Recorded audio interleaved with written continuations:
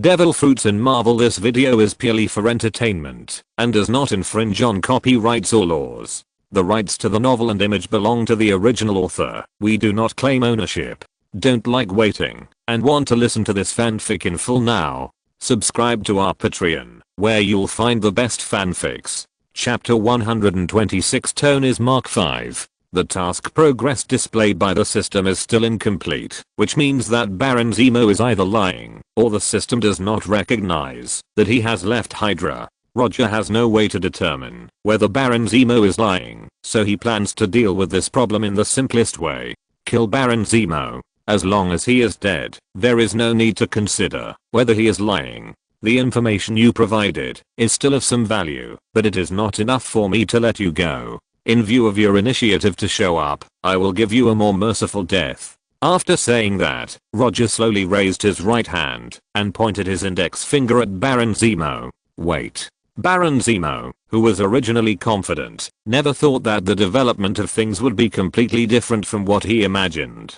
Do you have any last words? Roger still did not put down his right hand. Although I don't know why you insist on killing the leaders of Hydra, I can assure you with my family's honor that I have really left Hydra. I will become the leader of one of the forces of Hydra entirely because of my family. I personally do not approve of Hydra. If you have collected my intelligence, you should also know this very well. Baron Zemo explained quickly. However, his explanations were not convincing in front of Roger. He didn't know why Roger wanted to deal with Hydra, so all his speculations were wrong. Roger didn't care whether Hydra was a villain organization. I know that you are now working with the military to eliminate Hydra. I can provide them with detailed information, including their location, personnel configuration, equipment, etc. As long as you are willing to let me go, I can even give you all the things in the information. Baron Zemo continued to explain. Although he spoke very quickly, he still maintained his original demeanor, the demeanor of a hereditary noble.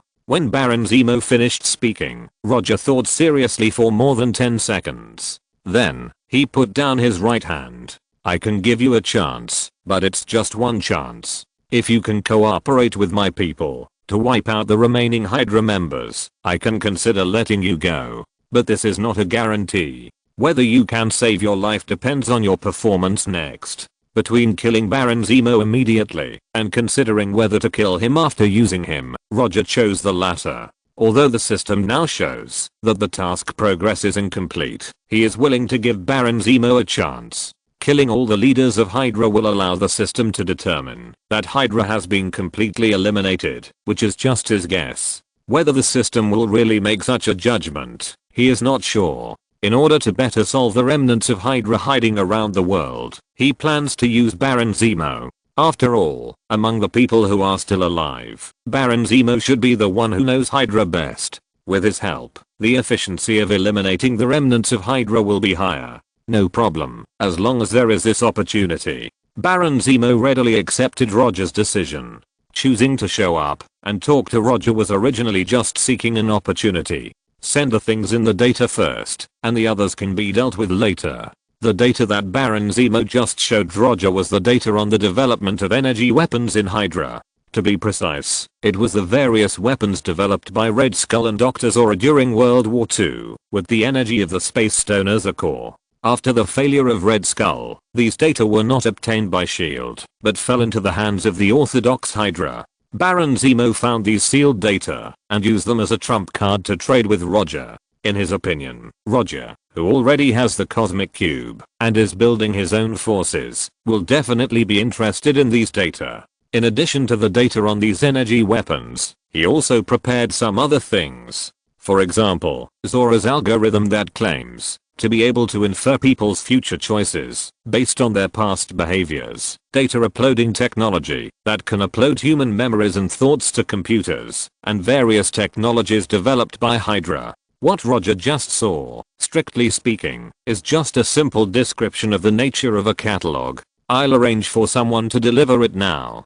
Baron Zemo agreed to Roger's request without even thinking about it. He had no intention of keeping these things from the beginning, so he had already prepared to hand them over. You will live in New York during this period. I will arrange for someone to connect with you. When necessary, I will also let you go out with them to perform tasks. If you are lucky enough, you should be able to go back alive and be your Baron." After saying that, Roger left the study. Not long after, Baron Zemo was brought back to the city center by Jai. After Baron Zemo left, Roger did not return to his apartment in Manhattan, but stayed in the manor. This manor was originally bought by him for vacation, and now there is nothing particularly urgent, so he plans to live more relaxed vacation life here. Time passed day by day, and a week passed in the blink of an eye. This week, Roger lived very comfortably in the manor. During the day, practiced the power of the devil fruit. At night, he sparred with Sharon Carter, Jessica, Erica and others about fighting skills.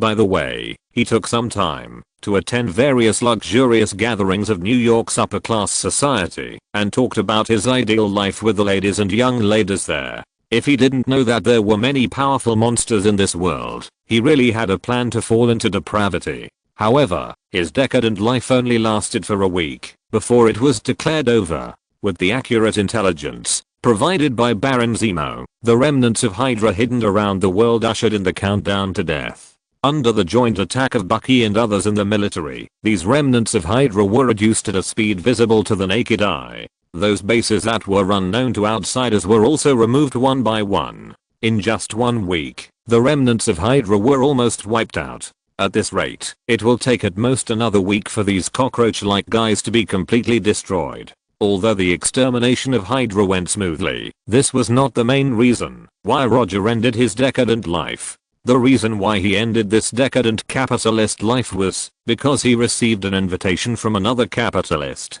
The person who called him was not Norman Osborn, but Tony Stark, who was far away in Los Angeles. After defeating Abadia, he had a secret meeting with Tony. Although they didn't talk about many in-depth things at that time, after that conversation, they reluctantly established a cooperative relationship. It's called cooperation, but in fact, Roger provided some ideas for Tony's armor development, based on his advantages as a time traveler. For example, the Mark V, which is like a suitcase, is convenient to carry and wear at any time. Another example is the new energy arc reactor used to replace the palladium energy arc reactor. If the current conditions were not suitable, Roger would even want to talk to Tony about the Mark 50 and Mark 85 built by nanotechnology. Although he is not a scientist, the development ideas he provided to Tony impressed Tony without any suspense. It even made Tony feel like he had met a confidant. Tony would never have thought that the ideas proposed by Roger were actually the armor he developed later, but Roger had spoiled it in advance. Using Tony's future design ideas to impress Tony now, this kind of thing can only be done by a time traveler like Roger. Tony called him this time to invite him to visit the newly developed Mark V. "I see. I'll go there when I'm free in a few days." Listening to Tony's tone that sounded like a child showing off a new toy, Roger shook his head helplessly. "It doesn't take a few days. I've arranged a private plane to pick you up. If you leave now, you'll arrive in the evening."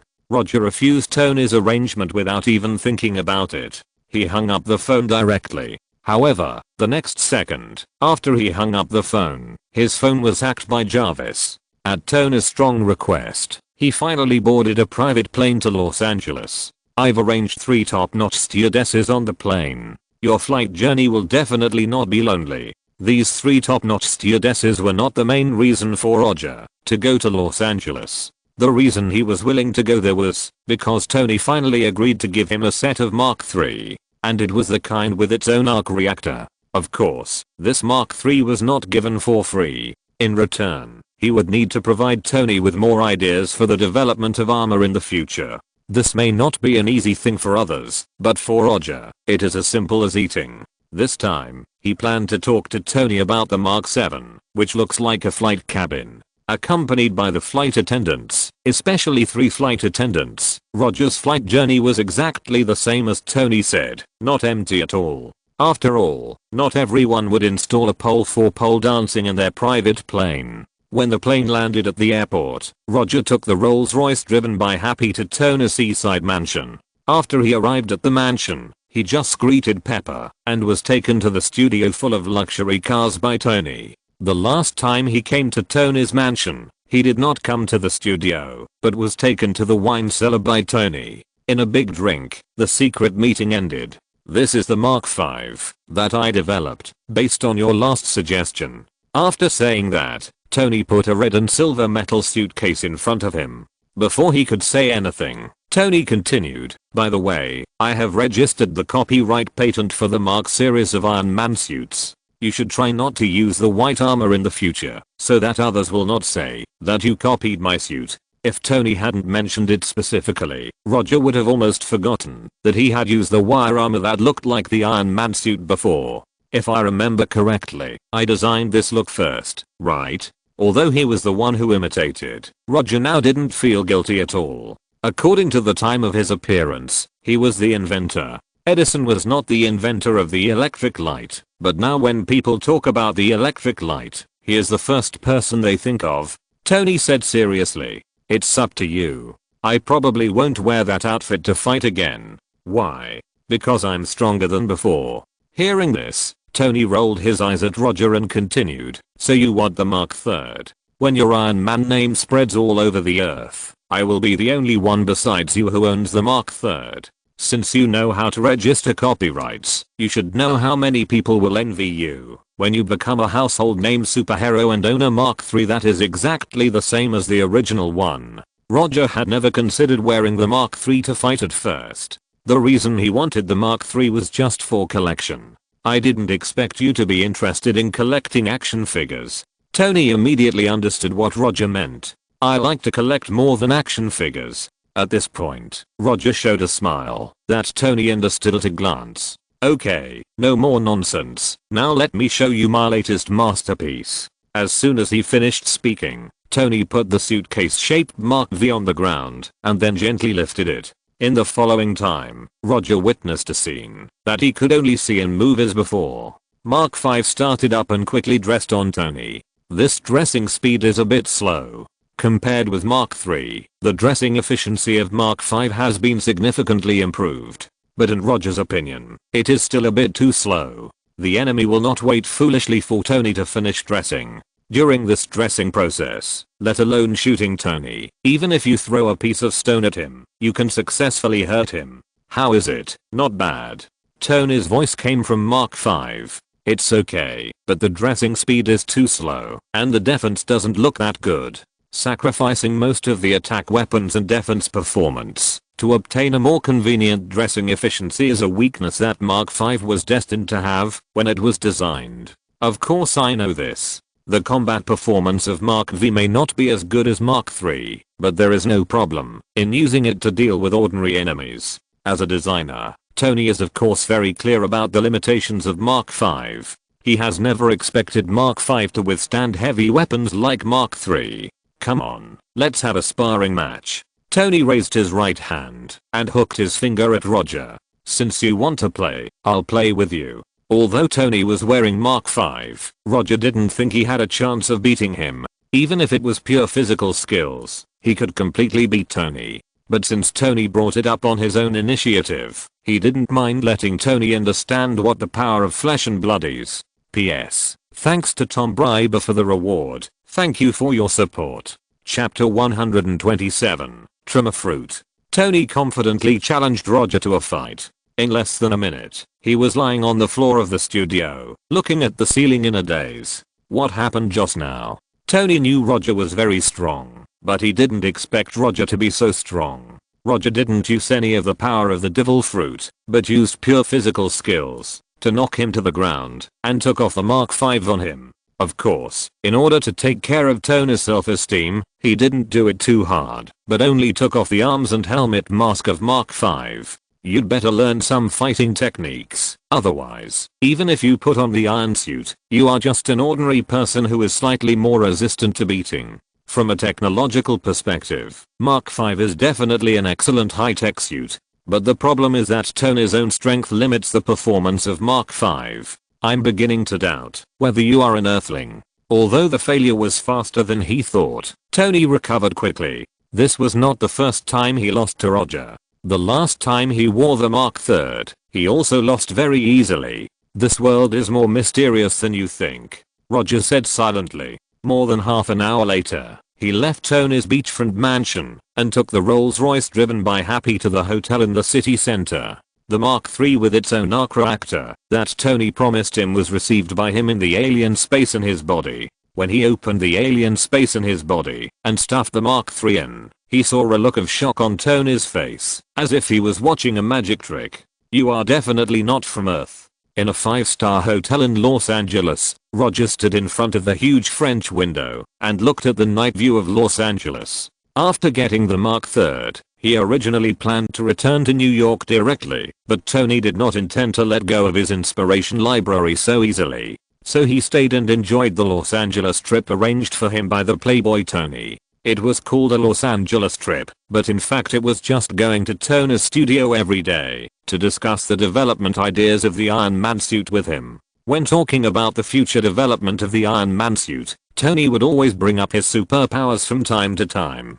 He also expressed his willingness to give Roger a detailed, easy, and side effect-free full body checkup. Roger refused Tony's kindness without even thinking about it. Only Tony dared to tell him to have a detailed full body checkup. Even General Ross and Norman Osborn, who were more familiar with him, did not dare to say this in front of him. Although he refused Tony's full body checkup arrangement, he did not refuse another project Tony arranged for him, but accepted it with a smile on his face. It must be said that the decadent life of a playboy is also divided into levels. And Tony is obviously the highest level among the playboys. After enjoying the entertainment projects arranged by Tony, Roger finally understood why Tony, who had amazing talents since childhood, would live the kind of playboy life that people criticized. It was not until he experienced the kidnapping incident that he finally woke up and stopped wasting his talents. Roger lived this decadent playboy life in Los Angeles for half a month.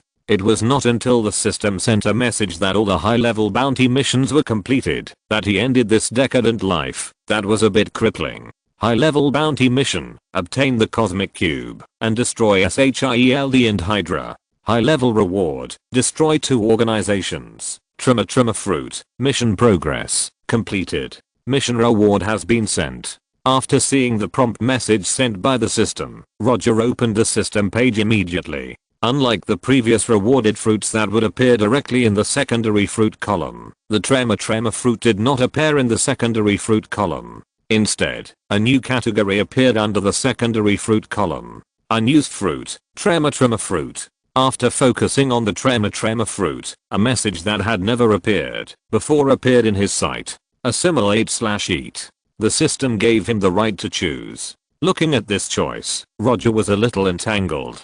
Judging from the effect of assimilating the space gem, assimilation can make his main fruit, the line fruit, stronger and with a higher upper limit. But assimilation is an option that cannot determine the specific benefits. Although assimilation can enhance the ability of the main fruit, the string fruit, he has no way of confirming what form it will take.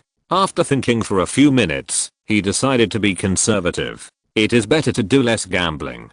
Compared with assimilation, which does not know what it will become, it is obviously more reliable to eat it directly. After making the decision, he did not hesitate and chose the eat option. The moment he pressed the option, the unused fruit category disappeared. The Tremor Fruit appeared in his secondary fruit column. Devil Fruit, second. Door Fruit LV3, Magma Fruit LV4, Sparkle Fruit LV3, Tremor Fruit LV1. After closing the system page, he drove the blonde reporter who had just finished taking a shower out of the hotel's presidential suite. Then, he used the silk thread portal of the string fruit and left the hotel. In a forest in the suburbs of Los Angeles. After using the observation hacky to sense the surrounding situation, Roger took a deep breath and began to try to use the Tremor Fruit. The Tremor Fruit, known as the strongest parahuman fruit, has a powerful power that is no less than that of the natural fruit.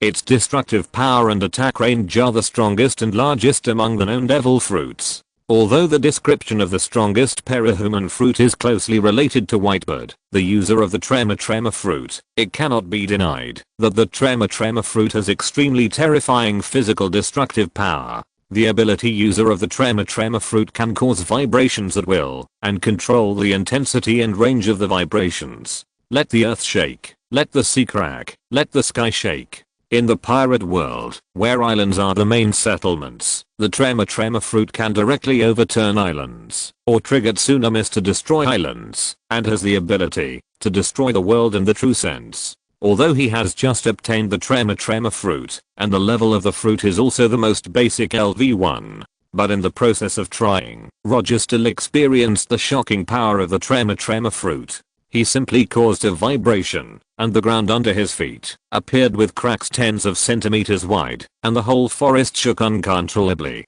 Especially when he lightly punched forward, a crack like glass shattering appeared in front of his fist. At the moment the crack appeared, the trees in front of him seemed to have suffered a terrifying impact from another dimension and exploded. Starting from his position, the trees hundreds of meters away shattered, and turned into pieces of debris of different sizes.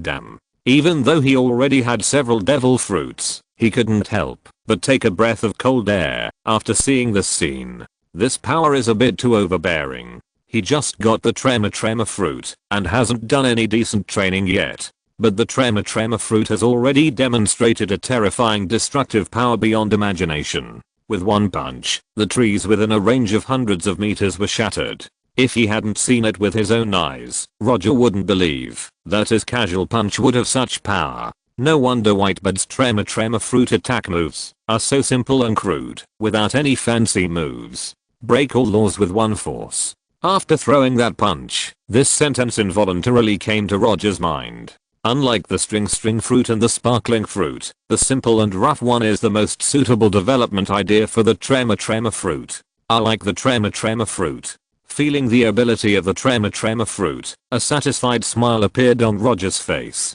At the same time, he also determined the next training idea of the Tremor Fruit. Do everything to improve your own physique. Only in this way can the power of the Tremor Fruit be brought to its extreme. Thinking of this, he began to understand why Whitebeard had such a huge body. A few minutes later, Roger left the forest with a satisfied look and returned to the hotel. He first called Buggy and asked Buggy to tell Baron Zemo that he was free. Then, he called Tony again and told Tony that he was going back to New York. During this time, he had revealed the development ideas of Mark 7 to Tony. As for the new energy reactor, he did not tell Tony directly, but only hinted that Tony could seek help from his father Howard. Tony was a little reluctant about Roger's decision to return to New York, but he didn't say much. However, when Roger went to the airport, he told Roger that the Stark Industrial Expo would be held in New York in a while, and he hoped to have a good chat with Roger at that time.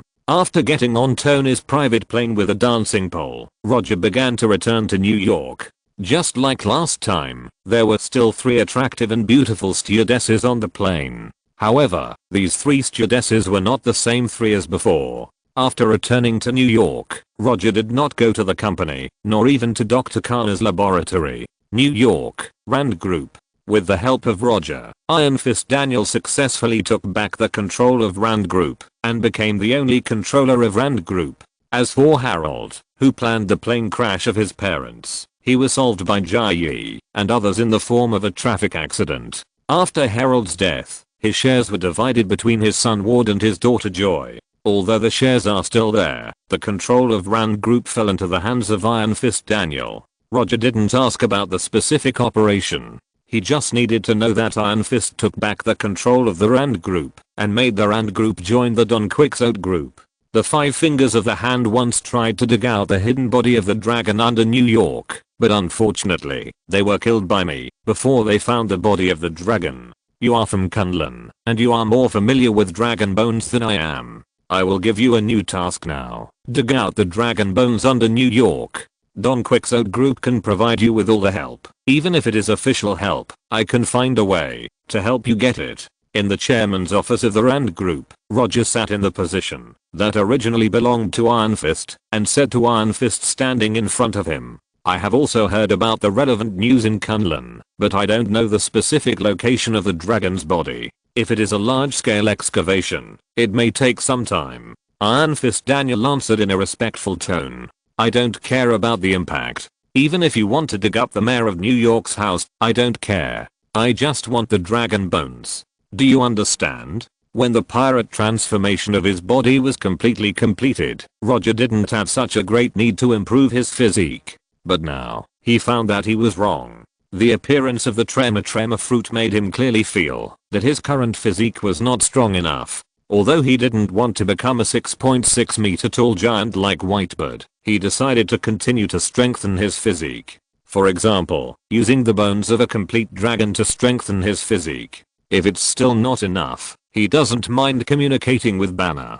As long as you have a strong enough physique, it is not an unacceptable problem for your skin to turn green. Not to mention turning green, even if you become bald, he won't care.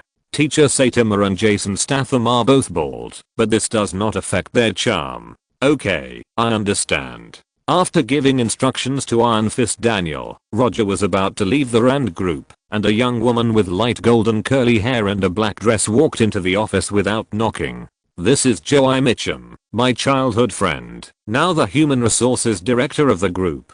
After seeing Joey coming in, Iron Fist Daniel immediately introduced. Joey looked at Roger and Daniel with some confusion, and did not react for a while.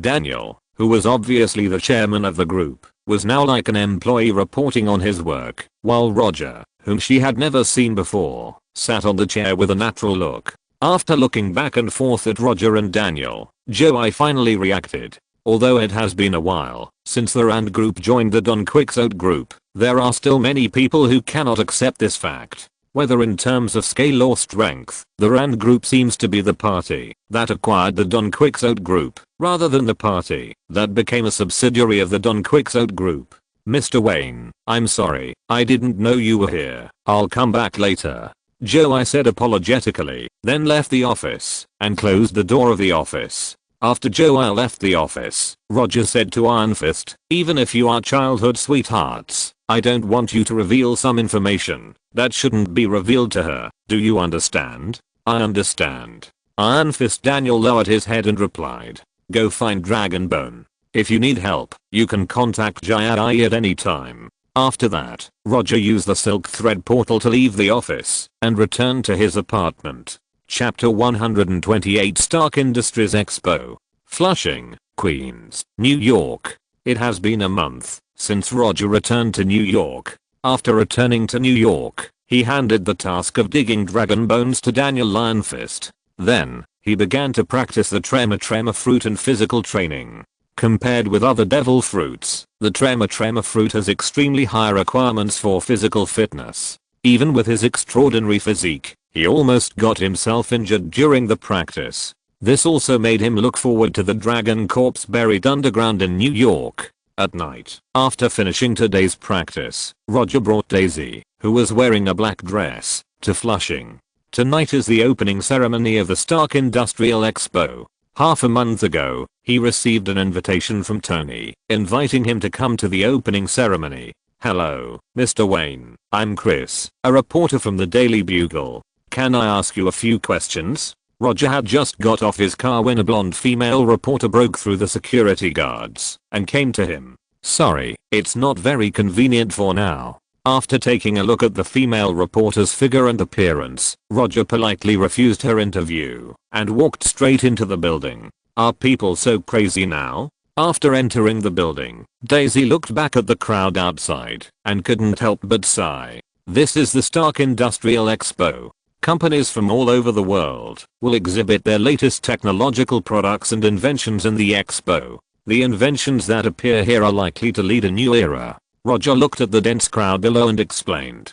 Although they were all attending the opening ceremony of the expo, the invitation letter he received was completely different from the admission tickets received by the ordinary people below. Ordinary people can only stay in the square under the stage, just like attending a star concert, waiting for Tony to appear. Roger and other capitalists can enter the building next to the stage and watch the opening ceremony from a high vantage point. In short, it is the difference between VIP seats and ordinary seats. Roger is not the only one who received this kind of invitation letter. Many well-known entrepreneurs have received invitation letters from Stark Industries. Among them is Norman Osborn's Osborn Enterprises. Even Hammer Industries, which has been competing with Stark Industries for military orders, has also received an invitation. Of course, Justin Hammer, the CEO of Hammer Industries, should not come to the opening ceremony. In fact, since Tony solved the problem of Abadia, Stark Industries has closed its weapons department. So strictly speaking, Stark Industries no longer needs to compete with Hammer Industries for military orders. After waiting in the building for more than 10 minutes, Roger witnessed Tony's arrogant debut. Tony, wearing Mark IV, jumped off the plane and flew to the stage like a meteor across the night sky. Then, among a group of female dancers wearing hot pants and short t-shirts, there was a classic superhero style landing. This debut really fits Tony's character. After landing on the stage, the mechanical arm hidden under the stage disassembled the Mark IV, revealing Tony wearing a suit inside. I didn't say that the long-term global peace was due to me, nor did I say that no one in the world could be reborn like a phoenix rising from the ashes like me. I didn't say that the US government could face the threat calmly, because I always maintained my peak state. No one could match me. Listening to Tony's proud speech on the stage, Roger was sure that this speech was definitely prepared by Tony himself. I'm not important. You are not important. We are not important. What is important is inheritance. We should leave something for the future. Tony's speech continued, but Roger's eyes were on a man under the stage. This man was wearing an inappropriate black long windbreaker, which completely wrapped his body. Although he couldn't see the man's appearance clearly, Roger saw something wrong with him. The audience under the stage were now cheering for Tony like crazy fans. Only this man remained calm and approached the stage little by little. Roger used his observation haki to sense this man and did not find any unusual life breath in him. An ordinary person? Although the information fed back by the observation haki was that he was an ordinary person, Roger did not think so. There was something wrong with the man's figure.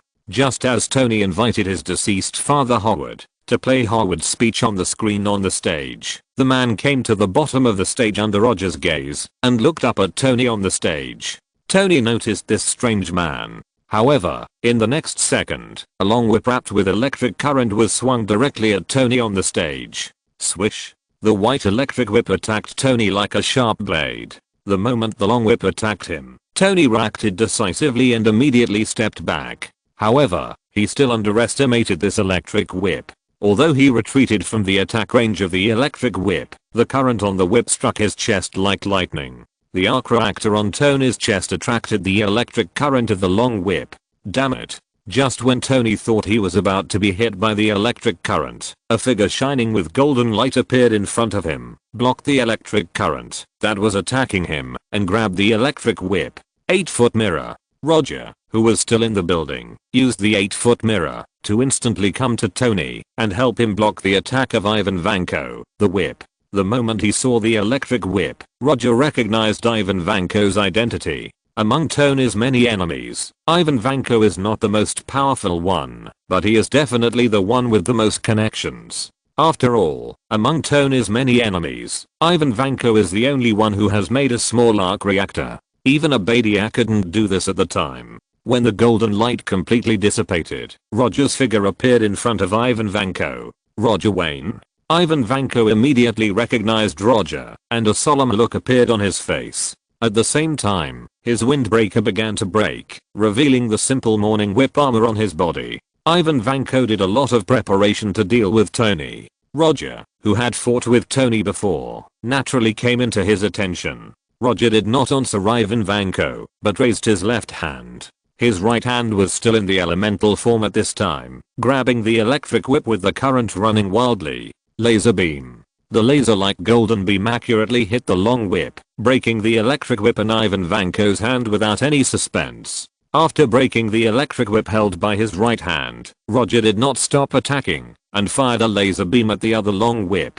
Whoosh! In less than 2 seconds, the electric whips in both hands of Ivan Vanko were all broken, and he lost all his weapons. The simplicity of Ivan Vanko's morning whip armor is not only reflected in its protective performance, but also in its weapons. These two electric whips are the only weapons of the morning whip armor. After the electric whip was broken, Ivan Vanko simply chose to surrender. Although Roger hadn't attacked him much, he was very clear about the huge gap in strength between him and Roger. Since he couldn't win, there was no need to make trouble for himself. Although Ivan Vanko gave up resisting, Roger didn't let him go so easily. He jumped lightly and came to Ivan Vanko from the stage in an instant.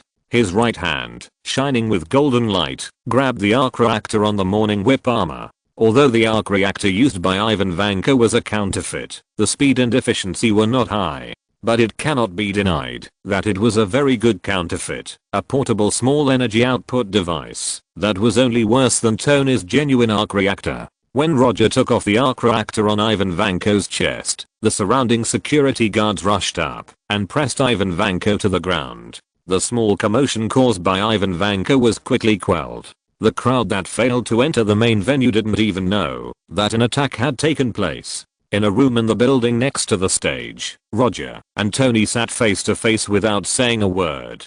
On the table in front of them was the reactor that Roger had just taken from Ivan Vanko. In addition to the two of them, Happy and Daisy were also in the room. However, they sat far away on the other side of the room.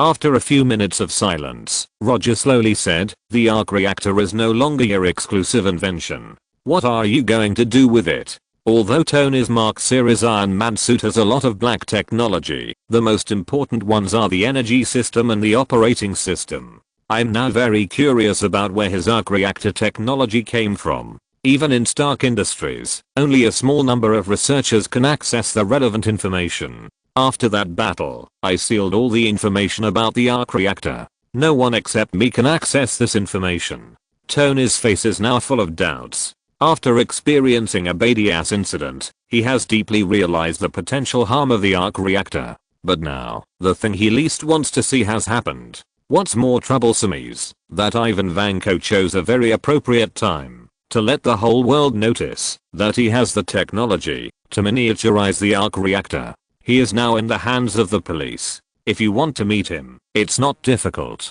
Since Tony appeared as Iron Man and showed the excellent combat performance of the Iron Man suit on the battlefield, various countries and companies have begun to develop the Iron Man suit. However, up to now, no country or company has developed an Iron Man suit that can be used in actual combat. Among them, the suit technology is one aspect, and the energy is another. Let's not talk about the weapons and flight technology of the Iron Man suit. The energy required by the suit alone is a problem that makes countless people headache. And now, another person who has mastered the technology to miniaturize the arc reactor has appeared. If Ivan Vanko is willing to sell the finished reactor on the black market or sell this technology to other countries, he can become a new billionaire at any time. After thinking for a few minutes, Tony finally decided to meet Ivan Vanko. Although Ivan Vanko is now detained by the police, it is not difficult for him to see him in a legal way. When Tony went to the police station, Roger took Daisy back to the apartment where he lived. Although Ivan Vanko's appearance was beyond his expectations, it was not a particularly serious problem. Compared with Ivan Vanko, who only wanted to cause trouble for Tony, he did not have a more important thing to deal with now. When SHIELD was disbanded, the guys in the White House were considering how to properly deal with Roger and other superpowers. After several months of repeated tugs and pulls, the White House finally made a decision. SHIELD's method of dealing with superpowers is observation, judgment, and imprisonment. The decision made by the White House is to incorporate superpowers into the military system and make them one of the official forces. Some people agree with this decision of the White House, while others oppose it. So, things came to the hearing link that everyone likes to see. The Senate Armed Services Committee. Roger is not the only one who will attend this hearing. As far as he knows, former Captain America Steve Rogers, who is now nowhere to be found, is also one of the attendees. Of course, whether the subpoena can be sent to Rogers is a question. In fact, in addition to attending this hearing, Tony will also go to Washington tomorrow to attend another hearing held by the Senate Armed Services Committee. Similar to his hearing, the hearing Tony attended is about whether Iron Man needs to be incorporated into the military system. He originally planned to discuss the hearing with Tony to see if Tony is still the rebellious genius who would refute the Senate in person in his memory. But he didn't expect that Ivan Vanko would show up tonight. At 9 o'clock the next morning, Roger arrived in Washington on time. Just as he was about to enter the Capitol, he saw Tony wearing sunglasses outside the Capitol. Before he spoke, Tony's voice came first. You won't sell yourself to the military, will you? I never sell my body, Roger replied with a smile. Although it was just a simple sentence, he already knew Tony's decision. Obviously, Tony had the same idea as him. After the hearing, let's go eat kebab. I know a new Turkish kebab shop has opened nearby. I heard it's pretty good. Tony continued. Okay. Chapter 129. Gwen appears at the hearing. Being famous is a good thing most of the time. But sometimes, being too famous can be a problem. After entering the hearing room, Roger glanced at the officials who had already gathered in the meeting room, as well as the reporters who were responsible for reporting on the scene. It was obviously a hearing about people with extraordinary abilities joining the military system, but now it seemed like a hearing for him personally. Although he could only represent himself, judging from the environment on the scene, he seemed to have become the so-called representative of people with extraordinary abilities without knowing it. As he expected, former Captain America Steve Rogers did not show up. However, he saw an acquaintance at the scene. Damn Nick Fury. After the dissolution of SHIELD, Nick Fury did not go to other agents or intelligence agencies to start a second career like other SHIELD agents, but became a vagrant. Of course, Roger didn't know whether Nick Fury was doing anything secretly. After the dissolution of SHIELD, he didn't pay attention to the situation of Nick Fury and others. With Roger's bored expression, the hearing officially began. The senator sitting on the podium in the conference room began an impassioned statement. He talked about the greatness of America and world peace, and then about the strength of the US military, and finally extended the strength of the US military to super soldiers and people with extraordinary abilities. Although Roger was at the scene, he did not take the senator's words to heart at all. In this slightly serious occasion, he turned his head to chat with the blonde reporter in the back row, asking the blonde reporter with outstanding figure and appearance if she had time to have dinner together tonight. Mr. Wayne, let's continue with the previous topic. Mr. Wayne. The senator on the podium kept calling Roger's name, but Roger seemed to have not heard it at all and continued to chat with the blonde beauty reporter in the back row. Dong dong dong. The senator on the podium knocked the small wooden hammer impatiently, trying to get Roger's attention back. Mr. Wayne, please listen to me carefully. The senator's tone had become very dissatisfied. Okay, dear. Roger turned his head back and replied with a smile. Do you have any extraordinary abilities that ordinary people don't have and can cause widespread destruction? No, you don't. I do have some extraordinary abilities that ordinary people don't have, but they are not abilities that can cause widespread destruction. You can't say that a person threatens others in the pool just because he can swim. Roger answered seriously. If it weren't for the fact that his Don Quixote group would not suffer some unnecessary embarrassment, he would not have been interested in attending this hearing. As far as I know, most of the extraordinary abilities you have will cause harm to ordinary people. According to the evaluation of relevant experts, your threat is equivalent to a nuclear bomb with an equivalent of 30 million tons. Your existence is a threat to ordinary citizens. The senator flipped through the documents in his hand and continued. Hearing this, Roger turned his head and glanced at Nick Fury. He finally knew why Nick Fury appeared at the hearing. So what? I don't know who the relevant experts you are talking about are, Senator, and how they made such an unrealistic inference that I'm equivalent to a nuclear bomb with a yield of 30 million tons. I'm a legal citizen who pays taxes and abides by the Constitution of the United States. I have not violated any law, not even speeding or running a red light. If I have to join the military system because I have some talents that others don't have, then this is just like the government forcing me to do labor and prostitution, which seriously infringes on my legal rights. If you use my extraordinary abilities to try to make weapons and try to take this weapon for yourself, then you are violating the Second Amendment to the Constitution, which states that the right of the people to keep and bear arms shall not be infringed. Similarly, if you try to forcibly conscript me into the army against my will, then you are asking me to perform forced labor. According to the first paragraph of the 13th Amendment to the Constitution, there shall be no slavery or forced labor within the United States or anywhere under the jurisdiction of the United States, unless I'm a convicted criminal. So, before the new legal provisions appear, I have the right to refuse to join the military.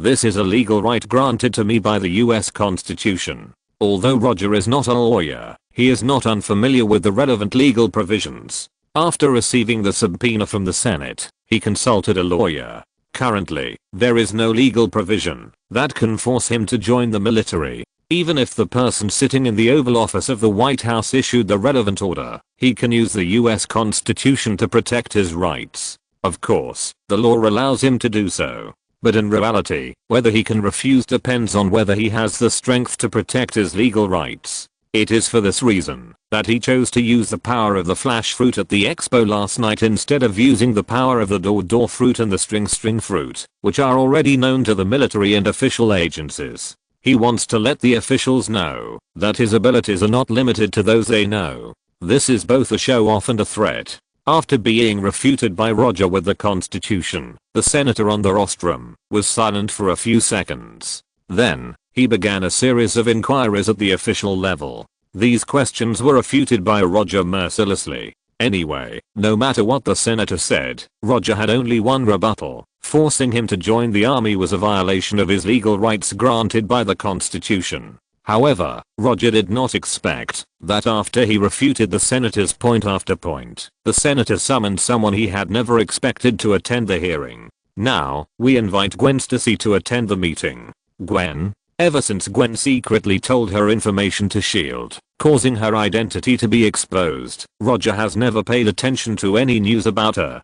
Gwen, wearing a grey women's suit, walked into the meeting room under the flashing of flashlights. Then, she sat in the empty seat next to Roger. After seeing Gwen appear, Roger shook his head. These official guys really came prepared, and they even found Gwen. Miss Gwen Stacy is the Spider-Woman of New York and a former secret agent of SHIELD. Before SHIELD was disbanded, Miss Gwen had collected relevant reports on Mr. Roger Wayne's extraordinary abilities. Now, Miss Gwen, please read the third paragraph of page 7 of the report. The senator said calmly. Mr. Senator, do you want me to read a specific paragraph in the report? Gwen frowned and asked the senator on the rostrum. Yes. I thought I was here to make a detailed and complete report. I understand, but you only need to read that paragraph now. Just reading that one paragraph does not represent my complete report. Please read it out. Thank you, Miss Gwen. Gwen looked at the senator helplessly, opened the report in her hand, and turned to page 7. Roger Wayne does not belong to any government agency, and his behavior is not restricted by any agency or organization. In the process of free action, it is easy to threaten the lives and safety of the people. At this point, Gwen turned her head and glanced at Roger next to her. Then, she continued to read. My conclusion is that although Roger Wayne, who has extraordinary abilities, does not belong to any organization, he has not harmed any innocent people in his actions in New York, and has even personally stopped criminals many times. In relevant reports, Roger Wayne once teamed up with Spider-Man to stop the bank robber Sandman. It is not a wise decision to let him join the military system. Gwen was interrupted by the senator before she finished speaking. Miss Gwen, that's enough. The moment the senator spoke, Roger also spoke. I will not join any system. If I work less hours, I can consider becoming the Secretary of Defense. Now, it's time to make everything transparent. After speaking, Roger took out the Palm computer he had prepared long ago. This Palm computer was obtained from Tony, and the whole thing was like transparent glass. In this Palm computer, he asked Jarvis to install a small hacking software. He originally planned to let Daisy do this kind of thing. But considering that Daisy has just been in contact with hackers for a short time, he found Jarvis. Of course, all this was agreed by Tony. Otherwise, he would have no way to get Jarvis to work for him. After operating the transparent glass-like PDA, he successfully gained control of the display screen in the conference room. Ladies and gentlemen, regarding whether my extraordinary abilities pose a threat to national security, I have some relevant video evidence here. The screen scrolled quickly, and some videos that had never been revealed were played. This is the surveillance footage of me wiping out the evil killer group The Hand. This is the surveillance footage of me assisting the military in capturing wanted criminals and killing army deserters. This is the footage of me and the military attacking SHIELD's Triskelion building and fighting Hydra. This is the information and footage of the Hydra that I collected from personal channels, submitted to the military, and assisted the military in capturing Hydra personnel. As the video played, Roger continued, "For these, I can only say, you're welcome. I can do what the military can't do. I can fight against evil organizations and protect people's safety. The people are safe, New York is safe, America is safe, and the whole world is safe. You want me to join the military and become a weapon in your hands? Don't even think about it. I've helped you a lot, but you want me to be a knife in your hands. You're not maintaining national security, you're just fighting for power. I, Roger D. Wayne, will never become a human weapon for you politicians to satisfy your own selfish desires." After speaking, Roger turned around and opened his arms to face the camera behind him. When he turned around, there was warm applause. He had arranged this applause long ago. After knowing that reporters would be present at the hearing and responsible for the live broadcast, he asked Sharon Carter to contact these reporters and give them a small gift. In addition to these reporters, more than half of the attendees in the conference room received his gifts. Senators and other senior government officials may not look down on his gifts, but for those ordinary government officials and reporters, the gifts he gave out were not ordinary valuables. In the capitalist country of the United States, there is nothing that cannot be solved by US dollars. If there is, it means that there are not enough zeros behind the US dollar. As long as there are enough US dollars, let alone just bribing the reporters and attendees at the hearing, even changing the owner of the Oval Office of the White House is not impossible. This is the power of capital. Surrounded by applause, Roger put on sunglasses, turned around and gave the senator a thumbs up. Then, he left the conference room without looking back. In a Turkish restaurant a few blocks away from the Capitol, Roger and Tony sat face to face and tasted the barbecue in front of them from time to time. "Your arrangement is good. You even use such a method as your ex-girlfriend." Tony swallowed the barbecue in his mouth and said with a smile, "I didn't arrange her. I didn't know she would show up." Roger didn't expect that the senator would find Gwen and let Gwen read the report submitted in public. However, the senator has a backup plan, and he also has his own backup plan. Bribing the reporters and attendees of the hearing is just one of his backup plans. In addition to bribery, he also arranged some more heartbreaking dirty methods. After being in the upper class of New York for a long time, he learned not only the debauchery, but also the various dirty methods in the upper class. "She looks pretty good, has a good figure, and is Spider-Woman. Don't you want to continue the relationship?" Tony's gossip spirit is now burning. There's an old saying in the flower growing world, a good horse never turns back. Really? In that case, I'll go say hello to this Spider-Woman later. I've never dealt with a beautiful lady with supernatural powers. I've recorded what you just said. I don't know why, but I suddenly have the urge to call Pepper and have a chat. Roger knew that Tony was joking. If it was Tony before the kidnapping incident, he might really do such a thing. But now, he, a playboy who has been a playboy for half his life, has begun to develop in the direction of a loyal good man. You are a guy who says one thing and means another. You are obviously interested in her, but you have to pretend to be so cold. Tony rolled his eyes at Roger. If I say one thing and mean another, then you are the same. If you want to marry, just marry her. You are not young anymore. If you keep dragging it out, when will you be able to give her the ring? Chapter 130, The Tremor Fruits Land, Sea, and Air. Let's talk about this later. It's not appropriate now. Tony's face showed a rare shy expression. Although you are older than me and have more experience than me, it's true that men can wait, but women can't. If you don't grasp Pepper's such an excellent woman, you will regret it for the rest of your life. Roger said seriously. Although from his aesthetic point of view, Pepper is not the kind of woman who is particularly attractive. But for Tony, Pepper is obviously the most suitable person for him. I know. By the way, do you know who Ivan Vanko's father is?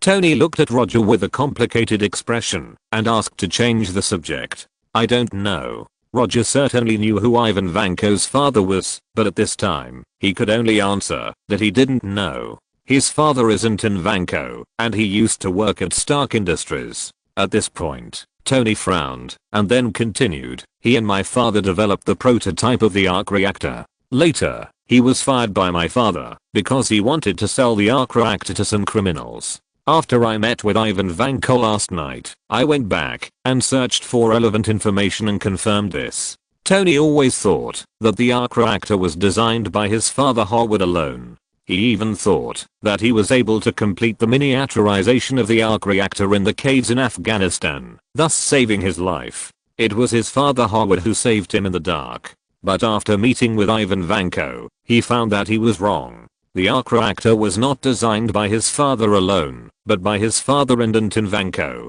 To some extent, his father stole part of the honor that belonged to Anton Vanko. Although I have never met your father, I believe that he must have had his considerations when he made that decision. How do you plan to deal with Ivan Vanko? It is not a good thing to let him spread the technology of the small arc reactor. This is not a question of whether to monopolize technology, but a very realistic safety issue. If this problem cannot be solved, it is estimated that in a few years, we will see all kinds of robots flying in the sky. I'm still thinking about it, Tony said helplessly. No one in the world knows the arc reactor better than him. He certainly knows what harm this technology will cause if it spreads. But he is different from Roger. He can't kill the source of danger in advance to avoid possible threats in the future. In this regard, Tony has a typical superhero mentality. If you need my help, I can help you solve this problem for free. After a few seconds of silence, Roger said slowly, let's wait and see. But seriously, try not to use such violent means in the future. I received some news from the White House. Some people are already very dissatisfied with your approach. Then let them continue to be dissatisfied. Roger also heard some of what Tony said from General Ross, but he didn't take it too seriously. Whether those guys in the White House are satisfied or not, he doesn't plan to change his way of doing things. I don't get paid by the White House. Whether they are satisfied or not is none of my business. After chatting for more than 10 minutes, Roger and Tony left the Turkish restaurant, which was already getting more and more crowded. When they just entered the restaurant, it was not particularly crowded. But after the two of them appeared, there were more and more customers in the restaurant. Especially those customers with recorders and mini filming equipment. Roger did not take Tony's private plane back to New York, but used the Silk Thread portal to return to New York. Although the flying speed of the private plane is not slow, compared with the Silk Thread portal, it is as slow as a snail. As soon as he returned to his apartment, he saw the report of his and Tony's hearing on the news. His and Tony's performance at the hearing, without a doubt, aroused heated discussions among people. He turned off the TV after casually watching the relevant news reports. Although the hearing was over, his intuition told him that those people in the White House would obviously not give up so easily. Any person in a high position has a strong desire for control. They will never let those uncontrolled forces jump around in front of them. If nothing unexpected happens, the White House should soon formulate and promulgate restrictive bills such as the Sokovia Agreement. We must speed up the improvement of strength. Roger doesn't take official power seriously now, but he is not to the point where he can ignore these official powers directly. He is a person with extraordinary abilities, not Superman, and he can't ignore Uncle Sam. As time passed, after the hearing, Roger put most of his energy on improving his strength. He no longer attended various dinners held by the upper class in New York, and he didn't even go to the company to handle daily affairs. Instead, he moved to a manor in the suburbs with Daisy. Daisy was originally being trained by Sharon Carter, but after having the Tremor Fruit, Roger decided to train Daisy himself. Of course, training Daisy is one thing, and getting inspiration for developing the Tremor Fruit from Daisy is another. Although Daisy's shockwave superpower is completely different from the Tremor Fruit, there is a possibility of mutual reference between the two. The only difference is that Daisy creates shockwaves through the mutation of her own genes, while Roger uses a Tremor Fruit to create vibrations. In terms of attack power, the power of the Tremor Fruit is far stronger than Daisy's shockwave superpower. But in terms of control, Daisy's shockwave is obviously easier to control than the Tremor Fruit. In order to better practice the Tremor Fruit, Roger bought a farm near the manor, which is specially used to practice the Tremor Fruit. Your reaction is too slow. In a simple training room with an area equivalent to 2 football fields, Roger, whose right fist seemed to be wearing a white spherical glove, punched Daisy and flew her out. A painful look appeared on Daisy's face after she was knocked away. At the moment of landing, her hands emitted a circle of transparent shock waves, dissolving the force of falling. After this period of training, Roger can roughly control the power of vibration. Otherwise, Daisy, who just received a punch from him, would not be able to stand now. Come again. Daisy rubbed her numb left shoulder and said seriously. Then, she attacked Roger again.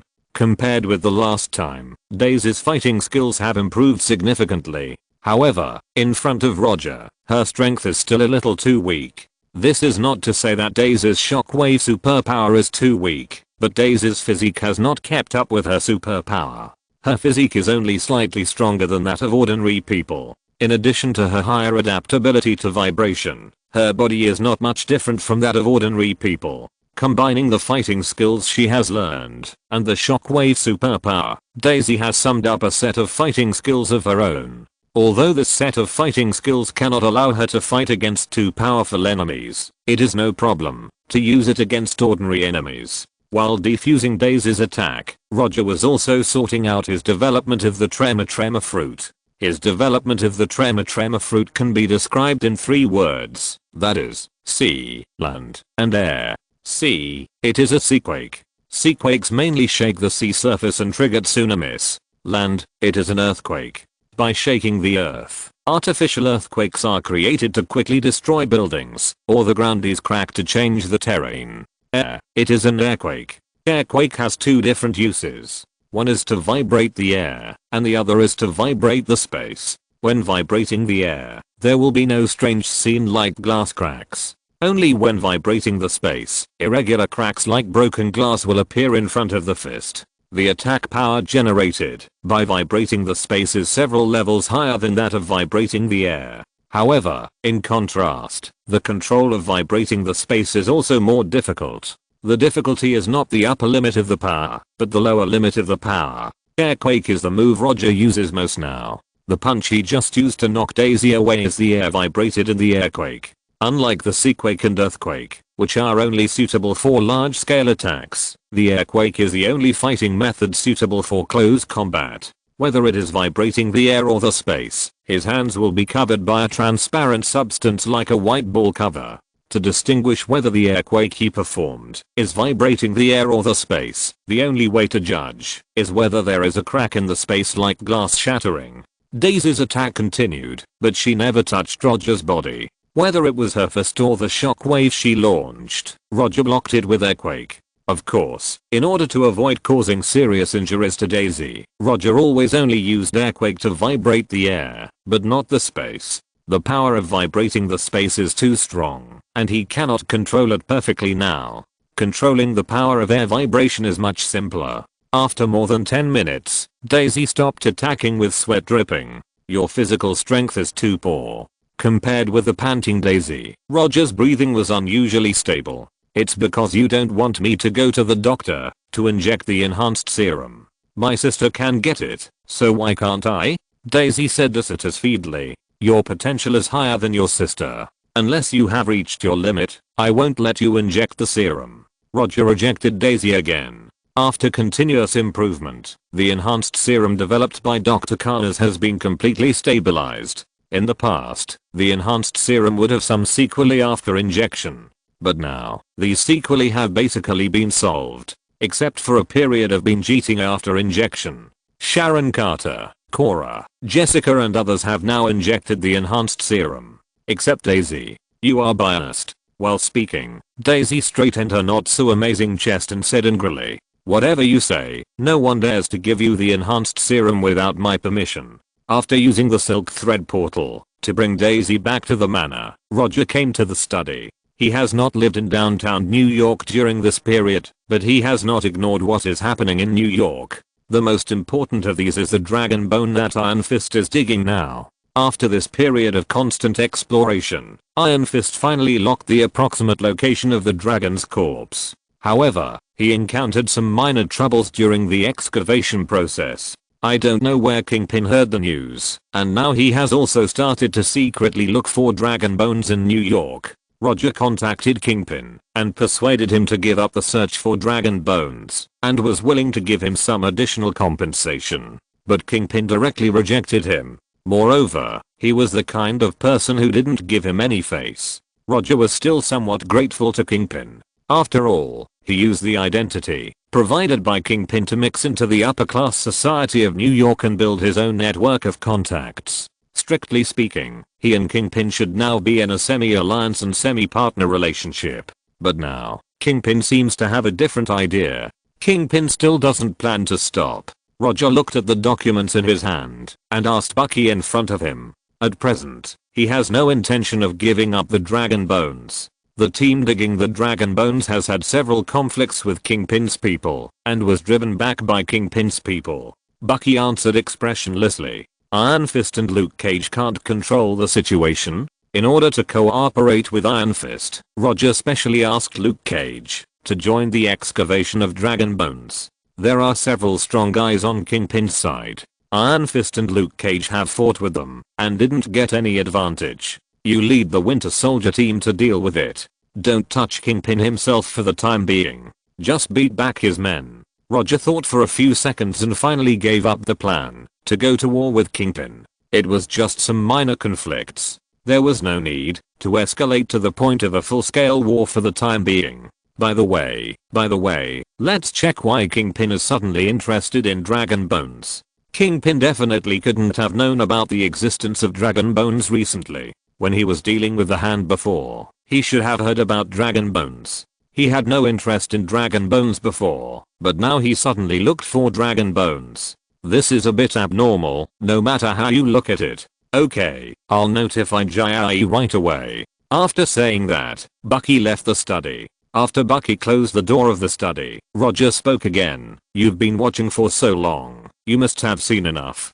Come out, don't force me to catch you myself. A few seconds later, a petite figure appeared on the balcony of the study. A black close-fitting uniform, brown-red shoulder-length hair, and a curvy figure. The person who walked into the study from the balcony was none other than Natasha, the Black Widow, who had not appeared since the disbandment of SHIELD. Chapter 131, The Kree and the Devourer. Maybe it's because she doesn't have to go to work, but Natasha looks more energetic now. She looks better, more charming, and has a more attractive figure. When did you find me? Natasha glanced at Roger and went straight to the desk and sat down. Guess. Roger had already discovered Natasha's presence when he just used the silk thread portal to return to the manor. As a cautious person, every time he returns to the manor, he will use his observation haki to sense the situation near the manor, fundamentally avoiding the situation where someone sneaks into the manor without him knowing anything. Natasha didn't guess when Roger found her. After looking Roger up and down, she slowly said, Rogers wants to talk to you. I don't have anything to talk about with him. Roger answered with a smile. Since Roger broke into his office last time, he and Roger had nothing to talk about. If it weren't for Sharon Carter's face, Roger would not have had the opportunity to leave his office last time. What he wants to talk to you about is not private. Natasha continued. Whether it's personal or business, I have nothing to talk to him about. If you came here just to talk about this, then you can leave now. If Roger hadn't confirmed that Natasha had no hostility, he would not have bothered to tell her this. He usually only had one way to deal with people who broke into his manor without permission. You don't want to see Rogers, then what about Nick Fury? I'm not even familiar with Nick Fury. Roger still looked uninterested. You. Natasha frowned at Roger, who was not moved at all. Then, she took out a black USB flash drive from her pocket. Take a look at the contents on it first. I believe you will be interested. Although he didn't know what Natasha and the others were planning, Roger still took the USB flash drive from her hand, plugged it into the computer in front of him, and opened the files inside. There were not many files in the USB flash drive, but the contents recorded were very popular. After browsing the files, Roger looked at Natasha. Nick Fury is indeed an old fox. He actually kept this trick. Although Natasha and Rogers are senior agents of S.H.I.E.L.D. and have extremely high authority in S.H.I.E.L.D., the files in the USB flash drive are obviously beyond their authority. Even the top secret intelligence released by SHIELD on the internet last time did not contain relevant content. Now, are you interested in meeting Rogers? Natasha showed an impeccable and charming smile on her face. Although I know that this smile on Natasha's face is fake, I have to say that Natasha's expression is very tempting. I have a few hours of free time tomorrow morning. After receiving Roger's reply, Natasha nodded with satisfaction and left from the balcony of the study. When Natasha left the study, Roger turned his attention back to the computer screen. On the computer screen, a corpse was displayed. To be precise, it was a corpse with only the upper body left and blue skin. Although there was no note on the document, Roger recognized the race of the corpse at a glance. Cree. The corpse in the coffin-like transparent box was none other than the corpse of a Cree. If it was just a corpse of a Cree, he would not have agreed to Natasha. What really moved him and made him decide to meet Rogers was another photo after the photo of the Cree corpse. It was a ginger cat. The ginger cat had tentacles like octopus tentacles sticking out of its mouth. Half of a Cree corpse, plus one of the most terrifying creatures in the universe, the Devourer. These two things were enough for him to meet Rogers. The Devourer, the corpse of a Cree. This development is quite interesting. In a basement bar in Queens, New York, he has agreed to meet. The time is tomorrow morning. Natasha put her feet up on the table and said with a relaxed look. Opposite her sat Rogers with a beard. Compared with Natasha, who looked relaxed, Rogers' expression was unusually serious. In addition to the two of them, there were several other figures in the bar. Nick Fury, Barbara Mockingbird, Coulson, Melinda the Iron Knight, even Hawkeye Barton, Falcon Sam, and Agent Hill, who Roger had never seen before, were also in the bar. They did not sit at the same table with Natasha Rogers, but sat in other places in the bar, chatting with each other or drinking silently. Did he say anything else? After a silence of more than 10 seconds, Rogers asked slowly. No. After reading the documents, he quickly agreed to meet. Natasha answered casually. I still think Stark is more suitable for this mission than Roger Wayne. He is just a dictatorial bastard. Roger's face was full of distrust. However, just as he finished speaking, Roger's voice suddenly rang in the bar. It's not a good habit to say bad things about people behind their backs. As the voice rang, a nearly transparent white silk thread fell straight down from the ceiling. Then, under the gaze of Rogers and others, it quickly condensed into the appearance of Roger. Shadow Rider Line. What appeared was not Roger himself, but the doll made by Shadow Rider Line. At this time, Roger was sitting on the roof of a building near the bar. Although he told Black Widow Natasha that he would be free tomorrow, he quietly followed Natasha after she left the manor. With the observation hacky, Natasha did not notice his tracking at all and returned to the bar without knowing it, exposing this secret SHIELD base. When the doll was completely formed, the faces of the others became extremely solemn. Although they took the initiative to find Roger, it did not mean that they were willing to expose the location of the base to Roger. In any case, Roger was the culprit who led to the dissolution of SHIELD. If it were not for Roger, they would still be agents of SHIELD, enjoying the privileges granted by the government, and there would be no need to hide in this shabby old bar like now. I was planning to come to you tomorrow, but since we'll have to meet sooner or later, let's just do it today. The doll that looked exactly like Roger came to Rogers and sat down, looking at Rogers with a realistic expression that couldn't be distinguished by the naked eye. Although he knew that the person sitting in front of him was not Roger himself, Roger still felt angry when he saw the doll's face that looked exactly like Roger's. The people of America have a more open view of love than the people of the flower planting country, but that doesn't mean they can tolerate others taking away their girlfriends. If Roger had used normal means to win Sharon Carter's heart, Rogers wouldn't have hated him so much. But it was obvious that Roger didn't use normal means. Although Roger didn't know what Roger did to Sharon Carter, he could see that Sharon Carter's change was caused by human intervention. Although Roger couldn't see Roger's expression, he could clearly feel Roger's dissatisfaction with his observation hacky. However, he did not take Roger's dissatisfaction to heart and manipulated the doll to say, "Tell me, what are you going to do?"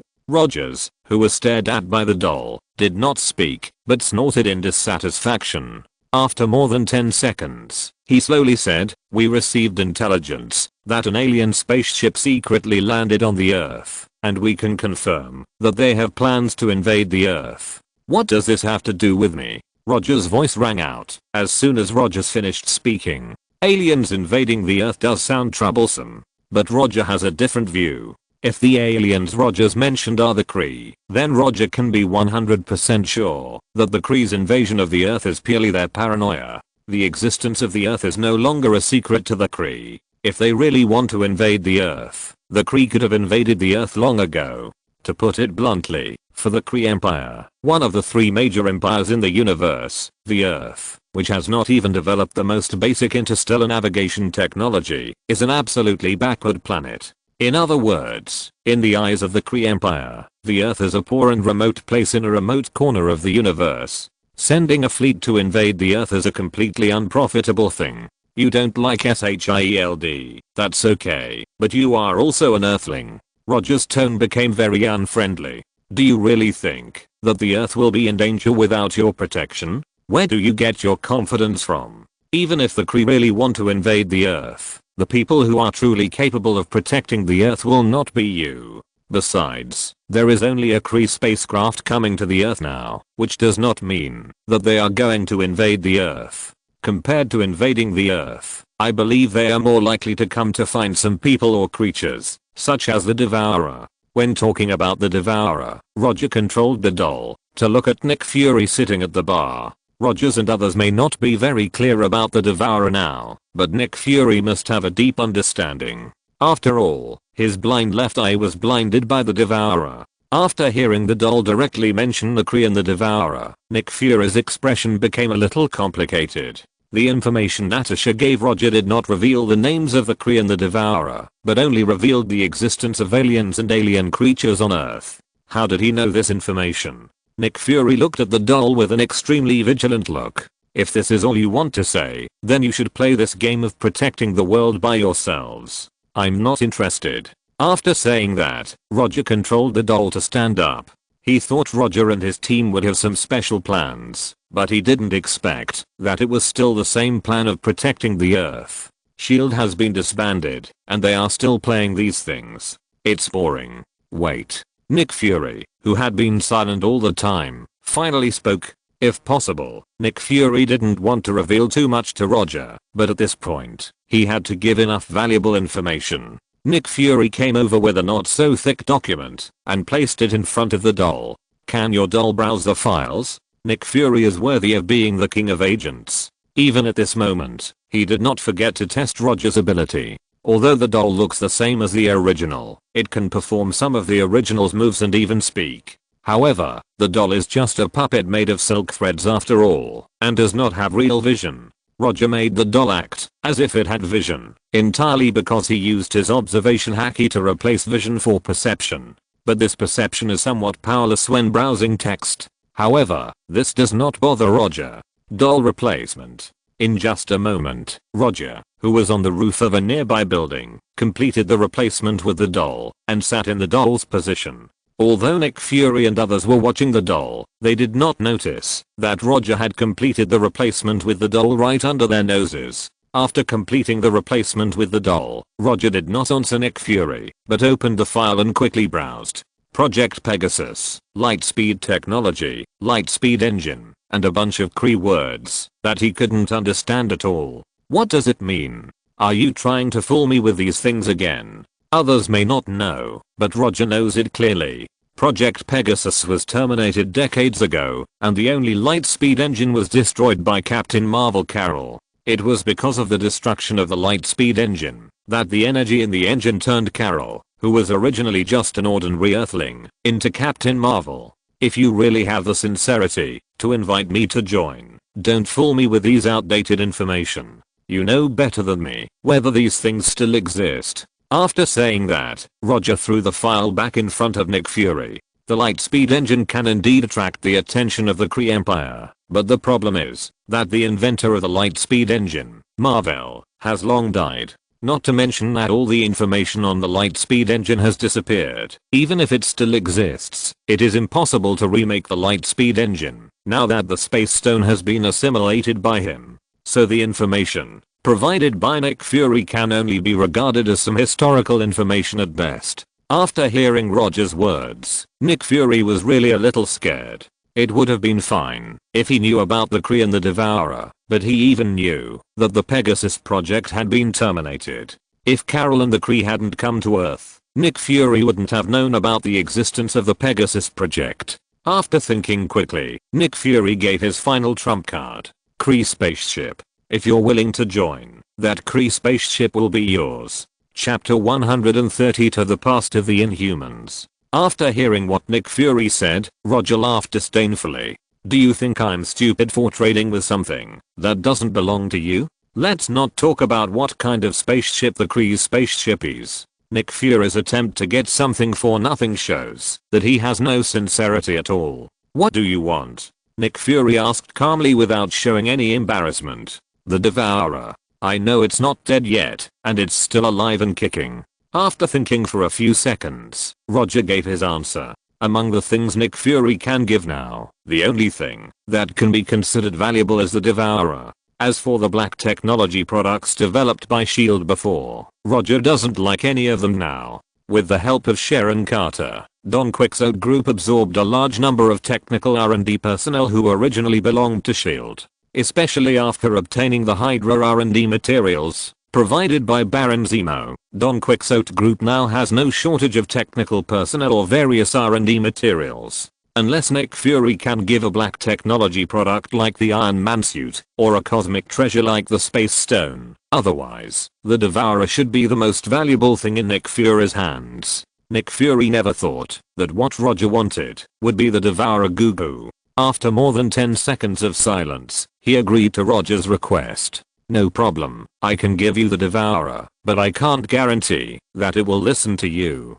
Since you know the Devourer, you should know that it is one of the most dangerous creatures in the universe. At this point, Nick Fury felt his left eye hurt again. Don't worry about this, I will naturally find a way to deal with it. Danger or not, this is relative to personal strength. For ordinary people, the Devourer is indeed very dangerous. But for Roger, the Devourer is at most a naughty orange cat. If he can't even tame the Devourer, then he would be too embarrassed for a Devil Fruit ability user. By the way, since you mentioned the Kree's spaceship, I want the spaceship too. Roger didn't intend to take the Kree's spaceship at first, but Nick Fury's straightforward attitude made him change his mind. If even the Devourer can be handed over so straightforwardly, then handing over the Kree spaceship is not an impossible thing. Seeing Roger who raised the price temporarily, Nick Fury's face became a little ugly. However, he finally agreed to Roger's request. The spaceship can be given to you, but the seized weapons and equipment belong to us. The reward has been discussed, so the next step is naturally the specific content of the action. The content of the action is very simple. Nick Fury and others are responsible for formulating a specific plan, and what Roger has to do is to provide them with military support. A few days ago, Rogers and Natasha and others fought against those Kree people. From the result, the two sides should be evenly matched. But Nick Fury was obviously not very satisfied with this result. The elite team composed of Rogers, Natasha, Falcon, Hawkeye, Mockingbird Barbara, and Iron Knight Melinda was blocked by the Kree warrior team of the same number of people. According to their investigation, there are at least more than 10 such 6-person teams in the Kree spaceship. Thus, a very embarrassing problem arose. Nick Fury and his team had neither the high-level combat power that could absolutely suppress the other side, nor the advantage in numbers. In order to solve this problem, they approached Roger. Of course, in addition to Roger, they had several other alternatives. For example, Tony, who had become Iron Man. However, from the perspective of strength, Roger was always their first choice.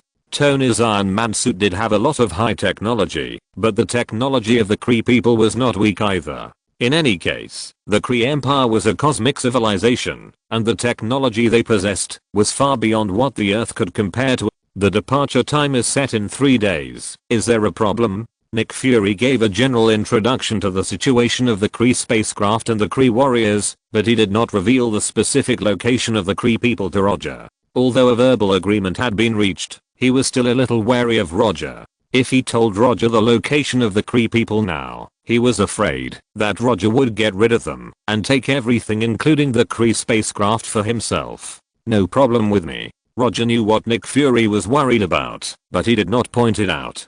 He is no longer the poor Lone Ranger he was before. He still doesn't care about the Kree equipment. Compared with the spacecraft that can make interstellar jumps, those equipment are just insignificant. After communicating the details, Roger began to use the silk thread portal to leave the bar and return to the manor. When he completely left the bar, Rogers, who had a rough beard, said to Nick Fury, "I still don't trust him a little. He is not the kind of teammate that people can trust with their backs. I can understand your thoughts, but he is the strongest foreign aid we can find during this period of time." Although Rogers has proved with his actions that he can be trusted, but Nick Fury still has no intention of revealing all the information. If it weren't for the lack of time, he would not want to cooperate with Roger. If that woman was there, Roger would not be so arrogant. Although he thought so in his heart, Nick Fury knew better than anyone that the woman was not someone he could control. After returning to the manor, Roger called Daisy's mother Jaya. For some reason, he always felt that the appearance of the Kree had something to do with Jaya and other aliens. "We haven't encountered any trouble recently. Have you received any news?" Jaya asked in confusion. Although they are now in a cooperative relationship, Roger and Jaya don't have much contact. In addition to asking the Don Quixote group to arrange a legal identity for those aliens to integrate into society, they don't communicate much. Of course, these identities are not arranged casually. In return, Jaya will provide Dr. Connors with some designated alien biological samples to meet Dr. Connors' research needs. Until now, Dr. Connors has not given up the crazy idea of promoting human evolution through studying aliens. And as the research deepens, Dr. Connors becomes more and more fanatical and completely turns into a crazy scientist. If it weren't for Roger's suppression, Dr. Connors might have started inhumane illegal human experiments. The Kree are coming to Earth. Roger did not hide the news from Jaya and told her the news that the Kree had come to Earth. The Kree. After knowing that the Kree had come to Earth, Jaya tone suddenly became a little abnormal. After thinking for a while, she continued, "Are you free to come to the afterlife now?" "Sure." Although he didn't know what Jaya wanted to talk to him about, he could tell something was wrong from Jaya strange tone. The action against the Kree was 3 days away, and he now had enough time to go to the afterlife. After hanging up the phone, he cast a silk thread portal to create a space channel that led directly to the afterlife. A few seconds later, he came from the manor in New York to the afterlife in the Himalayas. As soon as he walked out of the portal, Gordon, wearing sunglasses, appeared beside him with a brilliant light. Under Gordon's quantum teleportation, he came to a secret safe house underground in the afterlife. Unlike those buildings with the classical style of flower growers, this secret safe house underground is extremely modern. If he didn't know that this was the afterlife, he would have thought he had come to Tona's seaside mansion. After bringing Roger to this modern room, Gordon nodded to Jaya, who was wearing a cheongsam. Then, he cast quantum teleportation and left the room. "This is my secret safe house. It's not very big, less than 300 square meters, about 50 meters from the ground. There is no entrance in the conventional sense, and it can only be entered through Gordon's teleportation. Now, besides Gordon and I, you are the only one who knows about the existence of this place." Jaya said it casually, but Roger heard something different. This underground safe house obviously could not have been built by Jaya and Gordon alone, which means that the people who built this safe house have been properly dealt with. Otherwise, there would be no way that only the three of them knew about this place. "You asked Gordon to bring me here specifically. It shouldn't be to let me see your safe house." Roger didn't bother to be polite with Jaya and came to the small bar in the corner of the room and picked out a bottle of pretty good whiskey from it. "Since you know the origin of the aliens, you should also know that there are actually more than just us." Jaya didn't continue to speak and looked at Roger with a smile. She was testing Roger, testing whether he really knew another unknown alien. "I know, they are the aliens living in Attilan, the moon." Roger certainly knew about the existence of the aliens on the moon, and compared with Jiraiya and others, the aliens in Attilan were more orthodox. Although they all needed to awaken their superpowers through the Terrigen mists, the aliens in Attilan had mastered super technology that Jiraiya and others did not have. Attilan is a movable city created by our ancestors 7,000 years ago. It was built under the leadership of King Milan, the king of the Inhumans at that time. For the past thousands of years, we Inhumans have been living in Attilan and have not had any contact with human society. The last place where Attilan stayed on Earth is the Himalayas where we are now. Because the environment on Earth is getting worse and worse. Decades ago, the current king of the Inhumans, Black Bolt, decided to leave Earth and move Attilan to the blue zone on the moon. From that time on, the Inhumans were split into two. One is the Inhumans on the moon, who have retained their complete heritage, and the other is us, the Inhumans on Earth, who have been abandoned on Earth. While Jiraiya was telling the story of Attilan's past, Roger poured 2 glasses of whiskey and handed one to Jiraiya. Although he knew about the existence of Black Bolt and Attilan early on, his understanding was very limited, far less than Jiraiya. He even suspected that Jiraiya was an eyewitness when Attilan moved away from Earth. Judging from the immortality granted by her superpowers, she may have personally witnessed the departure of Attilan. What does this have to do with the Kree coming to Earth? Although Jiraiya's story about the Inhumans was quite attractive, Roger didn't think it had anything to do with the Kree who suddenly came to Earth. After taking a sip of the whiskey in the glass, Jiraiya slowly said, I have no complaints about Black Bolt's decision to relocate Attilan, but they shouldn't abandon us like abandoned children. We are of the same race, of the same origin. Jiraiya's tone became more and more excited. Looking at Jiraiya's angry face, Roger frowned. What's wrong with her? Is it because the Kree came to Earth? Well, calm down first. I still don't understand. What does this have to do with the Kree coming to Earth? Roger is not an Inhuman. He can't understand Jiraiya's dissatisfaction of being abandoned. But he can understand Jiraiya's anger. This feeling of being abandoned should be similar to being suddenly abandoned by the country you love. Inhumans are the product of the Kree's research on mutant soldiers, just like the super soldiers you humans have developed. The experiment was successful, but for some reason, the Kree suddenly gave up the experiment and left our ancestors on Earth. Those Kree came to find us.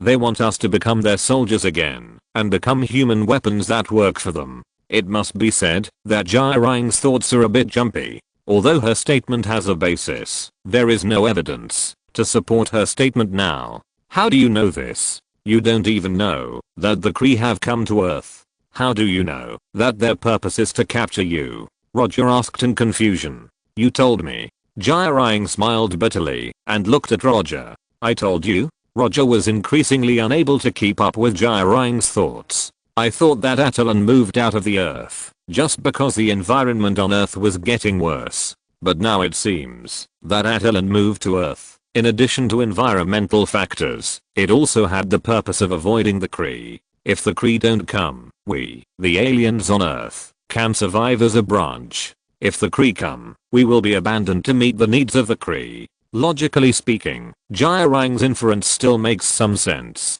However, all of this is Jiraiya's speculation, and there is no evidence to support her statement. And Roger instinctively feels that Black Bolt is not someone who would make such a decision.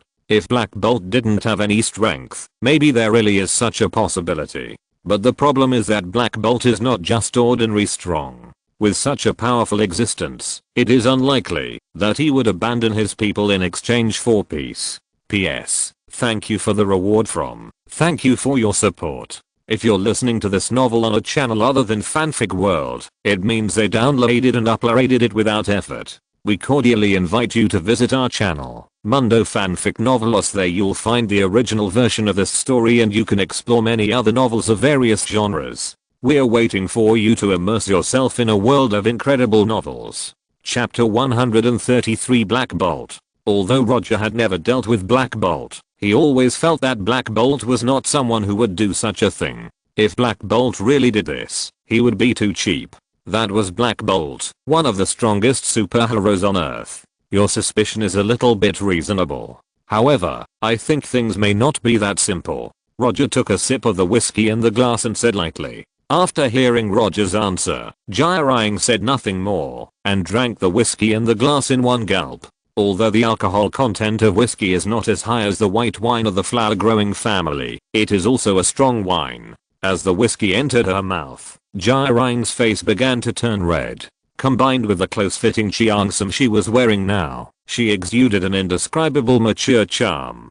Compared with the two sisters Daisy and Korra, Jiraiya's image and temperament are undoubtedly more in line with the traditional women of the flower-growing family. Gentle and pleasant, quiet, and peaceful. I don't know if it's because of the alcohol. Roger feels that Jiraiya looks more attractive now. If the two sisters Daisy are peaches that have just ripened, then Jiraiya is a ripe grape that makes people want to eat it in one bite. Blue zone of the moon, Attilan City. A Kree spacecraft has come to Earth. What do you think? In the palace of Attilan City, Medusa, who has long smooth wine red hair, said to the Inhumans in front of her. Sitting on the throne of the palace is a current Inhuman King Black Bolt. Black Bolt, who is wearing a black striped tights, did not speak, with a cold expression on his face. On his head, he has a forked antenna that he has been wearing since childhood. Although this forked antenna seems to be a little out of place with his cold king image, it is an extremely important existence. The pseudo-sound wave superpower awakened by Black Bolt has extremely terrifying power. Even a whisper will release quite terrible energy. This fork-shaped antenna can help him release the energy of the pseudo-sound wave at a lower intensity, so that the pseudo-sound wave can be used for more targeted purposes. When Medusa finished speaking, Black Bolt's brother Maximus took the lead and said, I don't think we need to pay attention to this matter.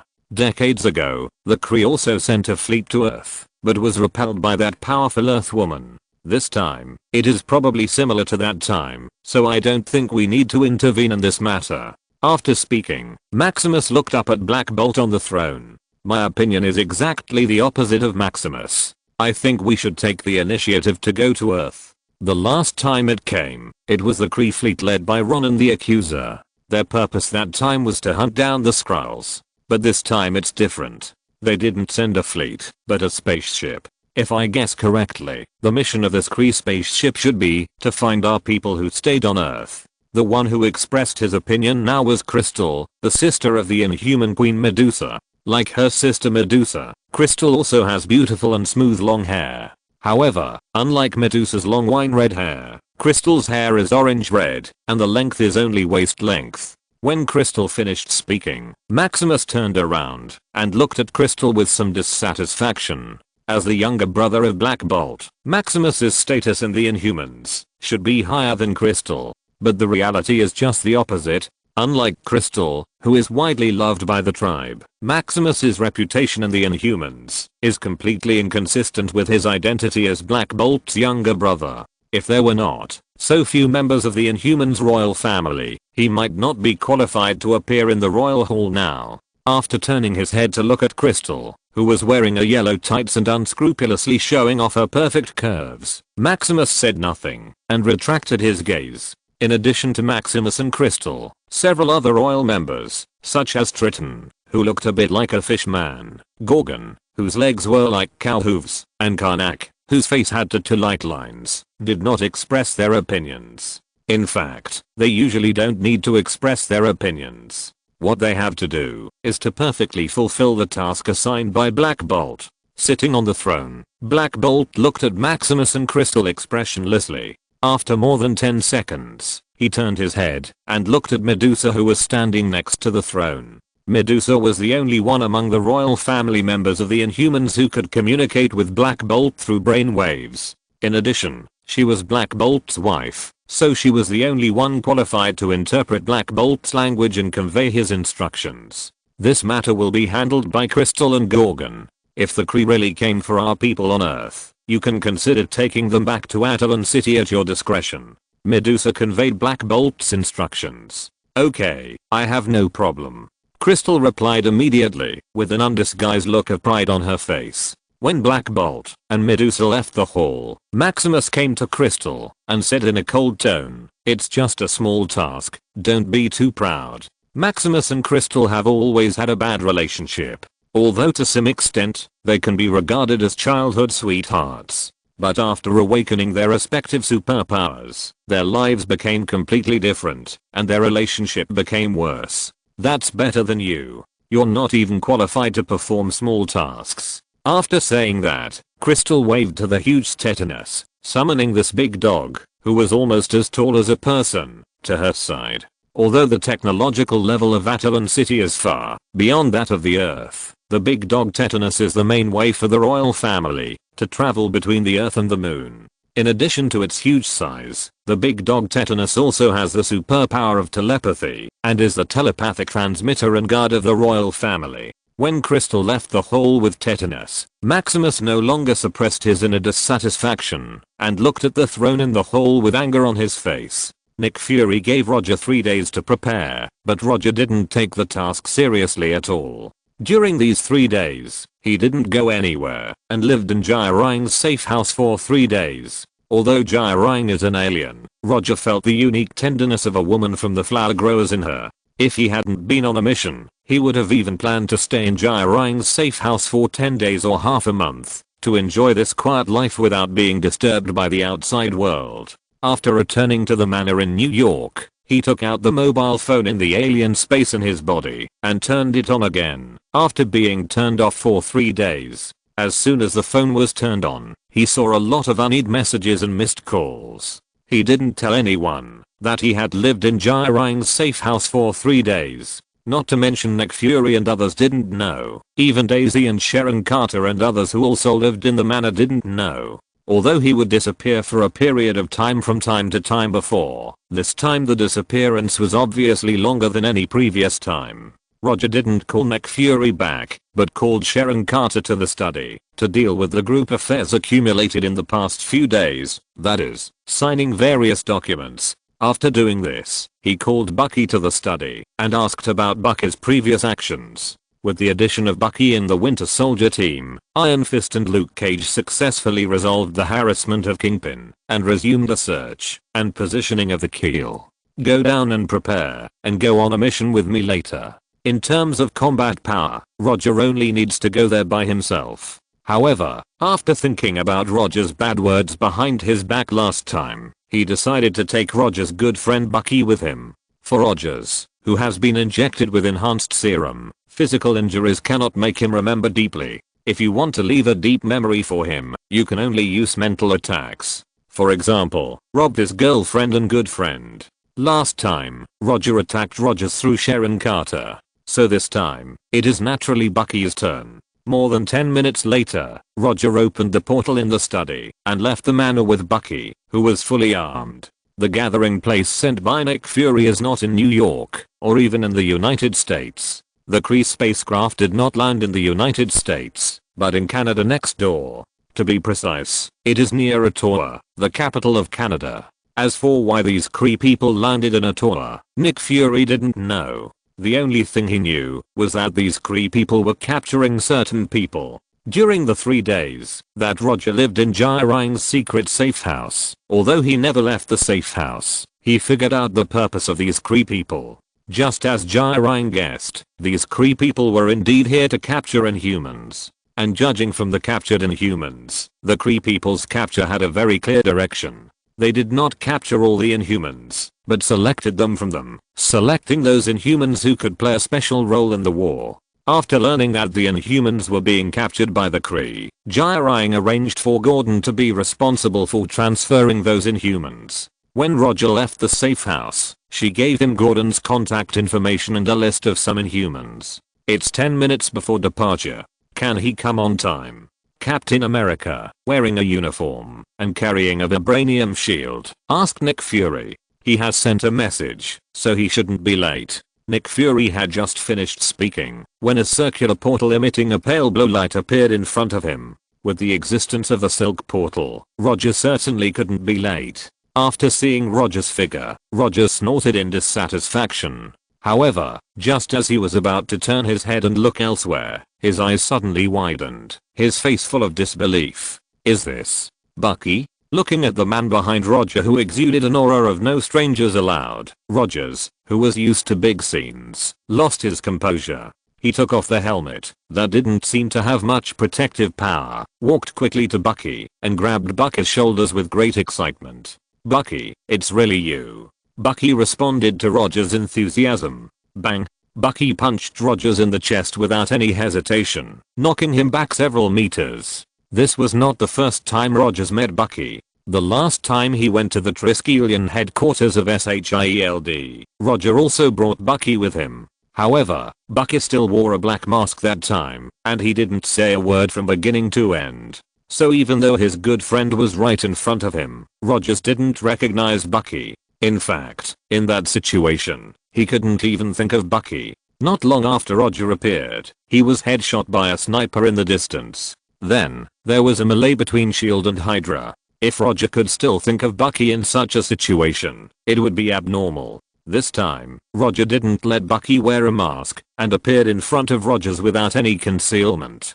Bucky's move attracted the attention of everyone except Roger. After seeing Rogers being repelled, Falcon, Hawkeye and others immediately raised their weapons and aimed at the expressionless Bucky. "If you want to have a warm-up battle before leaving, I don't mind playing with you." Roger's voice rang at this time, although his tone was very unfriendly. After hearing his words, Falcon and others put down their weapons. Nick Fury looked at Roger with dissatisfaction and said silently, "Now let's start deploying the action." The moment Rogers lost his composure and said Bucky's name, Nick Fury guessed Roger's plan. Why did he have to make things difficult for Rogers? For this question, not only Nick Fury couldn't figure it out, but Falcon and Black Widow and others also couldn't figure it out. When Rogers returned to his seat and sat down, Nick Fury quickly explained the content of this operation. The content of the mission was very simple, and it could be described in one sentence, that is, to capture the Kree and seize their spaceship. According to intelligence, the Kree spaceship landed in a forest about 50 kilometers away from Ottawa. In addition, there was a part of the Kree team hiding in the city to carry out the mission. Due to manpower constraints, Nick Fury couldn't arrange personnel to attack the Kree team in the city and the spaceship in the forest at the same time. Therefore, he adopted a simpler and more brutal method. Directly abandon the Kree warriors in the city and attack the Kree spaceship. Before the Kree warriors in the city return to the spaceship, occupy the spaceship, and then deal with the Kree warriors who rushed back. Besiege ready to save Zao. Roger didn't know whether Nick Fury had read the 36 stratagems of the flower planter, but his arrangement was quite in the style of besiege ready to save Zao. No problem with me. No matter how Nick Fury arranged it, Roger wouldn't have any big problems. Except for On and the Accuser, he didn't take the other Kree people seriously. This was not arrogance, but confidence, which came from the confidence in his own strength. In that case, let's set off now. Nick Fury waved his hand and issued the order to set off. Chapter 134, The Vulnerable Kree Warrior. In the Quinjet, former Captain America Rogers looked at Rogers sitting opposite him with dissatisfaction. The Kree spacecraft was dozens of kilometers away from Ottawa. In order to take the team there, Nick Fury got to Quinjet from nowhere. Although he knew that Roger had the ability to teleport, he knew that Roger would never be so kind to take them there. In fact, Roger was very willing to help Nick Fury. But since Nick Fury didn't say it, he certainly wouldn't take the initiative to mention it. The Quinjet was a little slow, but riding in the Quinjet had an advantage that the portal didn't have, that is, you could enjoy Roger's unhappy but helpless expression. Unhappy? Then do it. Roger was not worried that Rogers would suddenly attack, but was looking forward to this scene. However, despite being unhappy, Rogers always maintained his due rationality and did not attack his teammates in public. For this mission, Nick Fury seemed to have pulled out all the people who could fight. In addition to Rogers, Natasha and others, Roger also saw a group of fully armed special forces. Although SHIELD was disbanded, Nick Fury obviously had a trick up his sleeve judging from these special forces in Quinjet. It was unknown how he had hidden these people and equipment under the noses of the military. In this depressing atmosphere, the Quinjet flew towards the Kree spacecraft at high speed. 3 minutes to destination. The voice of the Quinjet pilot sounded on the radio. This reminder slightly dispelled the depressing atmosphere in the cabin, and Rogers and others, and the special forces began to make the final pre-war preparations. Bucky, who was sitting next to Roger, also began the final preparations. At this time, Roger, who had no movement at all, became the odd one out in the cabin. When the Quinjet landed, Rogers took the lead and walked out. In order to avoid the anti-aircraft firepower of the Kree spacecraft, the Quinjet did not land directly near the Kree spacecraft, but landed 1 kilometer away. According to Nick Fury's arrangement, Roger and others need to walk the last kilometer. However, Roger obviously does not intend to do as Nick Fury arranged. After getting off the Quinjet, Roger opened the space gate that had not been used for a while without saying a word. It is only a distance of 1 kilometer in total. It is more convenient to use the space gate to teleport than the thread teleportation gate. At least it saves the effort of controlling the thread to make the door frame. The transparent and unreal space gate took shape instantly. Roger walked straight in with Bucky. Then, he closed the space gate. Ignore him. Act according to the plan. Nick Fury did not say anything about Roger and Bucky's departure. Roger was not his subordinate, but just an external aide he found. As long as Roger did not disrupt the operation, he was too lazy to care about Roger's specific actions. Without hesitation, Nick Fury immediately took Rogers and others to the location of the Kree spacecraft. Roger did not come out directly from the green space of the Tremor Fruit. At this moment, he was looking at the Kree spaceship in front of him through the green space mapping the real world. Unlike the surrounding environment, the image of the Kree spaceship was much more blurred. If nothing unexpected happened, it should have turned on a cloaking technology such as a refraction panel. With the technological level of the Kree Empire, it was not a problem to have such cloaking technology. Wait, you will act with me. Although Roger did not think much of these Kree warriors, he had not fought with them after all. For safety reasons, he decided to bring Bucky with him. For ordinary people, Bucky is an absolute super soldier. But for these Kree warriors, Bucky should not be considered a super soldier. Rogers and others fought with the same number of Kree warriors last time, but did not gain any advantage. Based on this, it can be inferred that the individual strength of these Kree warriors would not be too bad. Roger vaguely remembered that the Kree's home planet, Hala, was a high-gravity planet. The Kree who grew up in this environment were born with a stronger physique than the Earthlings. Because he was in the green space of the Tremor Fruit, Roger couldn't use his observation haki to sense the life breath of these Kree people, so he couldn't make an accurate assessment of these Kree people yet. Unlike ships and planes on Earth, Kree spacecraft are not streamlined, but have a horizontal hull. This horizontal hull design is not very aerodynamic. However, for spacecraft that are mainly used for interstellar navigation, this design has no problem. And for the technological level of the Kree Empire, whether the hull of the spacecraft is aerodynamic is not important. Roger did not look for an entrance outside the Kree spacecraft, but directly placed the opening position of the space door inside the spacecraft. When the space door was formed, he and Bucky went directly to the main control room of the spacecraft. The sudden appearance of Roger and Bucky made the Kree people in the main control room stunned for a moment. However, they quickly reacted and shouted in the Kree language that Roger couldn't understand at all. This spaceship belongs to me. If you don't want to die, put down your weapons. Roger couldn't understand what these Kree people said, but he was sure that these Kree people could understand what he was saying. Cosmic Translator. Any civilization that possesses interstellar navigation technology will not ignore the development of the Cosmic Translator. No one is interested in learning the countless alien languages in the universe. Even in a cosmic civilization, like Asgard that has existed for who knows how many years, it is impossible for anyone to know all the alien languages. Capture this alien invader alive. When the Kree turned on the Cosmic Translator, Roger finally understood what they were saying. However, he didn't like what the Kree said. Let's not talk about whether to capture them alive or not. He didn't like the name of alien invaders. Don't worry about the problem of survival, just shoot them. Roger's voice sounded in Bucky's ears. The next second, Roger disappeared from Bucky in the Kree's sight. Shave. Using the super high speed of shaving, he disappeared like a ghost. Then, when the Kree tried to confirm his location, he appeared in front of a Kree warrior. Pointing gun. In order to avoid destroying the Kree spaceship, Roger did not intend to use a powerful move. This is his spaceship. If it is damaged, he will be distressed. Roger's right index finger appeared in front of the unfortunate Kree warrior like lightning and pierced his forehead easily like a soft cake. It was harder than the skull of an earthling. But that was all. Roger confirmed the skin and bone strength of the Kree through the finger gun. Until the unfortunate Kree warrior fell to the ground, the surrounding Kree warriors were unable to react.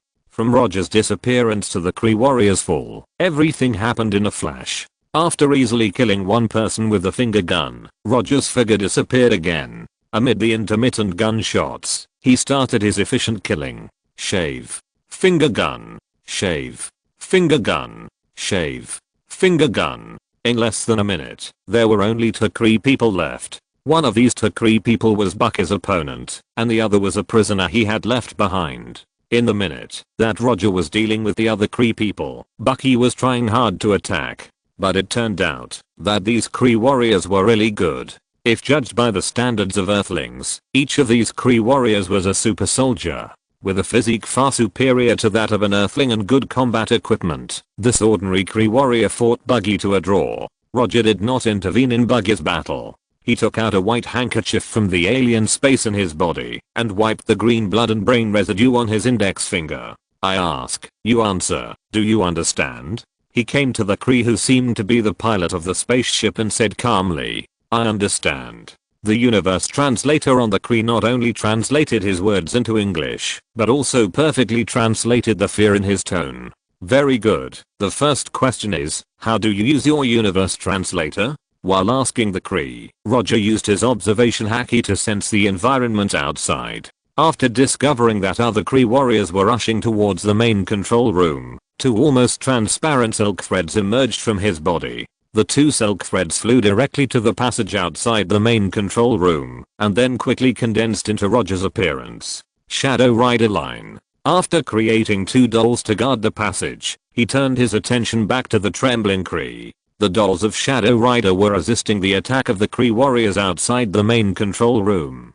Bucky was trying to deal with his only opponent, while Roger was interrogating his only captive. He didn't know if his performance just now was a bit too cruel. The Kree who was wounded in the thigh by his finger gun proved with practical actions what it meant to tell everything you know. I like your cooperation. In return, I won't kill you. But if you want to regain your freedom, you still need to make some efforts. After saying that, a silk thread emerged from Roger's body again, and the Kree who couldn't stand was lifted to the side of the spacecraft's operating table like a puppet. I want to receive this spacecraft intact.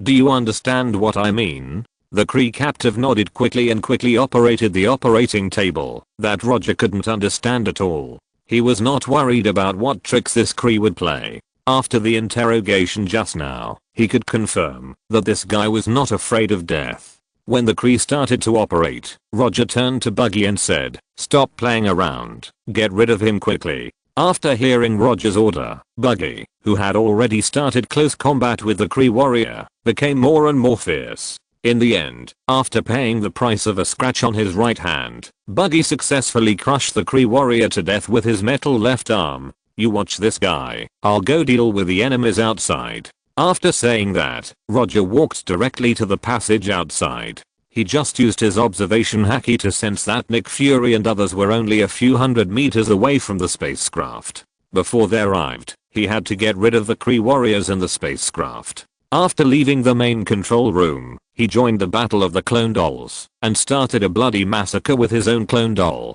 The Kree warriors, who were very difficult for Buggy, were no better than the Earthlings who had not received any combat training in front of him. When Nick Fury and others came near the spaceship and tried to use the equipment in their hands to crack the stealth state of the spaceship, Roger, who was stained with a lot of green blood, returned to the main control room. After explaining to his captives, he slowly said, "You are too late. I have dealt with the enemies in the spaceship." Roger's voice was transmitted to the ears of Nick Fury and others through the spaceship's loudspeaker.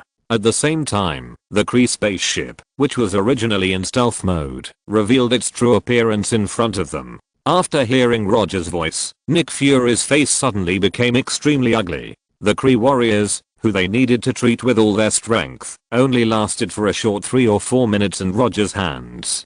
Although they didn't know how many Kree warriors were in the spaceship, according to common sense, there would definitely be a lot of Kree warriors left in the spaceship.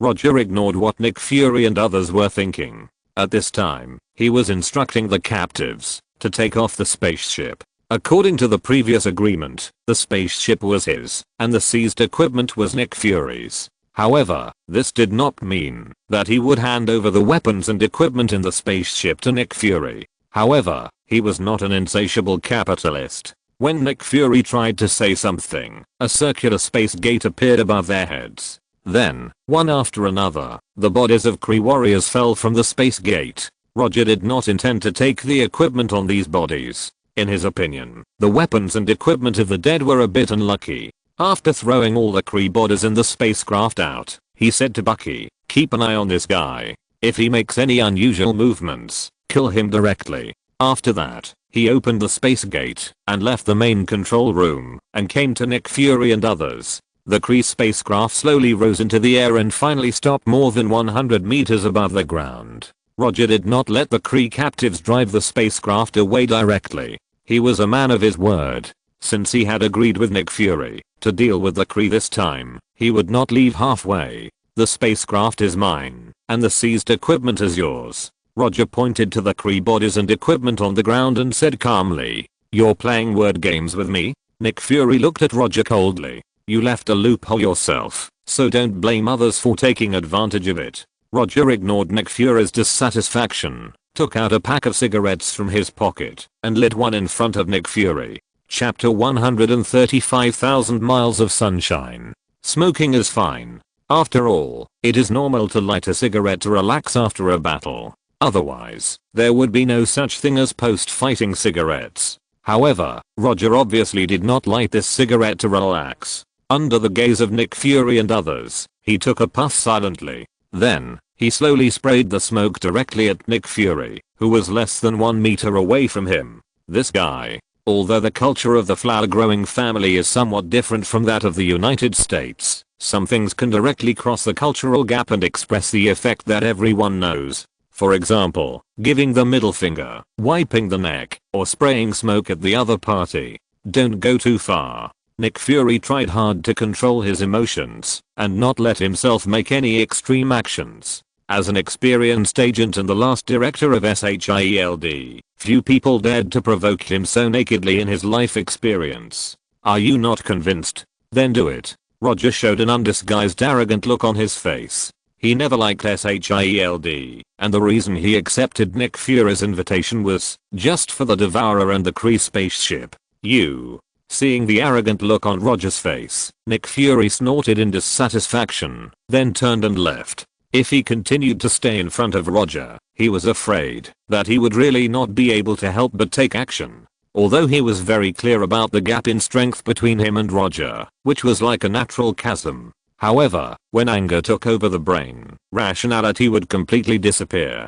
After Nick Fury left, Roger shrugged and said nothing more. The Kree corpses and equipment underground were quickly sorted aside by the special forces. At the same time, the two Quinjet fighters that stayed 1 kilometer away received the order to take off. After smoking the Huazi in his hand, Roger looked up at the Kree spaceship hovering above his head and waited patiently. The reason why he did not let the Kree spaceship decloak and hover in the air was to let the Kree warriors who were sent out see it. If the Kree spaceship left, the Kree warriors who were capturing the Inhumans in a tour might not come back. But as long as the Kree ship is still there, they will definitely come back. Although these Kree warriors know that this will be a trap, they can only choose to jump into it. They have to jump, because this Kree ship is their only way to leave the Earth. Without the Kree ship, it is basically a fantasy to contact other Kree fleets far away in outer space. However, this does not rule out the possibility that these Kree warriors really have this kind of cross-galaxy ultra-long-distance communication tool. When the special forces were moving the equipment from the Kree corpses to the Quinjet, Roger made a sofa chair with silk thread and sat down casually. However, not long after he sat down, his observation hacky sensed 3 sudden life breaths. Is this inhuman? After being in contact with Inhumans like Jiraiya and Daisy for so long, he can easily distinguish the different life breaths between Inhumans and ordinary humans. These three Inhumans that appeared instantly immediately caught his attention. This is not Gordon's quantum teleportation. Roger quickly recalled the Inhuman information provided by Jirang in his mind. Instant teleportation is a rare superpower even among the Inhumans, especially the superpower that can teleport over long distances, which is a rare existence among teleportation abilities. Take the aliens on Earth, led by Jirang as an example. There is only one alien with this super long distance teleportation ability, Gordon. Roger is already very familiar with Gordon's life breath, so he can be 100% sure that the person teleported here is not Gordon. Since it is not an alien on Earth, it can only be the aliens on the moon. Soon, he found the suspected target among the known aliens on the moon, the big dog Tetanus, the dedicated teleporter and guard of the royal family of the aliens on the moon. Apart from him, there should be no other aliens on the moon who can perform this super long distance instant teleportation. Woof woof. Tetanus seemed to sense something and barked at Crystal and Gorgon beside him. "We've been discovered." Crystal immediately interpreted Tetanus's meaning and said in a low voice with a frown, "It doesn't matter. Although there are many people on the opposite side of the earth, their strength is not strong."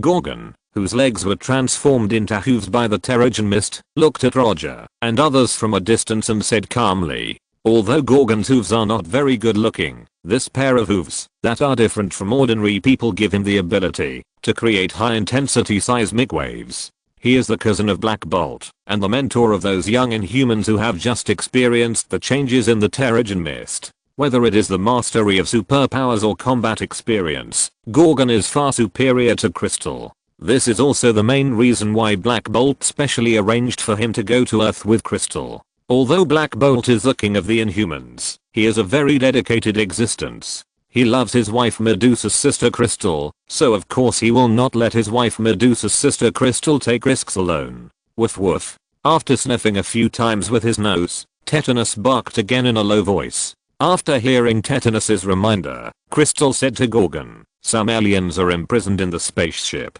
Tetanus and I will go up to rescue them and prevent them from falling into the hands of the Earthlings. The environment on the spaceship is not suitable for you to exert your strength. You will hold them down on the ground." Okay.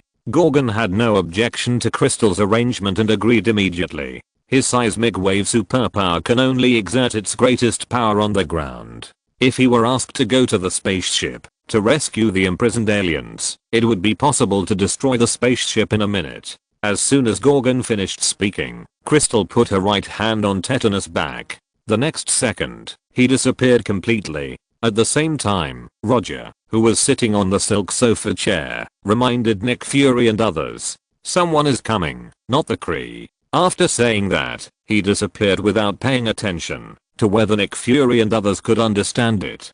Door fruit flash. The silk portal is not suitable for use in battle, so he used the door fruit moves he developed. As soon as Tetanus and Crystal appeared in the spaceship, Roger appeared in front of them like a ghost. It's not polite to enter someone else's spaceship without the owner's consent, Roger said to Crystal, who had a curvy figure, and Tetanus, a big dog who was only a head shorter than him. "Are you also an Inhuman?" Like the Kree people, Crystal also mistook Roger for an Inhuman after seeing him display superpowers that were obviously not from Earth humans. No. This was the second time today that he was mistaken for an Inhuman, which made Roger a little unhappy. Why? Only Inhumans can have superpowers.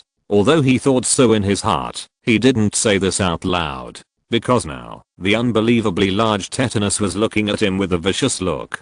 Being looked at by such a big dog as tall as a person should be a very stressful thing. But Tetanus's image could never make people think of the word fierce. From the appearance, Tetanus looked a bit like a pug that was several sizes larger.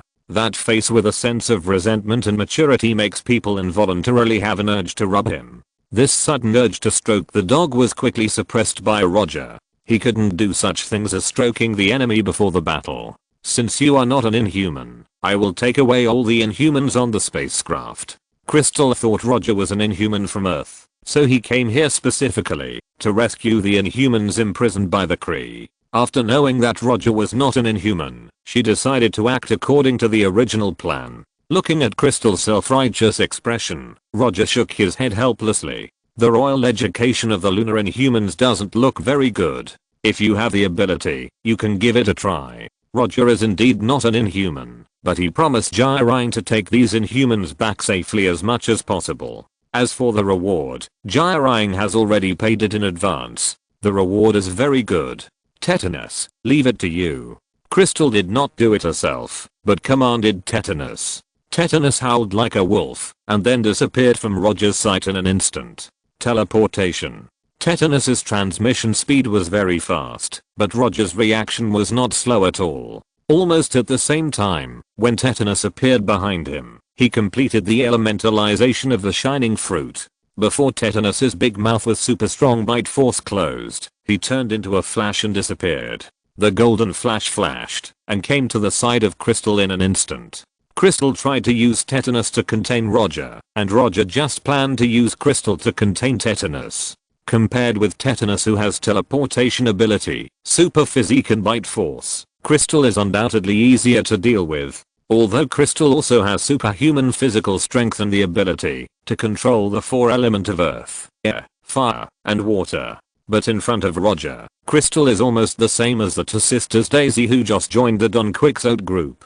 Before Crystal could react, Roger's golden right hand grabbed her fair neck and lifted her up. If you don't want your neck to be broken, don't resist in vain. Roger's voice rang out. Superpowers do not represent actual combat effectiveness, as Daisy and Cora have already proved. The moment he lifted Crystal up, Tetanus flashed over and looked at him with bared teeth. Roger ignored Tetanus, who wanted to bite him to death, and continued, I will let those aliens go home safely, so you don't have to worry about them. After saying that, he loosened his right hand. Although they were not teammates, it was obvious that Crystal and the others were also here to save these aliens. Although her attitude just now was not very good, Roger would not go against her for this.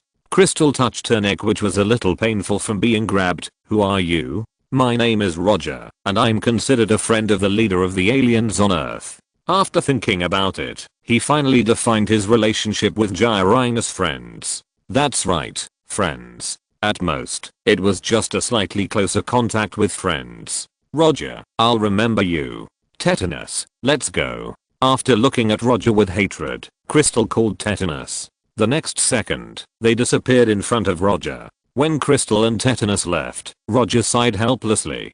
Can't the moon alien activate the bounty mission? What a pity. After using the observation hacky to sense the battle on the ground that suddenly started and ended, he walked towards the room where the aliens were imprisoned. He originally planned to release these aliens after dealing with all the Kree people, but the appearance of Crystal and others made him change his mind. When he went to the room where the aliens were imprisoned, he took out his mobile phone from the alien space in his body and called Gordon. As soon as he arrived at the room where the aliens were imprisoned, a gorgeous light like an aurora appeared in front of him. Gordon was not the only one who came. Jai-Rang also followed Gordon to the spaceship. It must be said that Jai-Rang is a leader who is very good at building reputation. Letting Gordon come alone to take these aliens away is far inferior to coming here in person. You can take them away now. Okay. Jai-Rang's tone was not enthusiastic, and it could even be considered cold.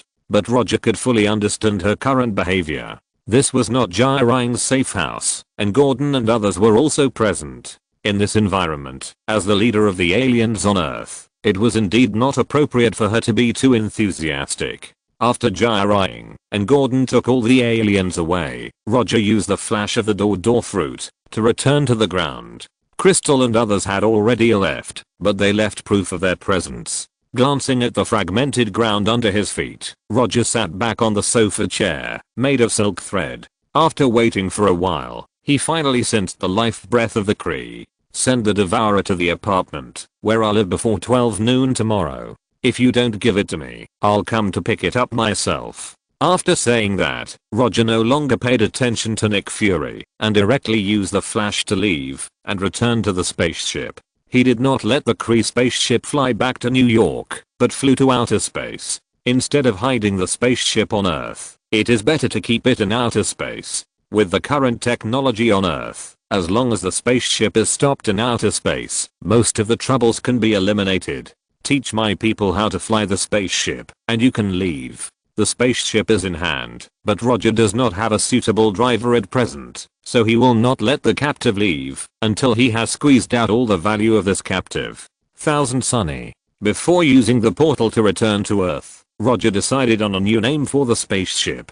He originally planned to name the spaceship New Mancha Flamingo, but after thinking about it, he decided to use the name 1000 Sunny. Compared with New Mancha Flamingo, 1000 Sunny is obviously better. More importantly, this is the name used by the 5th Emperor's pirate ship. P.S. 1000 Sunny and 1000 Sunny are both correct names. One is a literal translation, and the other is a free translation. Chapter 136 Kingpin's Plan. After returning to Earth, Roger asked Jai and Sharon Carter to arrange some people. Then, he sent all these people to the 1000 Miles Sunshine. He originally planned to train a group of spacecraft drivers and maintenance personnel, but he did not expect that after knowing that he had a spaceship, Dr. Connors suddenly became interested and insisted on going to the spaceship. In order to satisfy his top scientist, Roger did not say anything and sent Dr. Connors up with him. The next morning, Roger received a courier from Nick Fury in his apartment. I don't know what Nick Fury thought. He did not arrange for others to send the Devourer, but arranged for Rogers. This is the Devourer you want. Roger still had an unhappy expression on his face. Looking at Rogers, Roger did not speak and took the pet box from him. Just when he was about to close the door and return to the bedroom to have a morning exercise with Sharon Carter, Roger blocked the door. I have something to talk to you about. Roger spoke again. I don't have anything to talk to you about. Roger frowned. However, Rogers obviously didn't intend to give up. He saw that his right hand against the door began to exert force, trying to force the door open. However, his efforts were doomed to be in vain. The serum injected by Rogers only improved his physical fitness to the limit of human beings. Roger, on the other hand, was completely inhuman. Even if it was just a physical fitness competition, Roger could beat him by several streets. If you want to die, I don't mind fulfilling your wish. Roger issued a warning. Being woken up from his sleep early in the morning made him a little irritable. Roger's current behavior was undoubtedly further stimulating him. 5 minutes. I only need 5 minutes. Not sure if it was his illusion. Roger found that Roger's tone now carried a hint of pleading. After thinking for more than 10 seconds, he opened the door and let Roger enter his apartment. In the living room, the two of them sat opposite each other, without saying a word. Time passed by little by little. After a minute of staring at each other, Roger spoke first. You have 3 minutes and 41 seconds left. After hearing Roger's reminder, Rogers finally spoke. I want to meet Bucky, is that okay? It seemed that he had completed his mental preparation. Rogers finally behaved as he should when asking for help. Give me a suitable reason. As soon as Roger finished speaking, Sharon Carter, who was wearing a black silk nightgown, walked out of the bedroom. When she saw that the person Roger was talking to was her ex-boyfriend, a flash of surprise appeared on her face. However, she quickly returned to her normal expression and went straight to the kitchen. Don't look at her, she is my woman now. Roger reminded Rogers, who was also surprised. Bucky and I grew up together, you should know this. After calming down, Rogers said quickly. Soon, he finished explaining the reason why he wanted to meet Bucky. Actually, it's not complicated. After Bucky fell into the valley, he felt guilty and thought that it was he who caused Bucky's misfortune. So now, he wants to meet with Bucky and have a good chat. On the one hand, he wants to understand what happened to his friend after he fell off the cliff, and on the other hand, he wants to make up for his guilt. It's a very touching story, but what does it have to do with me? Roger certainly knew the past between Rogers and Bucky, otherwise, he wouldn't have brought Bucky to provoke Rogers. However, he didn't really want to help Rogers fulfill this wish. Not to mention that there was no friendship between the two of them. More importantly, Roger knew very well that if Rogers hadn't challenged his strength, he would have come to trouble him a long time ago. What should I do to make him agree to Bucky meeting me? Rogers was not very surprised by Roger's refusal. He had expected this result a long time ago, so after Roger refused, he immediately turned this request into a deal that would satisfy both parties. You can't afford the things I'm interested in. Roger glanced at Rogers and said with a smile. It's not that he looked down on Rogers, but Rogers really didn't have anything particularly valuable. Apart from the vibranium shield, Rogers was no different from other poor Americans. Of course, his body still had some value, but this value was only useful to women, especially lonely rich women.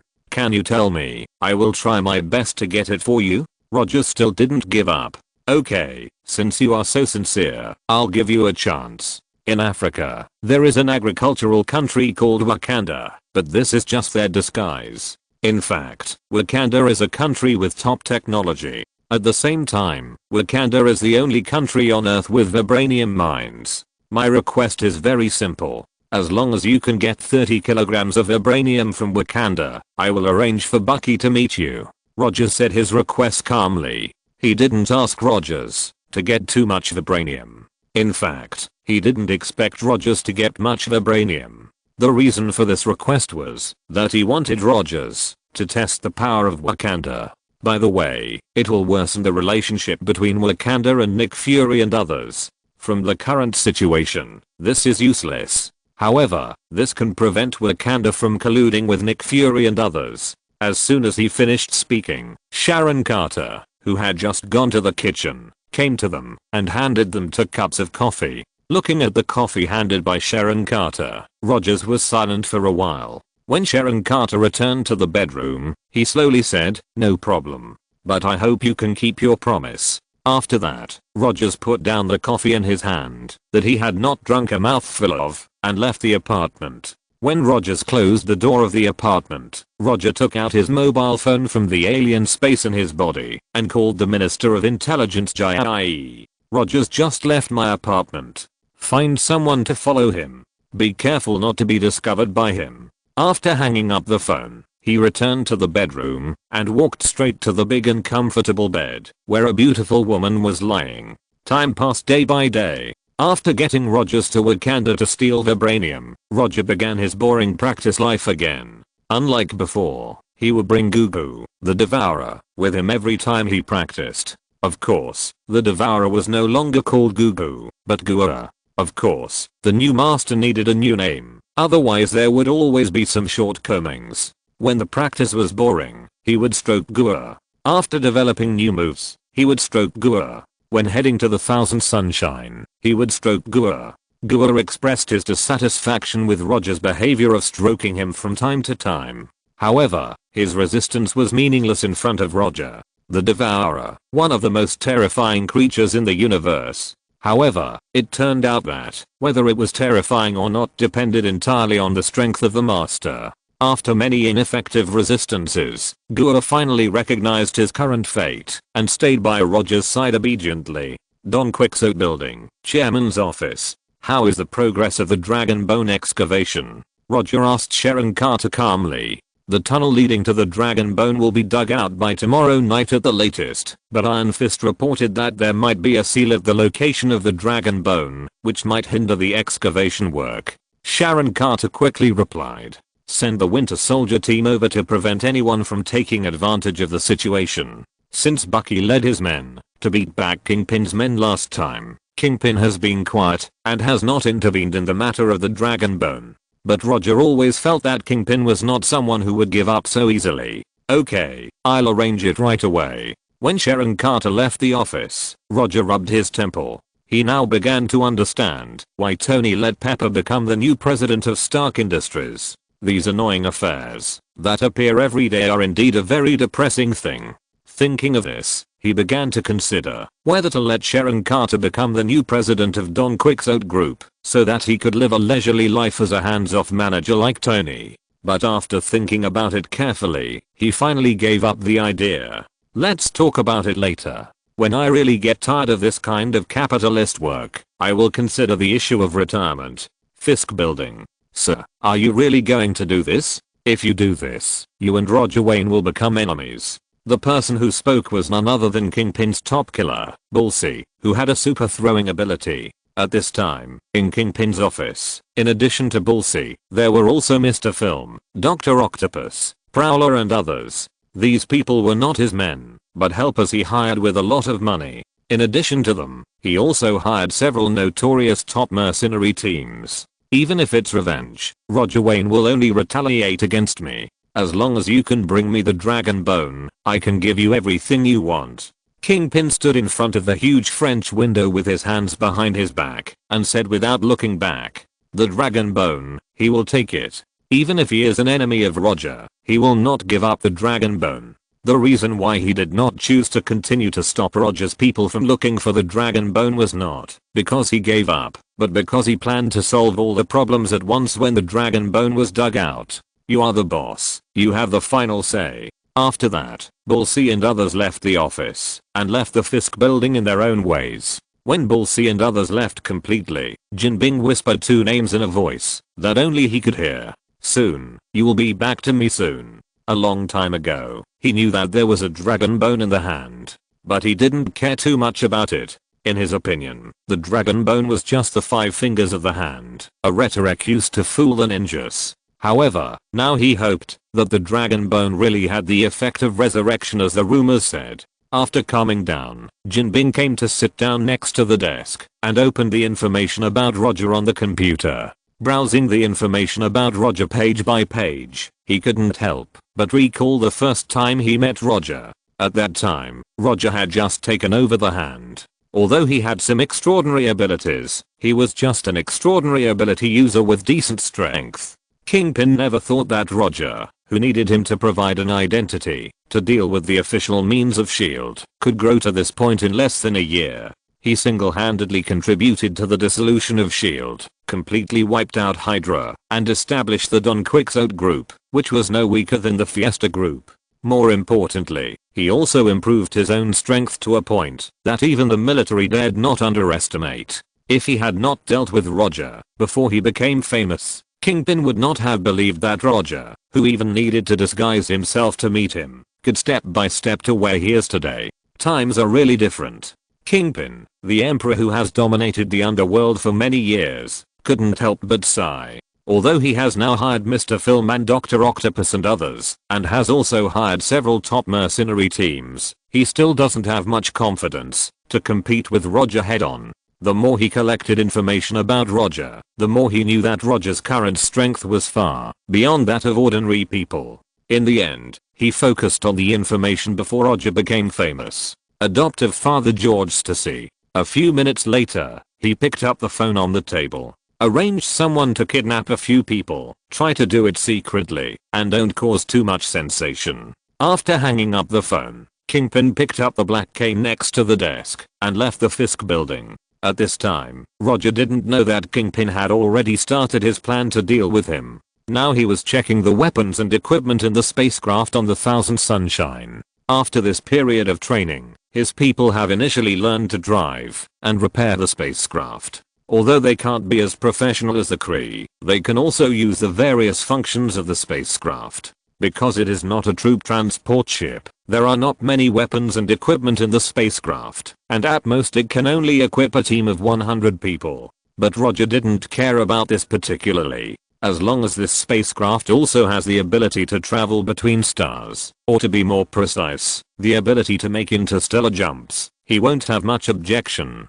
He is not interested in being a pirate on Earth. Since he has come to the Marvel world, his journey must of course be on the Sea of Stars. Although there are many cheaters on Earth, the Earth is too small after all. The vast Sea of Stars is suitable for him, a big pirate who traveled to the wrong world. However, his journey as a space pirate cannot start for a while. With his current strength, he is not suitable to travel in the universe. There are wall hangers on the Earth, and of course there are wall hangers in the universe. And the wall hangers in the universe are even more terrifying. You take a team and return to the Earth with me. There may be a battle tomorrow night, Roger said to Buggy, who had changed into Kree equipment. When facing the Kree warriors, Buggy could not exert the strength that a super warrior should have. But on Earth, he is an absolute super warrior. In addition to the Kree equipment on him, his strength has increased by more than a little. More importantly, Roger also wants to see if the hand ninjas who have changed into Kree equipment can exert stronger combat power under the amplification of Kree equipment. Chapter 137 Kidnapping. Before Roger became the leader of the Hand was more or less the bully of New York. It was also notorious and famous in the underground world. However, after he killed the 5 fingers of the hand, the former ninja killer group became a useless existence. The strength of the hand ninjas certainly did not decline. The reason why they seemed useless was that the enemies they had to face were no longer ordinary people who had little resistance. The strength and level of the enemies increased, but the hand ninjas were still standing still, which naturally made them seem more and more useless. If Roger had not had no other manpower at hand, he would have sent these guys to work as security for the group long ago. After using the silk thread portal to bring Buggy and others back to Earth, he returned to his apartment. As soon as he returned to the apartment, a graceful figure in black and white tights fell from the sky and stuck to the huge French window outside the living room like a gecko. Gwen. Before he could react, Gwen in a spider uniform rushed in from the small window next to the French window and landed in front of him as nimbly as a world-class gymnast. "What are you doing here?" Roger said expressionlessly. Gwen didn't say anything and waved her not so huge fist towards him. Bang. Before Gwen's fist touched Roger, Roger's right fist had already hit her lower abdomen, knocking her out several meters. "What are you crazy about?" After repelling Gwen, Roger did not continue to attack and said with a cold face. She came to his house inexplicably and attacked him without saying a word. If it weren't for the fact that they had met before, he would not have knocked Gwen away, but directly injured her. Gwen, who was knocked away, ignored the pain in her abdomen and took off her hood, revealing her delicate face. "I was wrong to tell SHIELD about you before.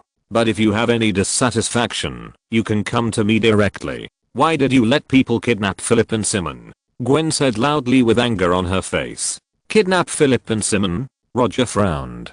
Philip and Simon were Gwen's younger brothers, and they had also pestered the original owner of the identity. After thinking for a few seconds, he took out his mobile phone and called Jai. "Check where George Stacy and Helen Stacy are now, and then go to the black market to get some information to see if anyone is targeting George Stacy's family recently." After hanging up the phone, he said to Gwen, "I didn't let anyone kidnap Philip and Simon. I don't even bother to do such a thing. If this matter is caused by me, I will bring them both back safely." After that, he put the mobile phone on the table in the living room and sat down on the sofa next to it. After seeing Roger sit down without saying a word, Gwen also sat down on the sofa next to him. Although Jai has just arranged people to investigate the situation of Boss Joe's family, Roger has already made some guesses. Knowing that Gwen is Spider-Woman, he still dared to kidnap her 2 younger brothers. There are only 2 possibilities.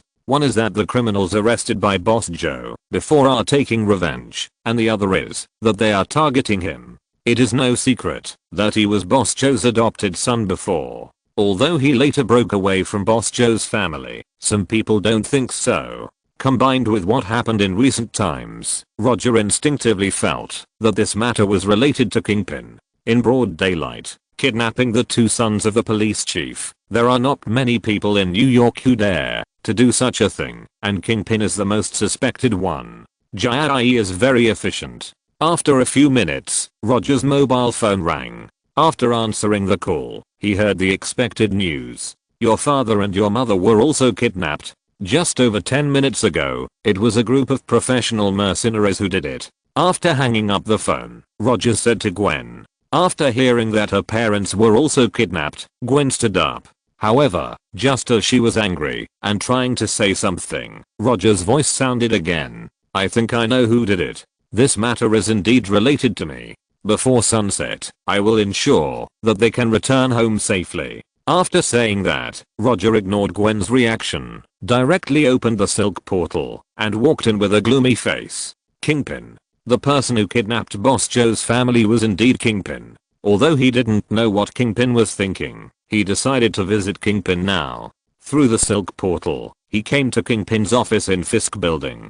Perhaps he had expected Roger to come back to find him. Kingpin was in the office at this time, leaning on his cane with both hands, sitting on the sofa with a big horse and a golden sword. "Come on, sit down." After seeing Roger coming out of the magical portal, Kingpin spoke directly. "Let them go, they are innocent. From your current performance, I don't think they are innocent." Kingpin still looked calm. "How many dragon bones do you want?" Roger asked directly. Kingpin would do these little tricks at this time, just for the dragon bones, so he was too lazy to talk nonsense with Kingpin. All, including the method of using the dragon bones. I know you have the method of using the dragon bones from 5 fingers, I want them all. It must be said that Kingpin has a big appetite, and he asked for all the dragon bones right away. Looking at Kingpin, who was once his ally, but now completely became his enemy, Roger smiled.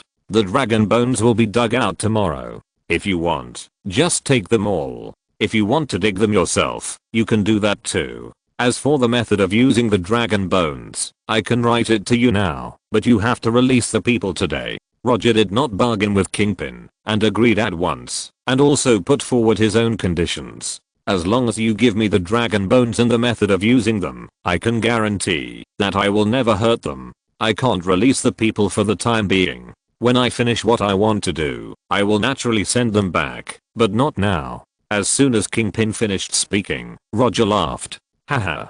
Do you think that you can take me down just because you kidnapped them? Yes, they did have some favors for me, but if you think that you can take me down like this, you are underestimating me. I'll say it again, I can give you what you want, but you must release the people today. If you say no again, I will kill you now and give them a grand funeral. After saying that, Roger leaned back on the sofa and waited for Kingpin's final answer. As soon as he finished speaking, Bullseye and others who had been ambushing nearby rushed into the office and surrounded him. He ignored Bullseye and others and didn't even look at them. The luxuriously decorated office suddenly became extremely depressing.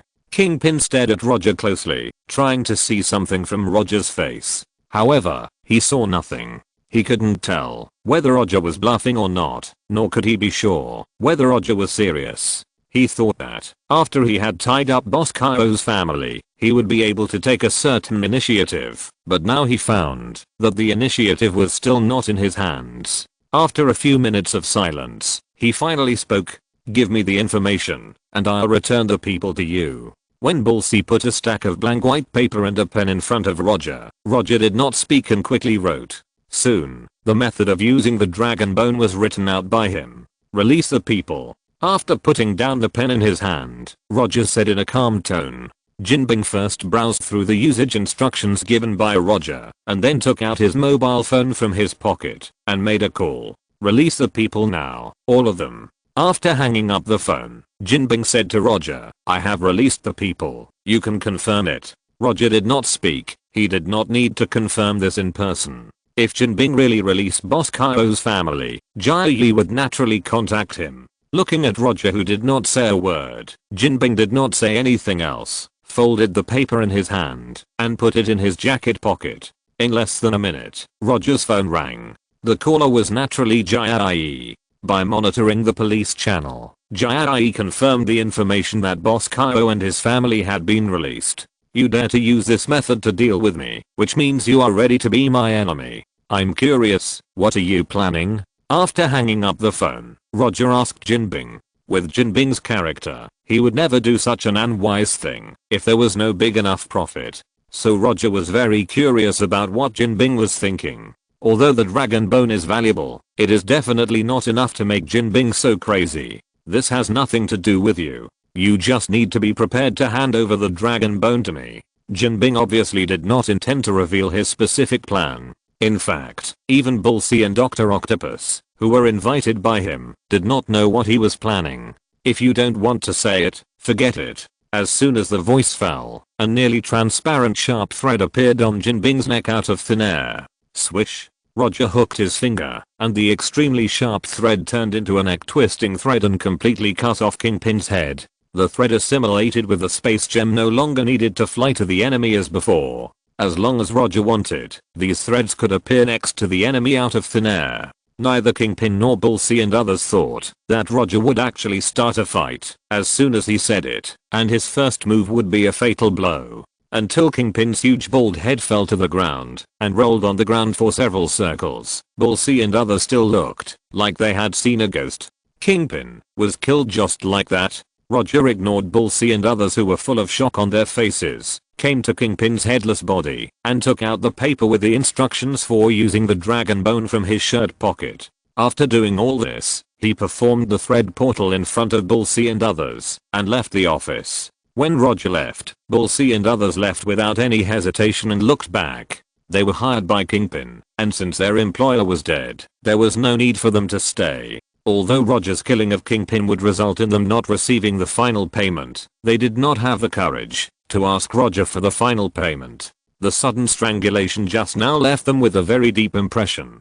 From the appearance of the silk thread to the cutting off of Kingpin's head, everything happened in a flash. Not to mention that they did not react, even Kingpin, who personally experienced the sharpness of the silk thread with his neck, did not react. After returning to the apartment, Roger saw the note left by Gwen. There was not much written on the note, only the word thank you. After reading the note, he crumpled it into a ball and threw it into the trash can. Then, he took out his phone and called Sharon Carter.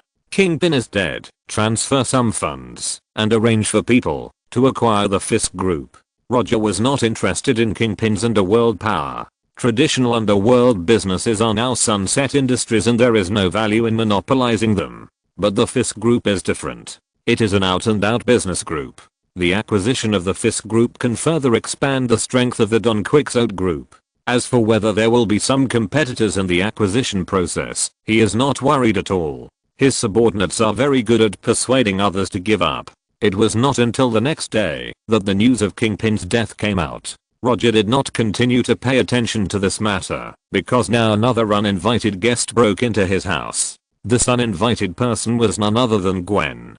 Compared with yesterday, this time, Gwen did not attack him right away, but apologized to him very sincerely. If that's all you want to say, you can leave. When Gwen finished speaking, Roger said without hesitation, I'm really sorry, I didn't know that S.H.I.E.L.D. would be like this before. If I knew, I wouldn't. Gwen looked at Roger with an apologetic face. Okay, I know, sorry, if you say it too many times, it will lose its sincerity. Roger replied lightly. Gwen finally left and jumped out of the small window next to the French window. When Gwen left, Roger sighed helplessly. Although Gwen's attitude was much better than before, he still had no intention of repairing the relationship with Boss Joe's family. This was not a heartless thing, but getting involved with him would only bring more trouble to Boss Joe's family. Kingpin was a good example. So for Boss Joe's family, it is better to avoid contact as much as possible. As for Gwen, never mind, it is better to have less contact. Roger did not think that he had the legendary kingly aura that could make a person completely change his stereotyped ideas. Without Kingpin's harassment, Iron Fist dug out the dragon bones smoothly. After being washed, these dragon bones were quickly sent to the manor in the suburbs. However, just when Roger was about to use these dragon bones to further strengthen his body, he found that he had overlooked a very important problem. Chapter 138 Ivan Vanko's Revenge. This dragon bone, there are quite a lot. Looking at the cleanly washed dragon bones in front of him, piled up like a small mountain, Roger couldn't help but shook his head. Although Tequan and others didn't help weigh these dragon bones should weigh dozens of tons. After sighing helplessly, dozens of white silk threads emerged from Roger's right hand, and he pulled out dozens of pieces from this small mountain of dragon bones. I hope I won't be too full. With a thought, he began to absorb the energy from these dragon bones.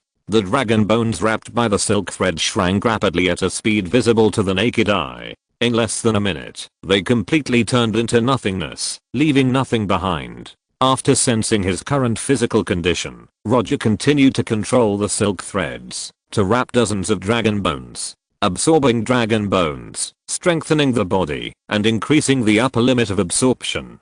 Continue to absorb dragon bones, continue to strengthen the body, and continue to increase the upper limit. Roger spent a month like this. During this month, he basically did nothing and put all his experience into absorbing dragon bones and strengthening his body. I have to say that dragon bones are really a good thing. After a month of absorption and strengthening, Roger's physique has improved qualitatively. It feels like the skinny Rogers who couldn't even pass the conscription physical examination has become a Captain America with chest muscles, abdominal muscles, and hips after injecting the strengthening serum. The improvement of physical fitness also brings another benefit. In addition to the secondary fruit of the door-to-door fruit that does not rely much on physical strength, his other fruits have been passively upgraded by one level due to the improvement of physical fitness.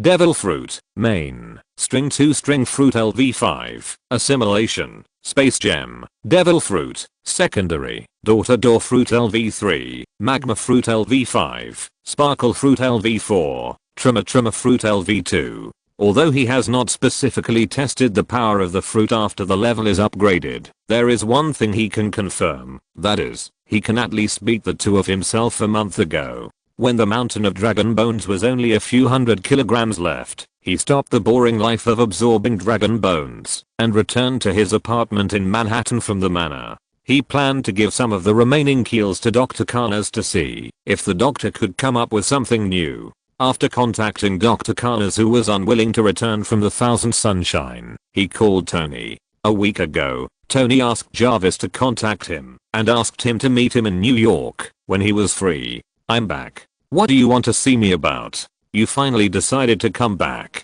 Come to my house and I'll show you something good." Tony's tone was a little excited. Although he didn't say anything, Roger could roughly guess why he was so excited. If nothing unexpected happened, Tony should have created a new element that Howard discovered, but could not invent due to the times and technological factors. After waving his hand to create a circular silk portal, Roger walked straight in and came to Tony's mansion in New York. This is. The scene in front of Roger did not quite fit the definition of a mansion. If he was not sure that he had come to the right place, he would have thought that he had mistakenly entered a workshop under renovation. "You're here." Just as he was looking at this mansion that didn't look like a mansion at all, Tony walked out of the corridor. "Stark Industries is not even willing to assign you a laboratory now?" Roger said jokingly. Of course, he knew that Tony liked to work in the workshop at home, but this didn't stop him from complaining about Tony. "Life after retirement is like this. Not only do I not have a laboratory now, I don't even have a driver or a secretary." As he spoke, Tony took out a bottle of whiskey from the wine cabinet next to him and poured a glass for himself and Roger. "You look pretty good now." After taking the glass from Tony, Roger pointed to the new reactor on Tony's chest. Unlike the round reactor core before, Tony now uses a triangular core. "You were right before. I underestimated my dad. He has been dead for 20 years, and he taught me a lesson," Tony said with a wry smile. "He is indeed a great man, but you specially called me here. It shouldn't be just to talk about this." Taking a sip of whiskey, Roger continued. "Of course not. You know Hammer Industries. You fought with their CEO Justin Hammer for that blonde reporter before. Let me correct you. I didn't fight. It was the female reporter who took the initiative to choose me." Tony's words evoked Roger's memories of a blonde female reporter. That was a very hot night. By the way, what was her name? Christine or Christina? Frowning and recalling, Roger just couldn't remember the name of the female reporter. "Okay, I know you are fresh and delicious. Hammer Industries is also going to hold an expo. The time seems to be." "Jarvis, when is the Hammer Industries expo?" Obviously, Tony, like Roger, was unwilling to waste precious brain cells on unimportant things. "Sir, the Hammer Industries expo will be held at 8 o'clock tonight, and the address is." Jarvis' voice sounded immediately. "Hammer Industries has cooperated with Ivan Vanko, and he took the initiative to call me." Without Tony's request, Jarvis took the initiative to play the recording of the call at that time. "The family history of the Stark family will be rewritten. What your father has done to my family for more than 40 years, I will do to you in 40 minutes. A very straightforward threat." After listening to the recording, Roger did not feel much. He knew that Ivan Vanko would collude with Hammer Industries. He did not tell Tony about this matter purely because he did not want to appear to charlatan. "You want me to solve him with you? As for Ivan Vanko, I'm confident that I can do it myself. But if Hammer Industries is added, my strength alone may not be enough. I'm only one person." Tony was not polite to Roger. Hammer Industries is the largest partner of the Ministry of Defense. This May. Before Roger finished speaking, Tony's voice rang out. "A set of Mark 6 with a new element reactor. Deal. What is called being rich and powerful. This is it. Until the Hammer Industries Expo was held, Roger stayed in Tony's mansion and admired Tony's various small inventions. 8 o'clock in the evening. Justin Hammer, wearing a light grey suit, excitedly introduced the newly developed Iron Soldier on the stage. The audience applauded loudly, and the atmosphere was very lively. Tony and Roger, standing on the roof of a distant building, looked down at the press conference. Hammer Industries modification technology is quite good. Mark II looks much more domineering, Roger said as he looked at the war machine called Comprehensive Threat Response Combat Armor by Justin Hammer. Tony snorted disdainfully at Roger's statement. "I'll go first. Remember to protect the people around you." After that, he took off directly and flew towards the stage of the press conference.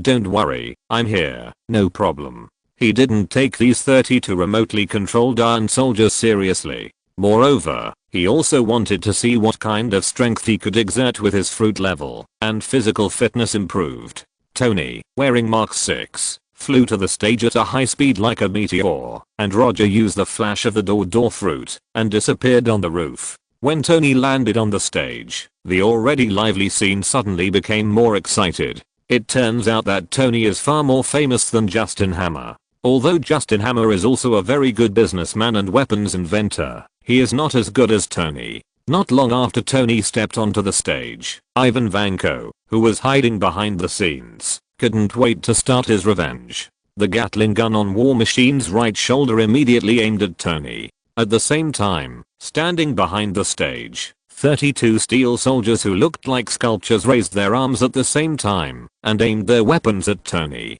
Although the audience at the scene didn't know what happened specifically, they knew that this was definitely not a normal process. The crowd began to riot, and the savvy audience had begun to run towards the exit. Ivan Vanko didn't hesitate. After gaining control of all the steel soldiers including War Machine, he entered the command to fire. The Gatling gun on War Machine's shoulder began to vent bullets crazily. Tony, who had already made preparations, would of course sit and wait for death.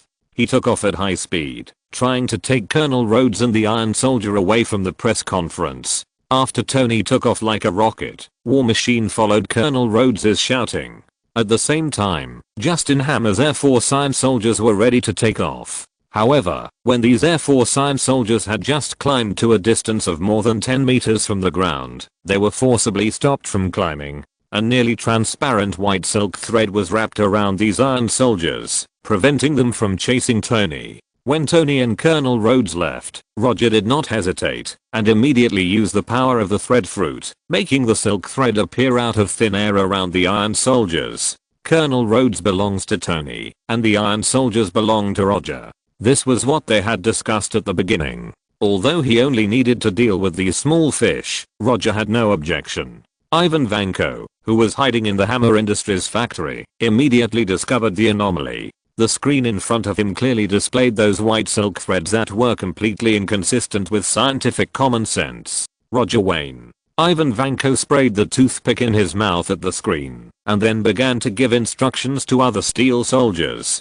Soon, he found Roger through the camera of the steel soldier. In the crowd of people fleeing in panic, only he walked towards the stage carelessly. After locking Roger, Ivan Vanko gave the order to open fire. Swish, swish, swish, da-da-da. The small missiles on the steel soldiers flew towards Roger like bullets. At the moment when these steel soldiers opened fire, Roger raised his right hand and snapped his fingers. Line flow wall. The dog-head wall composed of silk thread stuck shape instantly, blocking him in front of him, and at the same time protecting the innocent people who were running in panic. Boom, boom, boom. Huge explosions continued to sound. However, the line flow wall, which was only a few centimeters thick, was intact. After the level of the thread fruit was upgraded to LV5, the strength and toughness of the silk thread were further improved. If it weren't for the fact that the thread wall was worthy of the name wall, Roger would even have the confidence to use a layer of thread cloth only 1 or 2 millimeters thick to block these bullets and missiles. The 10-meter long thread wall not only blocked the attack of the Iron Soldiers. After the continuous explosions and gunshots, the already formed thread wall began to expand further. It only took a dozen seconds for the thread wall to surround the entire stage. creating a hemispherical white barrier with a height of tens of meters. Tony's request was to try not to let the Iron Soldiers hurt innocent people. Of course, in addition to this, he also hoped that Roger could help him deal with Ivan Vanko a little. After dealing with these Iron Soldiers, when this hemispherical white barrier was completely formed, Ivan Vanko was surprised to find that he had lost the remote control of the Iron Soldiers. The birdcage of the Thread Fruit has the ability to isolate electromagnetic waves and wireless signals. The white barrier that Roger created now certainly has similar abilities. After trapping all the steel soldiers in the silk barrier, he opened the space door to the barrier and jumped in with a relaxed look. When the silk barrier trapped all the steel soldiers, the chaotic scene suddenly became much quieter. The people and reporters who tried to leave the scene stopped running and looked at the hemispherical silk barrier. Without the danger of being attacked by the steel soldiers, the brave reporters and the people began to approach the silk barrier.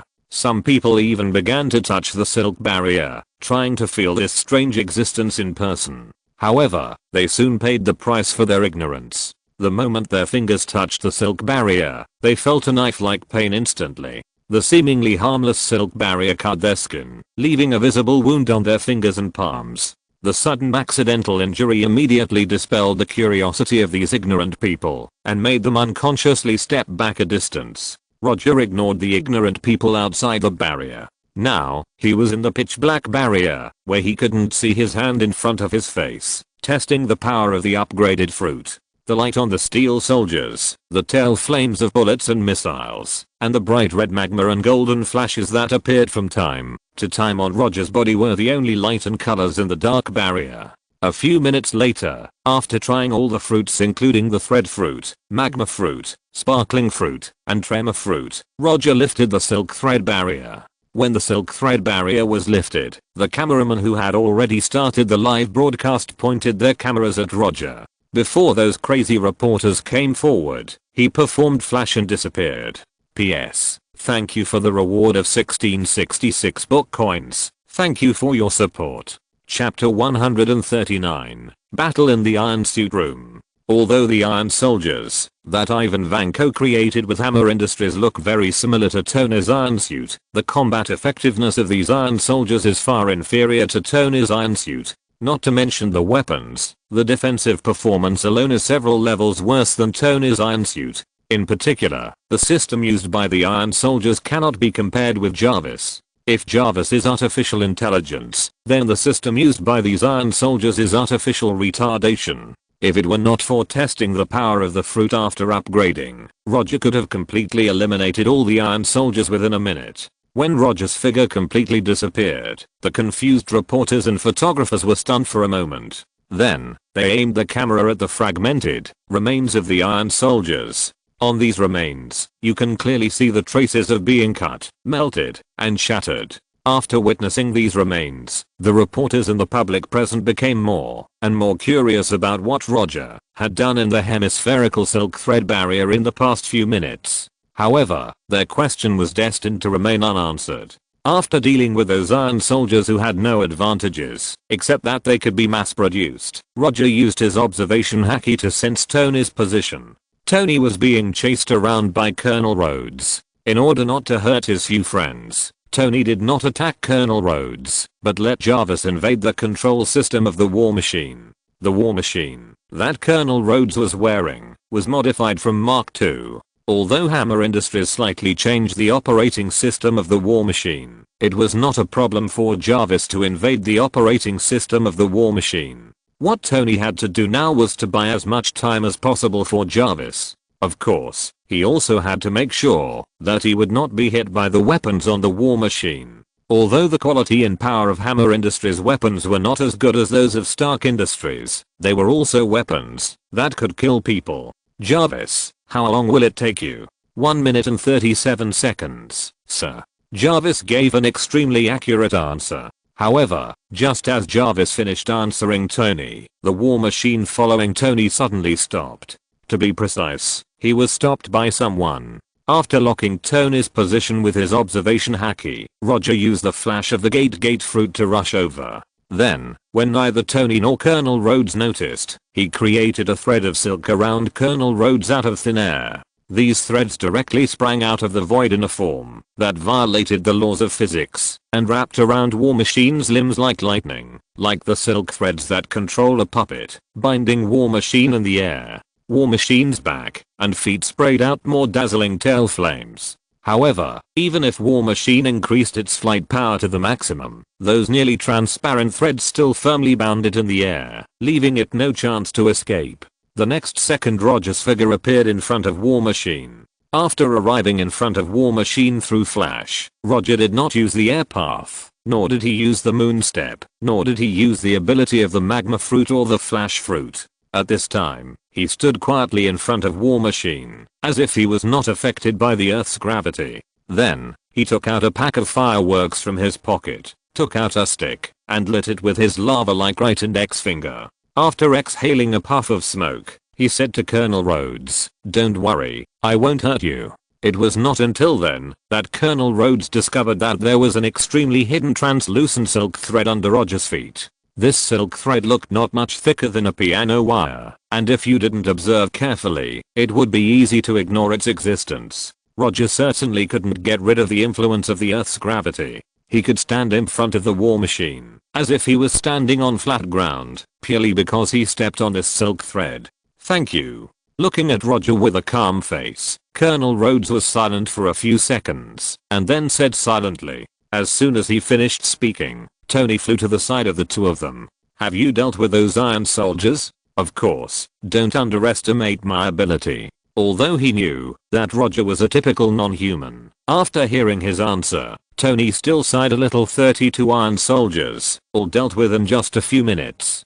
Tony felt that he might need to re-evaluate Roger's combat power. More than a minute later, Jarvis successfully hacked into the control system of the War Machine and changed the instructions left by Ivan Vanko. When the control of the War Machine returned to Colonel Rhodes, Roger immediately untied the silk thread that was wrapped around the War Machine. In a small park in the exhibition area, Roger, Tony and others sat on the stones of different sizes with a calm face. Tony was talking to Colonel Rhodes about their last fight, while Roger was looking up at the night sky boredly. Not long after, they waited for the last enemy of the night. Whip Ivan Vanko. It must be said that with the support of Hammer Industries, Ivan Vanko's whip armor is more than a little better looking, and it is no longer the simple armor with close to zero defense performance. From the appearance, the whip armor is even 70% similar to the War Machine. "It's good to be back." Ivan Vanko opened the visor of his helmet and said confidently. As soon as he finished speaking, he swung his hands, and two energy whips wrapped with white electric currents fell to the ground casually. "Leave it to me. I will use special weapons to deal with him. Let me use ex-wife to deal with him." Colonel Rhodes took a step forward, and a small missile launch port rose on his left shoulder. Whoosh. The next second, the ex-wife missile, which was only a dozen or 20 centimeters long, flew towards Ivan Vanko with an orange-red tail flame. The ex-wife missile came with great momentum and accurately hit the chest of the whip armor. Then, it bounced off with a clang and fell into the stream at the feet of Ivan Vanko, completely shutting down. "Hammer's weapon?" Tony asked, trying not to laugh. "Yes." Colonel Rhodes silently closed the launch port on his left shoulder. Roger had no intention of intervening in this battle. Tony and Colonel Rhodes both forbade him to take action against Ivan Vanko. Roger did not say anything about their decision. Tony hadn't taken action all night, and he wanted to personally understand the grudge between him and Ivan Vanko that started from their fathers. As for Colonel Rhodes, it was even simpler. He wanted Ivan Vanko to pay the price for his actions just now, and at the same time, fulfill his duties as an American soldier. Since Tony and Colonel Rhodes said so, Roger certainly wouldn't refute them. Now, he was sitting on a stone dozens of meters away, eating an apple taken out of the alien space in his body, while admiring Tony and the other man's battle against Ivan Vanko. Although it was 1 against 2, the upgraded whip armor showed a strong suppressive force. Ivan Vanko, wielding 2 energy whips, not only did not fall into a disadvantage, but also completely grasped the initiative, like a tamer, wielding the energy whip, to teach Tony and Colonel Rhodes a lesson. Facts have proved that Ivan Vanko is not a brainless villain. Having lost all his steel soldiers, he is not making a final desperate struggle, but has absolute confidence in defeating Tony and Colonel Rhodes. Of course, if he had known that Roger was also here, he might have changed his plan. However, when he found out that Roger was also there, he had no way out. Unlike Tony wearing Mark 6 and Colonel Rhodes of War Machine, the scanning system of the Whiplash armor did not detect Roger's presence before he came over. Otherwise, Ivan Vanko would never have flown over so recklessly. Although Tony and Colonel Rhodes tried hard to fight Ivan Vanko, their efforts did not bring them any advantage. Ivan Vanko proved one thing with facts, that is, his fighting ability is far superior to Tony and the others. With only 2 energy whips in his hands, he is now like a fighting master, constantly whipping Tony and Colonel Rhodes and swinging them around at the same time. Looking at the embarrassed appearance of Tony and Colonel Rhodes at this time, Roger hesitated for a few seconds after eating the apple in his hand. Then, he took out a banana from the alien space in his body. After a short but rigorous thinking, he decided to continue to watch. As long as Tony and Colonel Rhodes were not killed, he would not make any move. Finally, when he started to peel the second banana, Tony finally remembered something. The energy whip in Ivan Vanko's hand wrapped around Tony and the other, constantly destroying their armor. At this moment, Tony and Colonel Rhodes raised their left hands and the other raised their right hands, palm to palm. After seeing their actions, Roger silently performed flash and retreated a distance to avoid being affected by the shock wave of the explosion.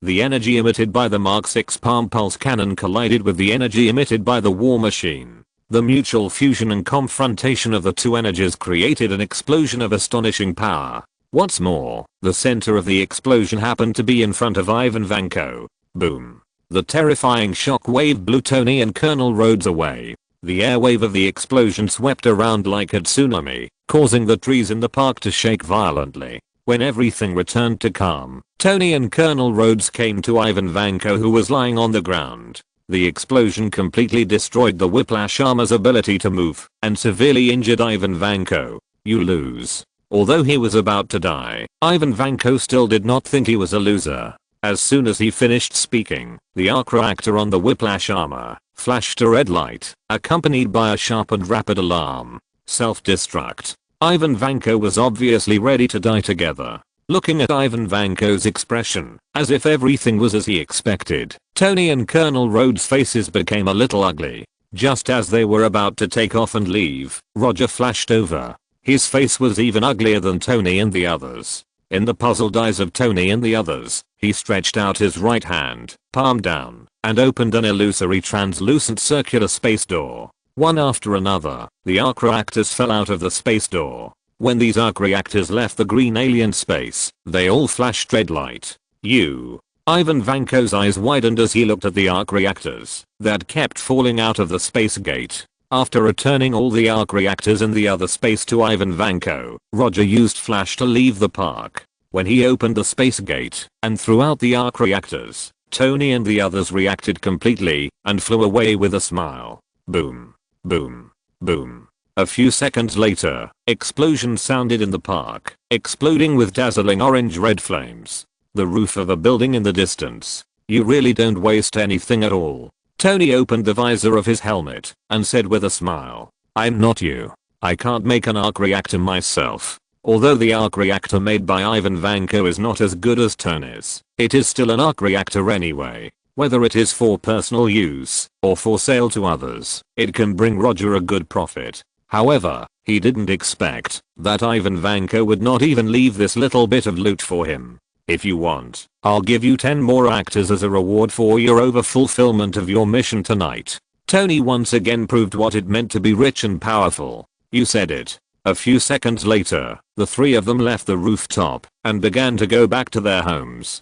Tonight's operation was not challenging at all for Roger, but he was very satisfied with the rewards of the operation. 1 Mark 6, 10 arc reactors. If calculated in US dollars, these things are worth at least 500 million or 600 million US dollars, and they are priceless. The riot caused by Ivan Vanko became the headline of the next day's news without any suspense. Justin Hammer originally planned to use this expo to take Hammer Industries a step further. However, He never expected that the Iron Soldier, who he had placed high hopes on, not only did not bring him the imagined rewards, but instead caused Hammer Industries to face the worst accident in history. If Roger hadn't kept the damage to a minimum, Justin Hammer, even with his billionaire fortune, would have had to report to prison and squeeze into a cell with those big men, who might have homosexual orientation. Don Quixote Group, Chairman's Office. Mr. Wayne, this is the arc reactor data and related technology left by Ivan Vanko. Justin Hammer, looking tired, put a pile of technical documents on Roger's desk with a flattering look. Roger glanced at the pile of information and said nothing. In addition, this is a small gift from me. I hope you will accept it. After saying that, Justin Hammer took out an envelope containing a bare promissory note from a Swiss bank from his suit pocket with some heartache, and placed it on the arc reactor data. Roger looked at Justin Hammer, took the envelope, opened it and took a look. A promissory note of $200 million US. It is very common for technological products to have some unexpected failures. Mr. Hammer does not need to worry too much about this. Justin Hammer came to Roger's office early in the morning, of course not to communicate with Roger. Except for Roger, those steel soldiers did not attack anyone. Or rather, they wanted to attack, but were blocked by Roger. The only way Justin Hammer wanted to avoid jail was to bribe Roger. As long as Roger publicly announced that the steel soldiers just had a malfunction and did not intentionally attack innocent people at the scene, Justin Hammer's legal team would be sure to save him from jail. Of course, fines are inevitable, but compared to jail, this is not a problem at all. As for other issues, such as why Ivan Vanko appeared in Hammer Industries, his legal team has already thought of ways to deal with them. Then I would like to thank you, Wayne.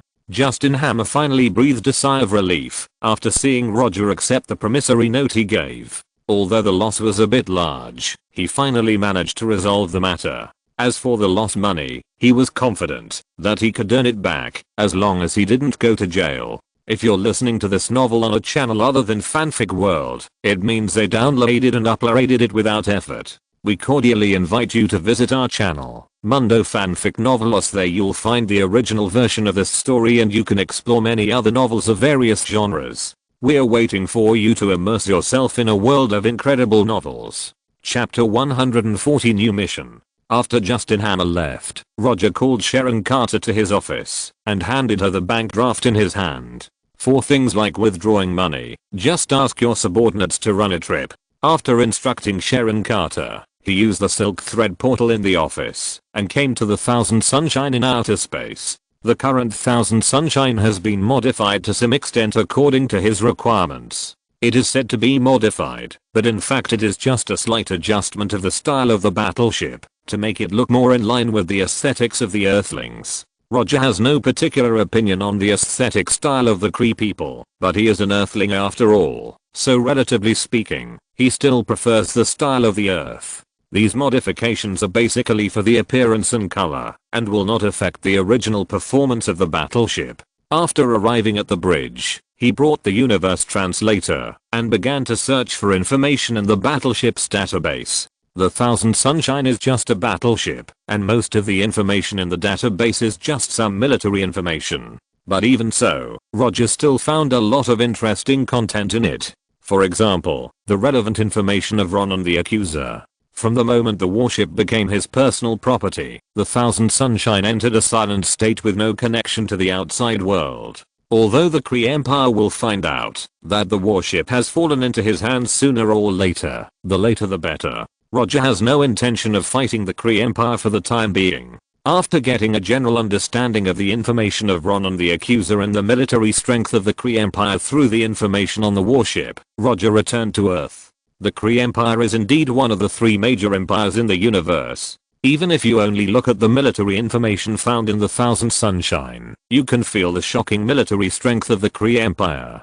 Compared with the Earth, which has not yet opened up interstellar civilization, the Kree Empire is an absolute universe-level overlord. There are thousands of planets like the Earth under the jurisdiction of the Kree Empire. If there were no particularly top-notch individual combat power in the Kree Empire, with the current military level of the Kree Empire, it could almost sweep half of the universe. The reason why it is half instead of all is because the Kree Empire is only one of the three major empires in the universe. The Skrull Empire and the Shire Empire also have impressive strength. However, the Skrull Empire has not been doing well in recent decades, and has always been at a disadvantage in the competition with the Kree Empire.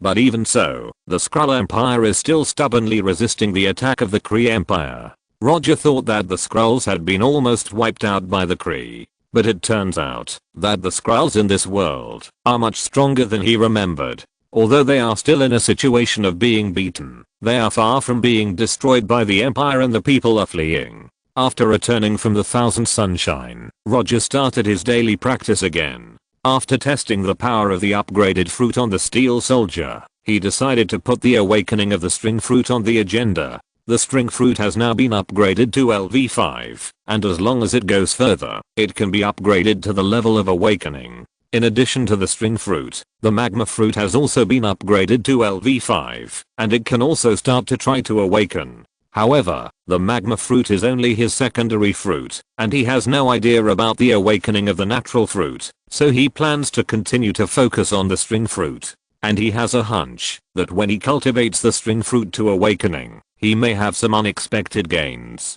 But he couldn't tell what the specific gains would be. Unlike the previous fruit ability improvement, awakening is not a realm that can be achieved by training blindly. To upgrade the Devil Fruit to awakening, a certain opportunity and chance are needed. Roger didn't know what this opportunity and chance were. All he could do was to try his best to improve the String Fruit to the limit he could reach. This is not a very effective method, but it is the only method he knows at present. Boring days always pass very quickly. In the blink of an eye, a month has passed. In this month, Roger lived a stay-at-home life like a otaku, never leaving the door, or going out of the second door. During this period of time, the farthest place he went was Tony's mansion. The Mark VI carrying the 3rd generation arc reactor and 10 sets of 3rd generation arc reactors. Tony perfectly fulfilled his original promise. After receiving Tony's reward, Roger also gave him a small gift. 10 kilograms of dragon bones, and related usage methods. Although Tony has an iron suit, he is an ordinary person with a normal physique after all. Although the dragon bone cannot elevate Tony from an ordinary person to a superhuman like the enhanced serum, it can make him have a healthier body. And compared with the enhanced serum, the dragon bone will not have any sequelae, which is very suitable for ordinary people like Tony who have not received special training. After handing the dragon bone to Tony, Roger began to practice the awakening of the String Fruit again. A port in Queens. The port under the cover of night seemed a little quiet. Although it was late at night, there were still many workers busy in the port. A freighter departed from Egypt, crossed the Atlantic Ocean and headed towards New York. On this freighter full of long staple cotton, a homeless man hid in the dark container, waiting for the freighter to dock. This man was none other than the former Captain America, Steve Rogers. In order to meet his good friend Bucky, he set out on the road to Wakanda. After more than 2 months of hard work, he successfully sneaked into Wakanda and stole dozens of kilograms of vibranium, ore from the underground mine near the Wakanda capital of Burning Zana. When he sneaked into Wakanda, he found that what Roger said was right. Wakanda, an agricultural country on the surface, has an unimaginable level of technology. Even for him who is experienced, it is extremely difficult to sneak into Wakanda. However, sneaking into Wakanda is not the biggest trouble. When he stole the vibranium, ore from the mine, he really experienced the unreasonable vibranium technology of Wakanda. The royal guards who are extremely good at close combat, the vibranium made spears and various weapons. Especially the man wearing a vibranium battlesuit, like a Black Panther, left a very deep impression on him. If he hadn't brought a vibranium shield on purpose, and those people had no intention of taking his life, he would never have been able to escape from the encirclement of the royal guards. Although the past 2 months have been a bit miserable, he finally escaped anyway. While Rogers was waiting for the freighter to dock, a black crew member on the freighter took out his cell phone and sent a message. A few minutes later, Jai of the intelligence center received the message from the intelligence personnel and reported the message to Roger as soon as possible. Roger in the manner opened his eyes, picked up the phone, and took a look. He was woken up not long after falling asleep, which made him look unhappy. Who sent the message? As soon as Roger finished reading the message on his phone, Daisy's weak voice rang. It's from Jai. You go to sleep first. I'll go to the company. After saying that, he lifted the quilt, got up and walked into the bathroom. After taking a hot shower, he changed into clothes for going out in front of Daisy, and then used the silk thread portal to leave the bedroom. After enduring for several months, he finally ate Daisy. Of course, this was mainly because Daisy was too proactive. He is a normal man, and he just made a decision that a normal man would make. After arriving at the intelligence center, he sat on the sofa chair of Jai, the intelligence director, and said in a calm tone, "Tell me, what exactly happened?" Jai did not hesitate and began to report the intelligence that had been sorted out. When Rogers left his apartment, Roger asked Jai to arrange for someone to follow Rogers. What Jai is reporting now is the intelligence collected by the intelligence personnel about Rogers going to Wakanda to steal vibranium. Because of their strength, these intelligence personnel could not sneak into the capital of Wakanda like Rogers. Except for the lack of this piece of information, Rogers' other experiences were clearly recorded by the intelligence personnel. This included the specific process of how Rogers escaped all the way to Egypt and finally sneaked into the freighter under the pursuit of Black Panther and the Royal Guard.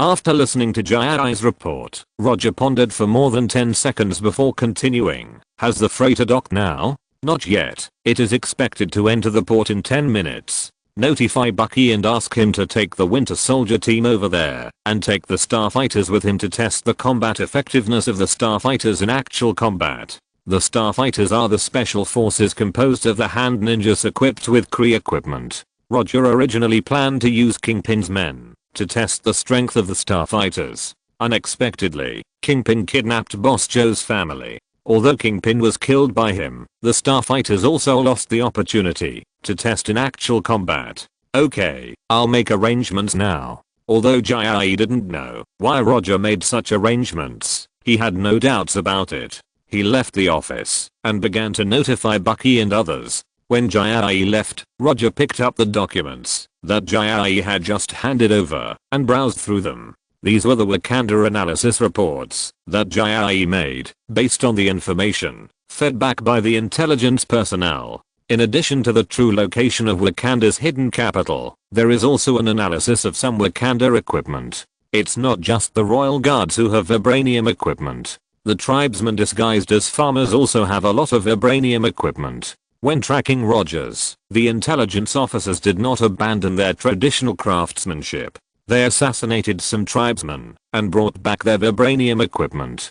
Because Rogers attracted attention in front, these assassinations by the intelligence officers did not attract much attention. After reading the information in his hand, Roger rubbed his temples. After receiving the message from Jai, the system that had not issued a bounty task for several months finally issued a new task. Bounty task, conquer Wakanda. Task reward, cat fruit ordinary type leopard form. Character card, little thief cat Nami. Task progress, incomplete. When Roger saw this bounty task for the first time, he thought he was dazzled and saw it wrong. After carefully browsing the task reward several times, he confirmed that he was not wrong. It has been several months since the system was upgraded, but he had always thought that the upgraded system only gave the main fruit an additional assimilation ability. However, it turned out that he underestimated the upgrade of the system. Character card, little thief cat, Nami. He was 100% sure that this reward was definitely not a reward that the system originally had, and there had never been such a product as a character card in the mall.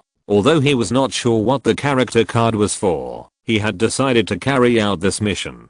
Conquering Wakanda was already in his plan, otherwise he would not have asked Rogers to go to Wakanda on purpose. The appearance of the bounty mission also made him certain of one thing, that is, Rogers was definitely not coming back alone.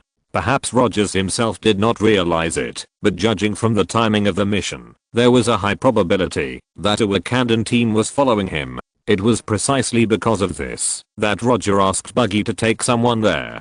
He was not very interested in the vibranium, or that Rogers brought back, but if there really was a Wakandan team that followed Rogers to New York, then this would be a good opportunity to test which of the Kree weapons and the Wakandan vibranium weapons was stronger. Time passed little by little. More than 10 minutes later, Roger was in the hall of the intelligence center, observing the action scenes of Bucky and others. To be precise, he was watching the battle scenes between Bucky and others, and the Royal Guard of Wakanda. Bucky and others who were heading to the port met the Royal Guard of Wakanda halfway. Then, it was a tit-for-tat battle. When Bucky and others fought with the Royal Guard, the unshaven Rogers realized that he had never gotten rid of Wakanda's pursuit. Although the Royal Guard of Wakanda is strong, the Star Wars team led by Bucky is also not weak. The members of the Royal Guard are good at close combat, and the members of the Star Wars team are also good at cold weapon combat. These special forces were carefully selected by Roger from the hand ninjas. In addition to having good fighting skills, they have all undergone at least one serum enhancement. Although the serum they injected could not improve their human limit like Roger's, their physical fitness was obviously superior to that of the Royal Guards of Wakanda. As for the equipment, I have to say that the metal of vibranium is a bit of a cheat. Even though the special forces are now using the weapons and equipment of the Kree Empire, there are still some shortcomings compared to the vibranium equipment. This is not a lack of power, but a gap in defensive performance. Vibranium weapons are like having the magical attribute of never being damaged, showing an indestructible defensive power. The Kree weapons in the hands of the special forces cannot destroy the vibranium weapons in the hands of the Royal Guards. However, the vibranium weapons in the hands of the Royal Guards can easily destroy the Kree weapons of the special forces. The comparison between the two is like a wooden sword meeting a real sword. Physical fitness is superior, but weapons and equipment are inferior. The Star Force led by Bucky maintained a strange balance with the Royal Guards of Wakanda. Seeing more and more Kree weapons being damaged, Roger sighed helplessly and waved his hand to create a space door. Bucky and the others may not be unable to defeat the Royal Guards, but if they continue to fight like this, even if they win in the end, the Starfighters will suffer heavy losses. Chapter 141 Joining Forces to Conquer Wakanda. In the night sky, the Dark Injured and the Wakanda fighter that looked like an alien spaceship chased each other. On the sparsely populated streets, Bucky led the special forces to confront the Wakanda Royal Guard. Although the battle was fierce, it did not attract the attention of the police. Neither Bucky and others nor the Wakanda Royal Guard let the battle affect innocent people. In fact, except for those pedestrians who had not returned home in the middle of the night and passed by here by chance, not many people knew that a battle was taking place here. Of course, this is also related to the fact that the weapons used by the special forces and the Royal Guards are energy weapons. Compared with ordinary gunpowder weapons, the sound of energy weapons is undoubtedly several levels lower. Just as they were fighting fiercely, Roger rushed to the scene through the door Fruit. There were not many weapons on the Thousand Miles Sunny. Before the corresponding technology was developed, one less was destroyed. In order to avoid further losses to his property and to end the battle as soon as possible, Roger decided to personally take action to understand this battle. As soon as he walked out of the illusory space gate, everyone present set their sights on him. The reason for this situation was not because he suddenly appeared on the scene like a ghost, but because he was too dazzling. Really dazzling. As soon as his right foot stepped out of the space gate, he used the elementalization of the shining fruit. At this time, he was emitting golden light all over his body, like a golden human-shaped sun. The first second they saw him, the faces of the Wakanda Royal Guards showed a solemn look. They had never seen Roger before. But this does not mean that they did not know Roger. Among the supernatural powers that have emerged recently, Roger is definitely the most famous one. His current fame is not limited to New York or the United States. Any organization or individual who pays some attention to supernatural powers will not be unfamiliar with him. On the surface, Wakanda is a backward agricultural country that has little contact with the outside world, but in fact, Wakanda's intelligence department pride is more powerful than the CIA of the United States, and is the intelligence agency second only to SHIELD. As soon as Shining appears, the battle is over. When Roger's body turned into an elemental body made of flash, the Wakanda Royal Guard was doomed to fail. Even if they had weapons made of vibranium in their hands, they could not change this fact. Unless each of them could have a set of vibranium battle suits with no dead angles like Black Panther, they might be able to hold on for another minute or two. The golden flashes continued to shine in the street. In less than a minute, the more than 20 guards were knocked to the ground by Roger and completely lost the power to resist. Roger did not kill them, but only disintegrated their mobility and combat capabilities. Of course, the means used were a little violent. Confiscate their equipment and take them back to be detained. After doing this, you go meet Rogers. He wants to talk to you. After knocking down the last guard, Roger flashed in front of Buggy like a laser and said to Buggy, "Okay, sir." Buggy did not hesitate and immediately began to make arrangements. While Buggy and the others were collecting equipment and tying up the guards, Roger looked up at the night sky. The Quinjet was still fighting with the Wakanda fighters. In terms of performance, the Wakanda fighters were indeed better than the Quinjet. After all, the materials used in the Wakanda fighters included the unreasonable existence of vibranium. But the Quinjet was not a soft persimmon that could be manipulated at will. In any case, the Quinjet was an ace fighter built by SHIELD. Although its technology and materials were a little weaker than those of the Wakanda fighters, its combat performance was equally good. After looking up and observing the battle between the Quinjet and the Wakanda fighters, Roger once again used the elementalization of the shining fruit. He didn't like the appearance of the Wakanda fighters, but that didn't mean he would let go of the Wakanda fighters in front of him. He wanted the vibranium equipment on the Royal Guards. He also wanted the Wakanda fighters that looked like alien spaceships. At the moment, when his body completed the elementalization again, he turned into tiny particles of light and disappeared. 8-foot mirror. The next second golden particles of light appeared in front of the Wakanda fighter. Roger's sudden appearance scared the fighter pilot. At this speed and distance, the pilot didn't even have the chance to change direction. In just a moment, the Wakanda fighter came in front of Roger, looking like it was going to knock him away completely. However, at the moment, when the fighter was about to hit him, Roger made a move that no one expected. He raised his left hand in a flash and let his palm actively face the fighter flying at high speed. The Wakanda fighter hit his left hand without any suspense. Then, it completely disappeared. Space gate. Using his left hand as an anchor point, Roger opened a huge space gate with a diameter of tens of meters, allowing the Wakanda fighter to fly in. When the fighter completely entered the space gate opened by his left hand, he closed the space gate without any hesitation, trapping the fighter in the green space, opened in the palm of his left hand. No one thought that Roger would use this method to deal with the Wakanda fighter. Especially the pilot of the Quinjet, after seeing this scene, showed an incredible expression. Is this possible? This is not the first time Roger has thrown the enemy into the green space. Hulk and Loki have both experienced this feeling. However, the enemies who have experienced this move before are all living enemies. It is also the first time for Roger to trap the flying fighter into the space. Before opening the space gate, he was not very sure whether he could successfully open a large enough space gate before the fighter hit him. But even if he failed, it would not be a particularly troublesome thing. Now he is in the elemental state. Even if he is hit by the fighter, it will not cause any harm to him. It is precisely because of the guarantee of elementalization that he dares to use the space gate to deal with the Wakanda fighter without any attempt. After trapping the Wakanda fighter into the green space, he used the 8-foot mirror again and turned into particles of light and returned to the ground. Half an hour later, underground in a processing plant in Queens, Roger calmly looked at the guards who had all their weapons taken away and had received preliminary hemostasis treatment.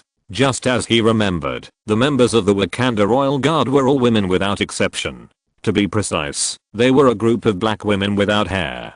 They wore red uniforms, shoulder pads and wrist guards made of vibranium, and their main weapons were also vibranium spears. Of course, in addition to vibranium spears, they also had some other gadgets made of vibranium. For example, black spheres with a diameter of only 1 or 2 centimeters and different functions. After scanning these angry guards, Roger shook his head. He didn't know what Wakanda's aesthetic concept was, but from his point of view, the appearance of these guards was all below the passing line. Rough black skin, monk-like bald head, strong and powerful body. Arrange people to interrogate them, focusing on the current military strength and equipment of Wakanda.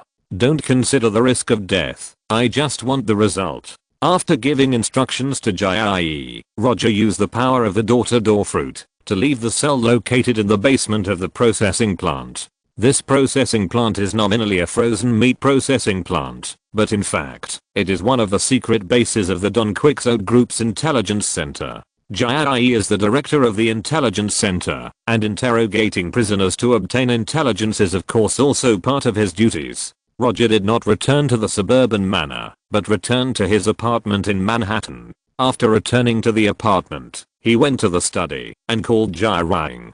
Daisy is now lying on the bed in the bedroom of the manor. He doesn't want Jai to find out about this, at least he doesn't plan to let Jai know now. Although it is late at night, the call is quickly connected. Are you interested in establishing a country for aliens on the African continent? If so, come to New York now, Roger asked directly. After hearing Roger's words, Jai was stunned for a moment, and then said, "Of course I'm interested. Give me the specific address and I'll go there right away." After telling Jai the location of his apartment, Roger hung up the phone and waited patiently for Jai to arrive. He didn't intend to go to war with Wakanda so soon, but the bounty task given by the system made him change his mind. Wakanda will be solved sooner or later anyway, so why not do it now? Conquering Wakanda will not only allow him to obtain unique vibranium resources, but also complete the task. There is no reason for him to delay such a thing of killing two birds with one stone. 2 or 3 minutes later, Jai, wearing a close-fitting cheongsam, appeared in his study. Gordon came with Jai.